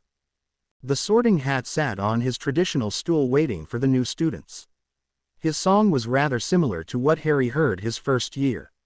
At least until it got to the end. Now that you know the houses for. We closed last year with a warning to all. Now I add to Destiny's Call. The houses united must remain. As pulls reverse, friend becomes enemy. And enemy friend. Open your own mind to choose what's best. The students muttered uneasily at the hat's odd ending. It was relatively mild after some of the hat's warnings in Harry's student years, but surprising to these students. Minerva moved to her spot next to the hat and called the first student, Adams, Robert. A rather tall young man moved over to the hat and became the first new Ravenclaw of the year. The house clapped politely as he moved away and Buckney, Cynthia, moved to replace him on the stool. Harry idly watched the sorting. Since he was not a head of house, he had no serious interest in where the majority of the students went. At least until Minerva called out, "Potter Evans, Michelle." Tom and Harry exchanged a quick glance. Michelle smiled as she almost skipped over to the hat. Her Veela aura wouldn't develop until puberty set in, but her enthusiasm brought a smile to more than a few of the older students. She paused to wave at Jimmy, Sally, and their friends, which brought a chuckle from the watching students. The hat settled over her eyes.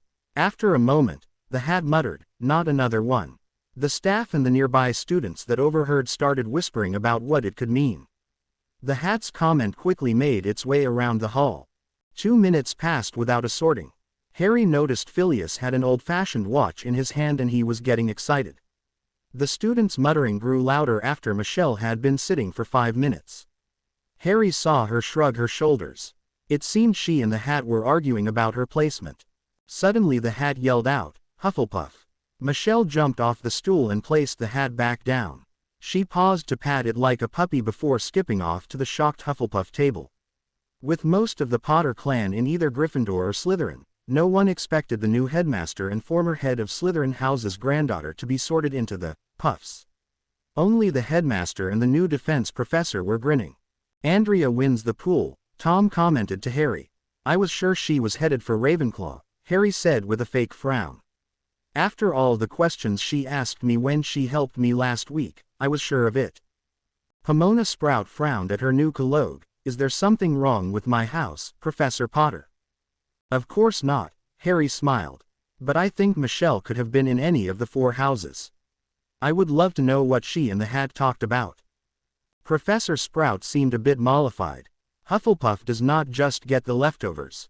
Keep an eye on her for your Quidditch team too," Harry added. "Her cousin Thomas told me last week she is a better flyer already than he was his first year." "Really?" Sprout commented whilst looking across the hall at her newest student with a predatory expression. "So, the Potter nepotism continues," Snape sneered. The other professors ignored him, although Sinistra rolled her eyes at the comment. If Bella could change so much in this timeline, why was Snape still such a git? Harry wondered to himself. The remainder of the sorting went smoothly with no surprises. Tom stood to give his first welcoming speech as the headmaster of Hogwarts. Harry half listened as he watched the students. Ginny was the new headgirl and a Ravenclaw boy Harry didn't know was the headboy. It was odd to be sitting here looking out at students Harry remembered from his own days as a student. In some ways things felt weirder now than when he taught in the 1930s. Jimmy and Ginny were holding hands and making eyes at each other. Jimmy had given her a promise ring on the train to Hogwarts. Arthur knew it was coming because Ron let it slip. He was happy for his daughter but told Harry he planned on giving Jimmy a hard time when he asked for permission to propose. Harry was just glad he didn't feel a monster in his chest as he watched them. Tom dismissed the students to their dorms as the meal ended. The normal chaos around the main doors ensued as most of the staff left via a private side entrance. Harry sat on the edge of the staff table as he watched the students filtering out of the hall. Michelle waved as she left with the new friends in Hufflepuff. Ginny was busy with the prefects while Jimmy walked out with his friends. "Hi, Professor Potter. I see the Finkertians managed to capture you." Harry smiled as Luna walked up to him. Her wand was tucked behind her ear and she had a fresh radish necklace around her neck. Her earrings looked like tiny strawberries. "Hello, Ms. Lovegood. And how was your train ride?" "Fine. My trunk seems to have gone on holiday though. I hope it comes back in time for classes." "Is that still going on? I thought with Cho and the older girls gone that would stop." They passed their tinklywarts infections on to the younger years. A scowl crossed Harry's face. "Dobby," he called out. A small pop and a voice asked, "Master Harry calls Dobby." "Hi Dobby. Who is the head elf at Hogwarts now?" Dobby rubbed his hands together. "Scour is head elf. Can you have Scour join us here?" Dobby nodded and popped away. An instant later Dobby returned with a fussy-looking elf in tow. Professor asks for Scour. The house elf had an unusual air of authority and seemed rather solemn for an elf, but his eyes lit with excitement at seeing Harry. Thank you, Scour. Can you please have the elves collect Ms. Lovegood trunk from wherever it has been hidden and return it to her room? Also please keep an eye out if any of her stuff is taken, please have it returned to her. Yes, Professor Potter, the elf agreed, but Harry could see some of its excitement wane. Was there something else, Scour? Scour dropped his head and shuffled his feet. Scour was young elf when Professor had elves clean chamber. Was hoping we was to do it again. It not been cleaned in many years. Harry had to smile at that. I'll tell you what, do what I told you and you can clean the chamber tomorrow. And invite Dobby if he wants. The two elves looked ready to explode. Thank you, Master Harry. Competed with Professor Potter as the bestest. Then the two elves popped away. Luna smiled dreamily. That should surprise my housemates. Thank you, Harry, but you didn't need to do that. You are my friend, Luna. The only one that remembers what we went through. I'd do anything to help you. I know, Harry. You should have been a puff with your great-granddaughter. Luna sighed. I just hope I can do newts this time. It's my third time through and I haven't gotten to take them yet. Luna's face suddenly lit up in a smile. Professor Flitwick is giving his speech now. Time for me to make my entrance. Bye, Harry. Harry sat stunned for a minute as his brain tried to work through what Luna said. Third time through. What in Merlin's name did that mean? Before he could form a coherent question, Luna had already made her escape. Ms. Lovegood makes my brain hurt too. Harry looked over to see the sorting hat still sitting on its stool. Sorting her was the oddest experience of my 1,000 years at Hogwarts. Even odder than young Ms. Potter Evans. Give you a rough time, did she? They all do, but Ms. Lovegood was on a whole other plane. The hat snorted. Our new headmaster seems to have forgotten about me. Get an old hat a ride back. Harry picked up the hat and dropped it on his own head as he walked out of the Great Hall. He could feel the hat rooting around through his occlumency shields. Harry mental smacked its hands. Sorry, old habits you know, the hat muttered. The Potter clan is always so much fun to sort. None of you fit perfectly into any one house. Did you know that your grandsons often switched places? I wanted to put them both in the same house but they thought it would be more fun to compete with one another. Harry snorted. That fit Thomas and Albus. The odd pairing walked through the school heading to the headmaster's office. They were having an enjoyable conversation about the various pranksters Hogwarts had seen over the years when Harry heard a commotion coming from up ahead. Harry rounded a corner to find 6 second-year Ravenclaws trapped in a corn by a small poltergeist throwing dishes at them.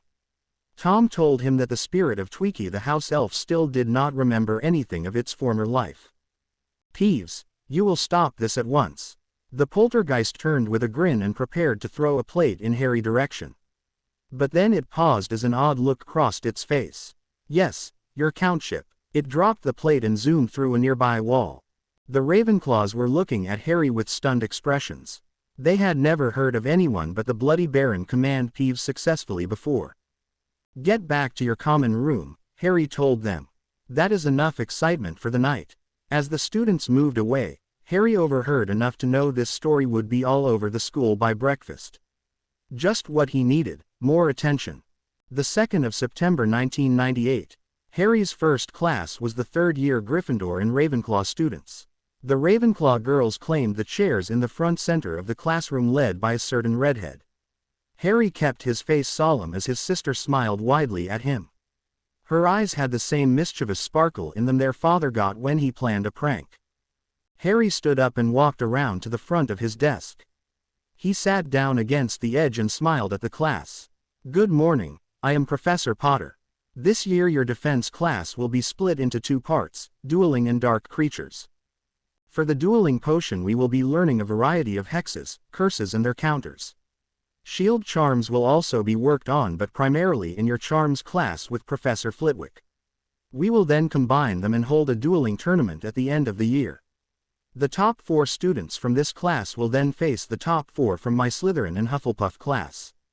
That led to an excited stir amongst the students. For the dark creatures portion we will talk about the different creatures, their powers and why they are considered dark. I have secured a visit from a werewolf and am working on a vampire. Some of the creatures we will cover include dementors, noondu, basilisks, harpies, banshees, and acromantulas. As a class we will develop criteria for judging a creature's dark factor, and attempt to sort the creatures we discuss by those criteria. Now the stirring was a bit uneasy. Harry smiled briefly. Before I go into details, does anyone have any questions so far? A Gryffindor raised his hand. Yes, Mr. Stonehouse, sir. Are you really Sally's older brother? Harry expected this would be the first question and so was prepared for it. Yes, I am one of those Potters. Also, Ms. Potter Evans, who was just sorted into Hufflepuff, is a cousin. A Ravenclaw started. Professor, how can I be fair and impartial to members of my own family? Harry interrupted. He smiled to show he wasn't offended. Yes, Professor. Actually, I think my brother, Jimmy Potter, is more concerned about it going the other way. Some of the class laughed at this. However, that is a fair concern. So I will make you this offer. If you think my grading is biased, I am willing to allow the heads of house to review it. Their collective average will then be your grade. Fair enough. The students nodded or murmured their agreement. Besides, I can use anyone with the last name of Potter as a practice dummy and not have to worry about having parents sending me a howler, Harry quipped. Sally gave him a mock scowl as the rest of the class laughed. Good, now that is out of the way, open you texts to page 30. The 5th of September 1998. The broom dived out of the sky from a height of 600 feet. The form on the broom was a blur as it sped down. At the last second it pulled up, spun around and accelerated against its momentum. The broom's bristles were a bare foot away from the wall of the house when the broom came to a stop. You're insane, an observer said from the porch of the house. And I thought James was insane. At least I know where you get it. Harry grinned. I have been stuck in a castle with a couple of hundred Hormonilla-charged teenagers. They are good kids mostly, but Sally and Michelle are having way too much fun tracking how many crushes students have on me. The girls are bad enough, but the 3 male crushes send them into hysterics. Jonas laughed at his grandfather's comment. Michelle sent me an owl and might have mentioned that. Your daughter has already secured her place as the Princess of Hufflepuff, Harry commented as he walked onto the porch. She pulled all the first-year puffs into study sessions and helped a couple students get through bouts of homesickness. Sprout is beaming about how they all came together and credits Michelle. A proud smile crossed Jonas's face. He changed the subject. Thank you for letting me stay here, Harry. Harry waved the thanks away. I'm not here all week. Besides, Potter Manor can get crazy with all the traffic. The 2 wizards walked into the house. Once the door was closed, Jonas asked, why fly down? You could have used the cabinet to go straight to the office. The Weasley twins started referring to Harry's house under the Fidelius as the office and the name had stuck. I wanted to fly anyway, Harry explained. Besides, this isn't a secret destination. If I came that way I'd have to leave the same way or someone might get suspicious. Jonas shrugged. Well, your 4 apprentices are waiting for you with James, Remus and Sirius. They want to show you their animagus progress. I'm looking forward to that, Harry commented. The 2 wizards walked into Harry's room and into the vanishing cabinet. Harry, you're here, Fred called out as they stepped out of the cabinet. Oi, George, come see who just came out of the closet. 4 stinging hexes hit was Weasley twin, 3 from the Marauders and 1 from Harry. Hey, that's not fair, the hexed redhead protested. George popped his head into the room. Does this mean we can start a prank war? Before the Marauders or their pranking descendants could say anything, Harry yells, no. I need this house standing. The prankster wizards all looked at one another silently before Sirius started to chuckle. Soon everyone was laughing and the impending prank war was averted. I don't have much time now, Harry said as they settled down. Show me your progress. Let's go into the training room, Thomas suggested. They followed him into the magically expanded room that had once been a young Michael Potter's bedroom. Al, why don't you go first? James Potter suggested. Okay, Uncle James, The young wizard walked into the middle of the room.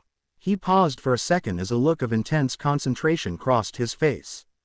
A sudden pop of displaced air and a large horse was standing where Albus Potter had been standing a moment ago. Harry looked on in surprise. "You've managed your transformation already." "We still need to work on the speed of the transformations," Thomas answered.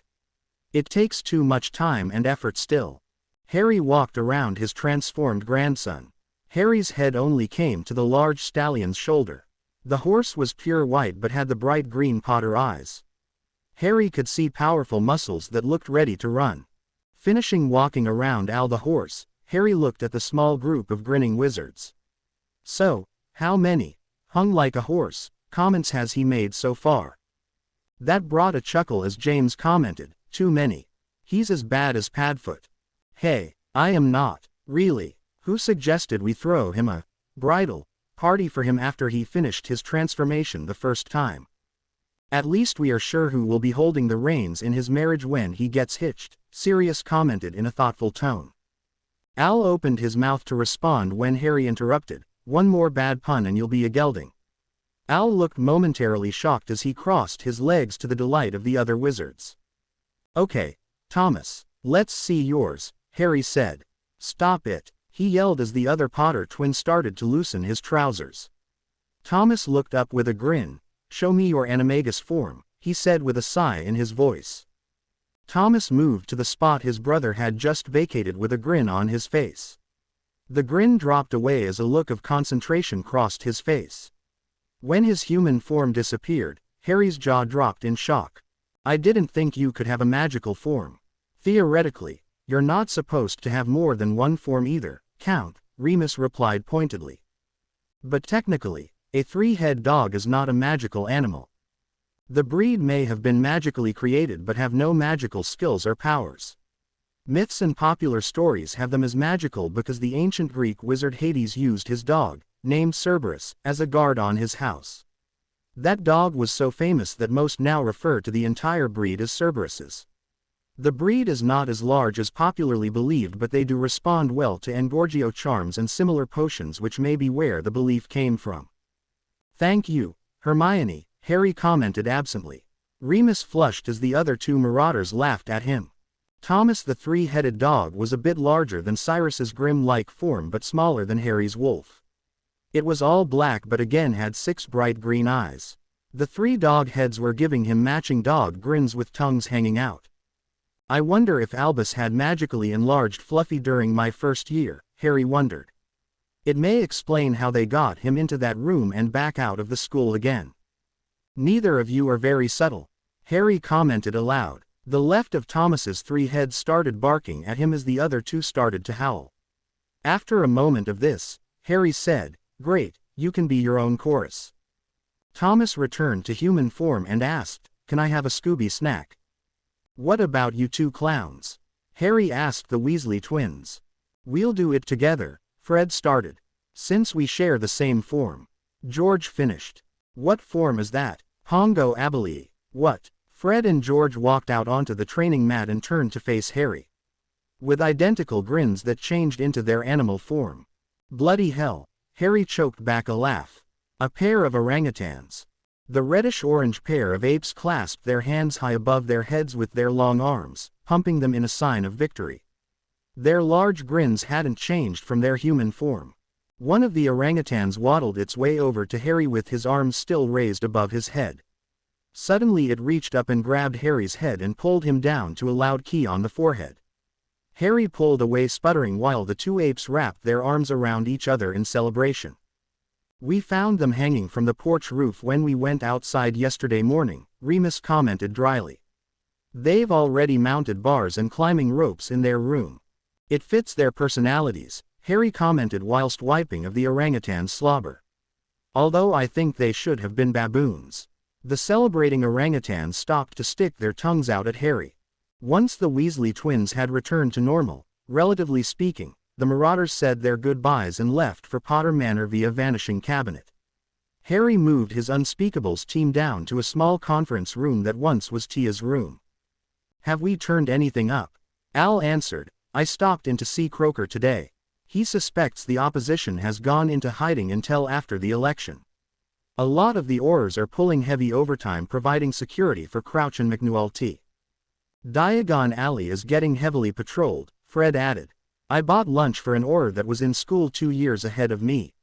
He told me the rumor on the Auror force is the ministry is afraid that someone will act to disrupt the election.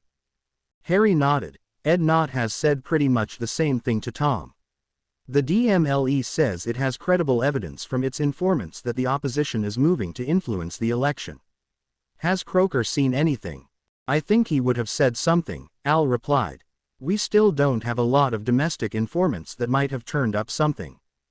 George looked thoughtful for a second and then said, we received an order today for a bunch of our charmed defensive products, shield hats, unsummonable wand holsters and the like. The order came from the ministry. I'll talk to some of the other merchants on the alley and see if they got similar orders. How much stuff? Thomas asked. Probably enough to outfit half the field Aurors, I'd guess, George answered with a shrug.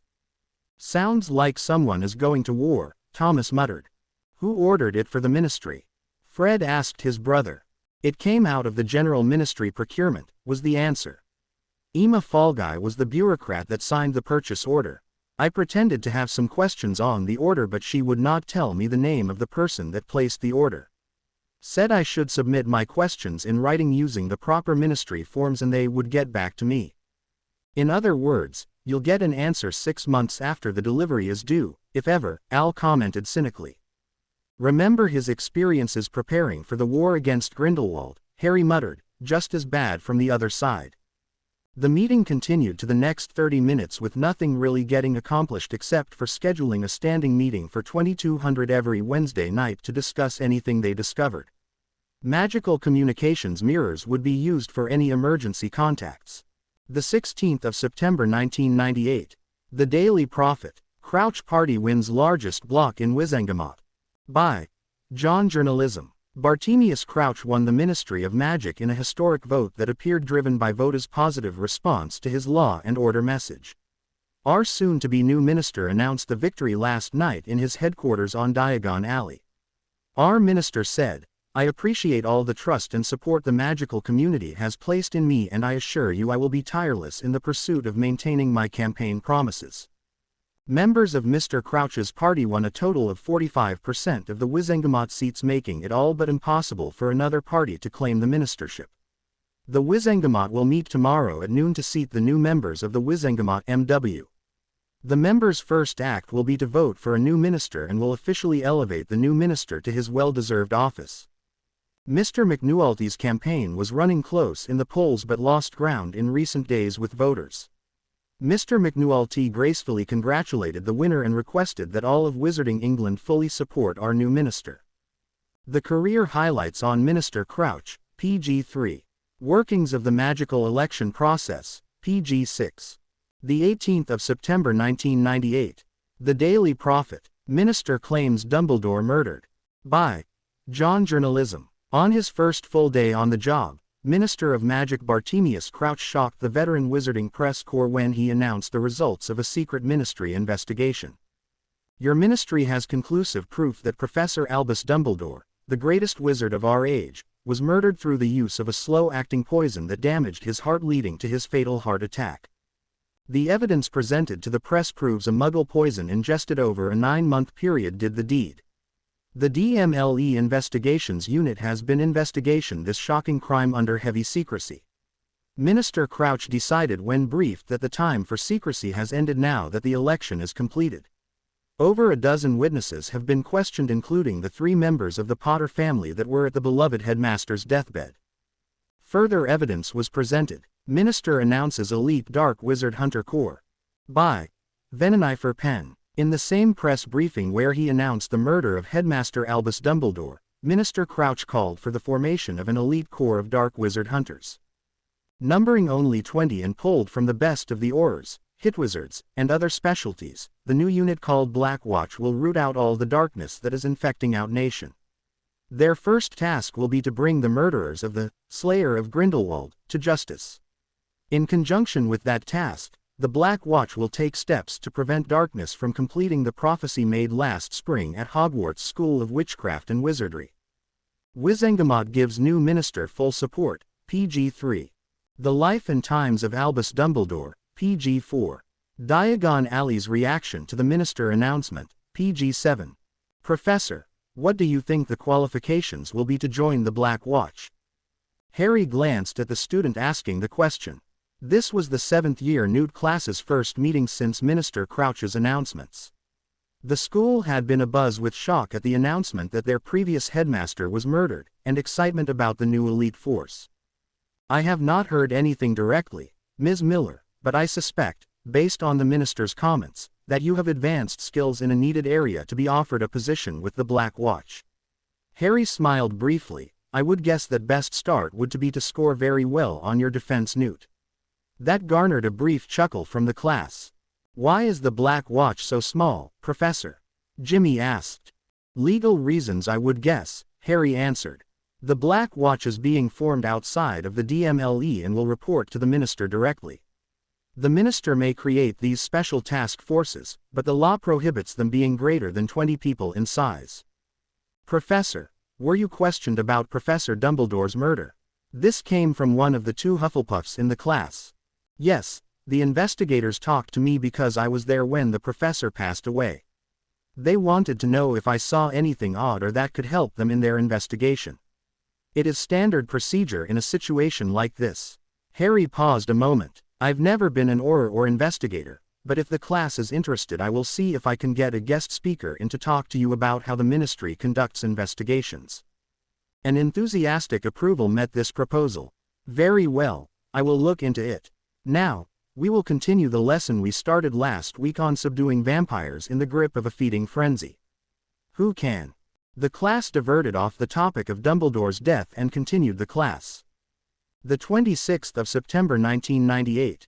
Jimmy stopped in his older brother's office a week later on Saturday afternoon. The Potters had developed rules for their conduct. In the classroom, around other students, or when dealing with school matters, they remained strictly teacher-students. In closed offices, particularly over the weekends, things relaxed. I can't believe you gave me a detention. Jimmy protested as the office door closed. Harry looked up from his desk with a smirk. You were the one riding his broom inside the school. And at least it wasn't with Filch or Snape. A grimace crossed Jimmy's face. Have you ever done a detention with Flitwick? It's almost worse. He says he's disappointed in you and has you stand in the corner. Feel like an ickle 3-year-old. I was warned my first year to never get a detention with our charms professor, Harry commented. I always got one of the gruesome twosome. Jimmy snickered as he dropped into a chair opposite Harry. Hey, I heard something today from Gin about the investigation into Uncle Albus's murder. Seeing he had Harry's attention, Jimmy smiled. Seems Hermione was the one that figured out what poison was used. The DMLE potions masters couldn't find anything, but she convinced them to let her take samples to the Muggle Scotland Yard. An odd look crossed Jimmy's face. Why is it called Scotland Yard if it's in London? It was the name of the street in London where their offices were first located, Harry answered absently. What did the lab turn up? Jimmy shrugged. Gin didn't understand most of what Hermione was talking about, something about microscopes and DNA analysis. Harry interpreted this to mean microscopes and DNA analysis revealed the poison. Jimmy might be a half-blood too, but he had never encountered much in the way of Muggle technology. Any word on any suspects? Jimmy shrugged. Hermione was all excited about the research and stuff. You know how she is. Besides, she would have taken the investigation's confidentiality seriously. He snickered a bit. Hermione and her rules. Did she try the whole puke thing in the last timeline? Puke. People united for a knowledgeable experience. It was her attempt at an all-school study group. Harry laughed at that. Nah, we had spew. Society to protect elvish welfare. At Jimmy's questioning look, Harry explained a bit about Dobby and Hermione's introduction to house elves. Reckon it's a good thing she met the elves at Potter Manor first this time, a laughing Jimmy commented. We had enough fake vomit incidents around the school as it is. The 31st of October 1998. Halloween fell on a Saturday this year. The students flocked into Hogsmeade to enjoy some time away from the school and enjoy the magical village's holiday decorations. Just about every student in the school except for the first and second years were filling the various shops and restaurants. Tom started assigning staff members to be present in Hogsmeade during the student visits. The head boy and girl, with the assistance of the prefects, were responsible for making sure the student visitors followed both village and school rules. But the new headmaster also wanted staff on hand in case of trouble. It was wandering around Hogsmeade with Phileas that Harry ran into the Black Watch for the first time. They wore sharp-looking silver robes with black trim. The way the robes flowed around their feet, Harry knew they had an anti-tangling charm on them. Neither of the two wizards approaching them had their hoods up, and Harry recognized one of them. "Auror Shacklebolt, it is nice to see you again," Harry greeted him. In this timeline, they had met at a party Ron Potter threw for his Aurors. "It is Watchman Shacklebolt now, Professor Potter," the large wizard answered with a small, proud smile. "So formal, Kingsley. Do I have to call you that too?" Flitwick asked in his happy, chirpy voice.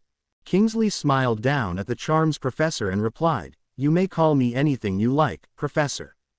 "I told you to call me Phileas," the quarter goblin protested. "You've been out of my classroom for long enough to get over that formality rubbish." Harry noted the disapproval on face of Shacklebolt's partner. This wizard was smaller and looked to have a bit of Asian blood. He had cold eyes, Harry noted. They reminded Harry of the eyes he had seen on certain Muggle soldiers or unspeakables back during the war. They were the ones that liked the fighting too much.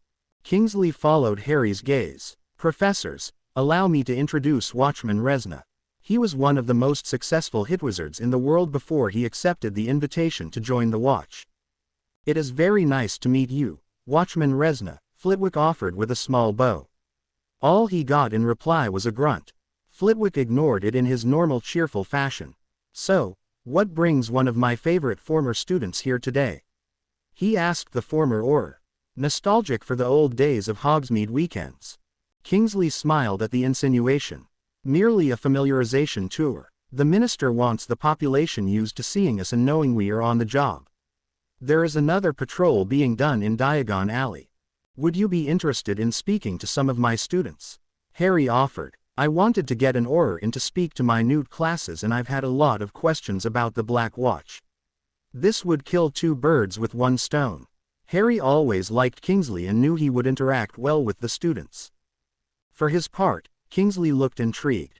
"I'll have to clear it with my superiors, but that sounds like it would fit perfectly with their public efforts. I always did like teaching at the academy." The bald wizard smiled. "I will talk to them and I'll you next week with some dates." "Excellent. I won't tell my students until we set a date, but I'm sure they will be excited." The professors took their leave of the Watchman. Harry watched them walking away out of the corner of his eye as he and Phileas continued on their way. "Something bothering you, ya Harry?" Harry smirked at his friend's near slip. "I'm not sure. I knew Kingsley before and he is a good man. One of the few things that reassures me about the Black Watch is his inclusion. But it reminds me a bit too much of my time in Germany during the war."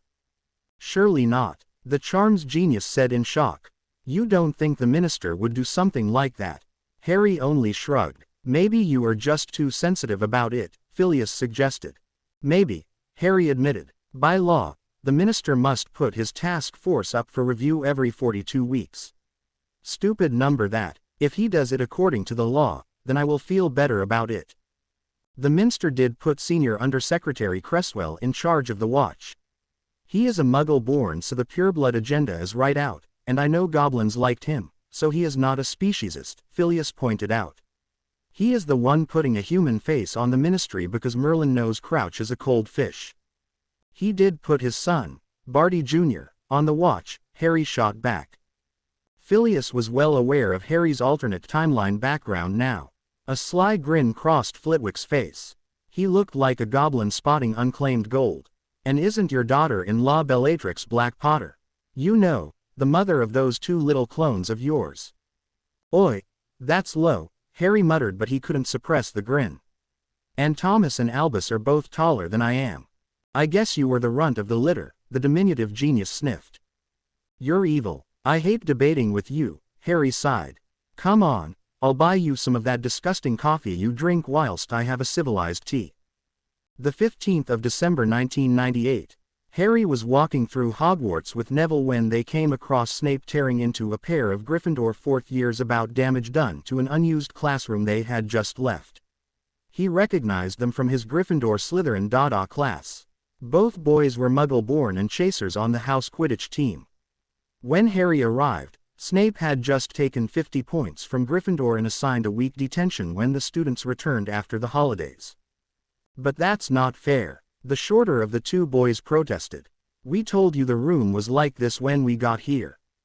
A likely story, Snape sneered. Harry motioned for Neville to wait while he walked up to the three.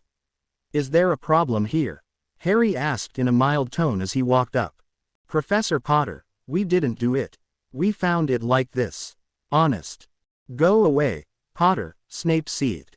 I am a head of house, therefore I am your superior. Your opinion is not wanted here. Really? Harry drawled. He noted that a small crowd was gathering to watch the confrontation. It was a well-reported rumor amongst the students that the two professors did not get along. Maybe we can take this into the classroom in question, Harry suggested. It is not professional to discuss this in public. There is no discussion, Potter. My punishments stand. Snape turned and stalked away. The boys started to protest to Harry their innocence. The watching students broke out in hushed murmurs about what they had seen. Harry held up a hand for silence. The students all quieted immediately. The students loved his class, but they also knew not to disobey him. Even Neville looked a bit intimidated at Harry's expression. Scour, Harry called. A pop occurred near the floor. Professor Potter calls Scour. Thank you, Scour. Do you know who damaged this classroom? Scour's face dropped. Peeves do it, sir. We's too slow and not get to it yet. Harry smiled. It's okay. I was just checking. You can go back to work now. The elf had just popped away when Harry heard, Peeves. Do someone say Peeves? Here is Peeves. A barrage of pies appeared out of nowhere heading directly for Harry and the two Gryffindors. A negligent wave altered their course towards the watching students. The protests rang out as the pies made impact. Harry merely smiled and said, constant vigilance. He was pleased to see only a bit of the pie managed to hit Neville through his shields. Then he turned back to the floating little man. Peeves, I won't ask if you damaged the classroom. Harry turned to the two boys. I can't do anything about the detention, but 100 points for being honest and standing up for yourselves. The boys smiled and started to thank Harry. Peeves decided to interrupt. Potter, you rotter, you. Peeves. The poltergeist looked shocked as he stopped his little rant at the professor's command. Harry grinned. Come with me, Peeves. I need to have a word with you. The students were even more shocked as they watched the terror of Hogwarts float obediently after their defense professor into the classroom. Then the door shut, ending their observation, although not their speculation. Harry was sure. No one could ever prove that Professor Potter was the instigator behind Peeves' sudden focus of pranks on the potion's master. Snape threatened all kinds of vengeance, but even the Bloody Baron claimed he was powerless to prevent the ghostly imp's rampage. It was noted that the pranks ended on the day after the two Gryffindor boys' final detention. No one could prove it, but everyone knew. It actually impressed all four houses. Gryffindor was obvious. Hufflepuff liked the way he stood up for the students, even to a more senior professor. Ravenclaw simply wanted to know how he did it. And Slytherin appreciated the way he took revenge that was both public and also couldn't be proved. They also appreciated that their house was not included in their heads' torments. The only three who knew the truth were Harry, Tom, and the being that once was Tweaky the house elf. The 1st of January 1999. The home of Sirius Black, Grimmauld Place, bulged with Potters, Pruitts and Weasleys. A number of other guests, including the Tonks family and several Hogwarts professors, filled in the few empty spaces left in the large townhouse. James Potter stood up from his place at the dinner table. Ladies and gentlemen, we are here today having witnessed the most amazing event in the history of the wizarding world. A day many hoped for and feared at the same time. Here, Remus called out. James's grin grew larger. Yet, it came on us anyway. The day the great bachelor of Hogwarts was brought down in his prime. Ow. The stinging hex hit James in the back of his head, causing him to stop his speech. He was too far away to smack, Lily muttered to Harry. Her quasi-son smirked back at her. Rubbing his head, James glared at the pair. As I was saying, I present to you, Sirius and Mary Black. The room cheered as Sirius led his bride into the room. Sirius was impressive in his dress robes, but Mary was stunning in her wedding dress. The happy couple paraded into the room to the applause of their guests. Harry thought he had never seen Sirius happier. Harry didn't know anything about souls, alternate timelines or dimensions. Practically, it didn't matter whose theory of time and destiny was correct. What mattered was here and now. Sirius was getting the life he deserved in any time or dimension. The Sirius of the here and now did not have the weight of losing his best friends or Azkaban on his back. Sipping a glass of champagne, a sudden thought made Harry choke on a laugh. Somehow, if this wasn't the same Sirius Black, Harry was sure the old Snuffles would be floating around here playing voyeur. Harry hoped it wasn't true. He loved his godfather, but the thought of dealing with two of him was more than Harry could handle. Harry wandered over to where Jimmy and his friends were gathered.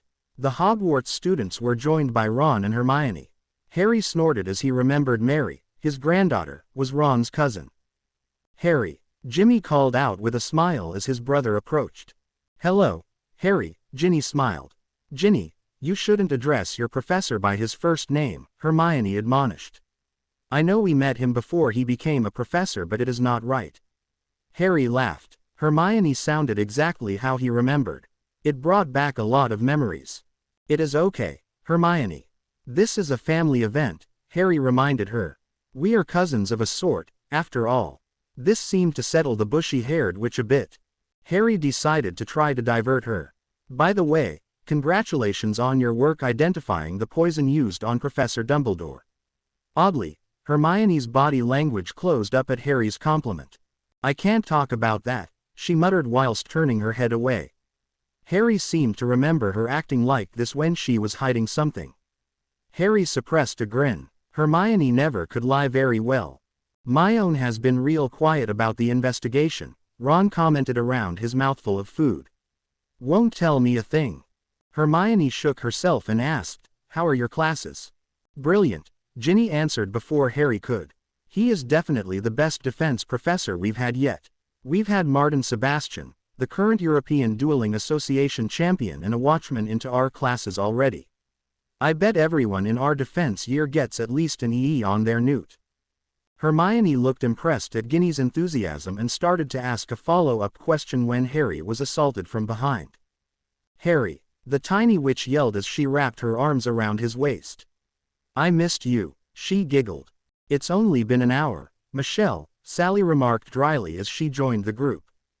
I have to store it up for when we go back to school and he starts to act all stuffy again, the first-year girl said with an impish grin. Hermione was just asking how Harry is in class, Jimmy spoke up. He's great, Michelle all but bounced in her excitement. Whoa, cut back on the sugar there, Michelle, Harry heard Ginny mutter. He grinned over at the redhead and nodded his agreement. He is my brother, but I have to agree with the excitable one here. My third year has already had a werewolf and vampire visit. In the spring we are going a field trip under the lake to see Grindylows in their natural environment. Hermione's face showed she was impressed with what she heard. She turned to Harry with a question on her face. I've never been one for theory and books, Harry commented. Seeing a cloud cross her face, Harry held up his hand. I'm not saying they are bad or wrong, they definitely are an important part of the educational process. But I've found that practical, real-life exposure can drive home the lesson better than a dozen lectures or homework assignments. Harry shrugged. If nothing else, the change makes the average student pay better attention to the class. Hermione nodded grudgingly as she accepted his point. How did the class respond to Watchman Shacklebolt? The rest of the group wandered off whilst Hermione continued to ask Harry detailed questions about all aspects of his class. Harry enjoyed getting to spend some time with his former best female friend. Even if she didn't remember him, she still meant a lot to him. Eventually, Ron came to reclaim his girlfriend and Harry moved off to mingle with the rest of his large extended family. The 14th of February 1999. Harry stepped out of the vanishing cabinet at the safe house in Hogsmeade.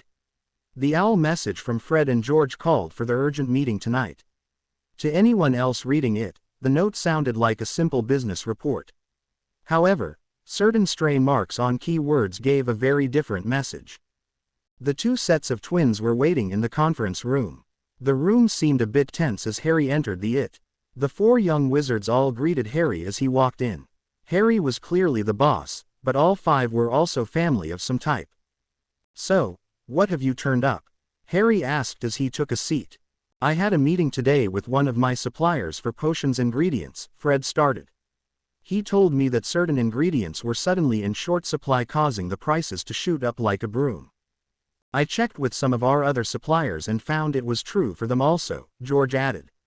"We looked at the potions list and come up with 3 known potions that use most of the ingredients. The problem is some of the potions don't use all the ingredients, so it is possible a mixture of the 3. Wolfsbane, Dayglow, and Aristide," Fred supplied. "I know Wolfbane," Harry said. "What are the others?" Thomas answered. "Both of them were developed in the last 20 years. Dayglow is a restorative that restores the body's mental, emotional, physical and magical balances. It is called Dayglow because it leaves the drinker with what looks like a deep suntan. Aristide releases the mind from the body, allowing astral projection. The projections are wardable, but you have to use a certain ward that is not very common. Obviously a Fidelius is still proof unless the person knows the secret, but otherwise it is a near-perfect spying tool." Harry winced. "Ouch. Does Croker know anything about this?" "He said no," Al replied. "He seemed upset at the news. Particularly about the Aristide. It is a ministry-regulated potion and even the formula is classified. Most of the truly sensitive areas of the ministry are warded against it, but a lot isn't." Harry nodded. He could completely understand that. "Can you get me the ward scheme for that? I want to put it up on my room in the public house, Patter Manor, in my Hogwarts office. Also, pick some houses in the village to also ward. Does the Phoenix Foundation still give out Wolfsbane potions?" "I checked with them," Fred said. "They aren't stockpiling right now. They do have a 6-month supply on hand though. Also, now that most of the anti-werewolf laws have been repealed, they charge 3 galleons a month to help defray the costs. Also, they told me the werewolf population has actually decreased over the years because of fewer out-of-control wolves biting people. Actually, Remus was one of the last 5 to be infected by a rogue wolf." "You mean people are getting bitten on purpose?" Harry asked incredulously. Al shrugged. "With the potion so common, a few people that don't want to go through the work of becoming an animagus have gone that route." Harry was gobstruck by this concept. He shook his head to clear it. "Okay, if Wolfsbane is that readily available, I think we should concentrate on the other 2 options. I'm not sure how Dayglow fits in, but I want to focus on who is gathering up these ingredients and why. We know of 3 uses, they may have other ones." The 14th of June 1999. The leaving feast was in full swing. With exams, owls and newts completed, the students felt relieved and were ready to relax. The normal rules were relaxed for the leaving feast and students were moving between tables to talk with friends. The last half of the school year had passed quickly for Harry. Classes went well and the examiners had expressed how impressed they were with the level of performance they saw for both the owl and newt students. Harry took a bit of a scare when Professor Marchbanks gave Harry a little wink and whispered, "I still remember your newt exams too, Mr. Evans." Before Harry could recover, the old witch had laughed and walked away. She never mentioned it again. It still bothered him a week later. "Have the Scally-Wonks infested you, Harry?" Harry grinned at the short, beep witch that had just drifted over to stand by him. "Just thinking about the past year." Hermione was right. Newts were a lot of fun, but I don't think the magical creatures examiner was much of an expert. He didn't know anything about cryptozoology. He didn't even know about the Nargles. He reminded me of Hermione really. She never really believed me either, but at least she never made fun of me. "Maybe you should write a book, Luna," Harry suggested. "I'd buy a copy." A pensive look crossed Luna's face. I'm not sure I'll have time. Maybe the next time. The happy expression returned to her face. I can't wait to see what happens next. I've never been here before. Suddenly, Luna gave Harry a hug and kissed him on the lips. Harry was stunned as the Great Hall let out a collective gasp. A lot of the older female, mostly, students had fantasized about doing just that, but no one thought Loony Lovegood would be the one to really do it. Luna leaned back and looked Harry in the eyes. Her gaze was sharp and serious, but he could see the compassion in her eyes. Be careful. You are the only one that can put it right. Be strong. Before Harry could utter a word, Luna stepped back and smiled. She looked over her shoulder at the stunned students and said, "The name is Lovegood." Then she giggled and skipped out of the hall. The students and staff watched her go as a glass was slid in front of Harry. "Here, drink this," Tom said. Harry drank it without taking his eyes from the retreating Luna Lovegood. It was horrible. "What's in it?" he gasped. "It's my Luna Lovegood relief potion. It'll cut down on the headache caused by any extended conversation with her." "That was supposed to make me feel better." "Well, it made me feel better to have you drink it rather than me," Tom answered with a cheeky grin. "After all, Fred and George gave it to me." Harry looked panicked for a moment before Tom started to laugh. "Little brat, knew I should have punished you more." "You say that a lot," Tom observed. Harry felt his son cast a wandless privacy charm. With the same smiling expression on his face, Tom asked, "What did Ms. Lovegood have to say?" Harry looked at him and answered, "She said it is about to begin." The 15th of June 1999. Harry sat in his office working his way through a new defense text written for fifth-year students. The book focused a lot on formal dueling technique rather than actual magical combat, but that was okay for the students now. Impressively, several of the shield spells included in the text were taught as part of the Auror curriculum. It was light years ahead of the text he had in his fifth year. Deciding to use the book for next year's fifth-year class, Harry placed the text on his bookshelf and looked out the window. The Hogwarts Express left an hour ago for London. Jimmy, Ginny and the other students finished at Hogwarts took the train as one last nostalgic trip, even though all of them could have appartated straight to their homes. Michelle opted to ride the train also. Jonas would meet her at King's Crossing with a portkey to bring her back to Hogsmeade. With the students gone, many of the professors had left for the summer holidays as well, so the school was very quiet. Harry decided to wander over to Tom's office to see his harried son. Tom had informed him several times over the school year that the headmaster had more paperwork to complete than the Minister of Magic. Harry had just opened his office door when he heard Minerva calling from him on the floor. "Harry, are you there?" Hearing her panicked voice, Harry hurried over. "Minerva, what's wrong?" "We just got word that the Hogwarts Express is under attack." The conductor got a short message off before he was cut off. "The headmaster just left. I'm leaving too, but he told me to call you first." "I'll see you there," Harry said abruptly. Grabbing his firebolt, Harry shot out his office window, accelerating and gaining height rapidly. In seconds he reached the outer edge of the Hogwarts wards. He was about to land and apparate to the approximate location of the train, but he could see smoke just off in the distance. Knowing that nothing was in that direction except forest and train track, Harry knew that it had to be the train. Harry made a quick decision and changed his course to make for the train. It would be quicker to land and apparate, but arriving by Broom would allow him to access the tactical situation. The miles flashed by on the Broom. Harry decided on doing one high-speed pass before landing. With one hand on the broom and his wand in the other, Harry passed over the train. He could see Tom with the four heads of House with Sinistra standing near the train's engine. A huge tree lay across the tracks behind them, blocking the train's passage. Harry flew over them towards the rear of the train. What he heard chilled him. It was a howl, the howl of a werewolf. Passing over the rear of the train, Harry could see 6 of the furry creatures entering the last car. A stunned Harry Potter brushed off the question of how they transformed in the middle of the day and fired off his first reducto of the battle. The overpowered spell exploded on the chest of the targeted werewolf, knocking it back from the train with its chest caved in. Harry was landing as he heard more than a dozen apparition pops behind him. He glanced over in case they were more opponents. He recognized their robes. The Black Watch had arrived. The screams coming from inside the train captured Harry's attention. As his second wand dropped into his offhand, Harry ran into battle. To be continued. I hope you enjoyed this story. Also remember to subscribe and like this video. See you in the video.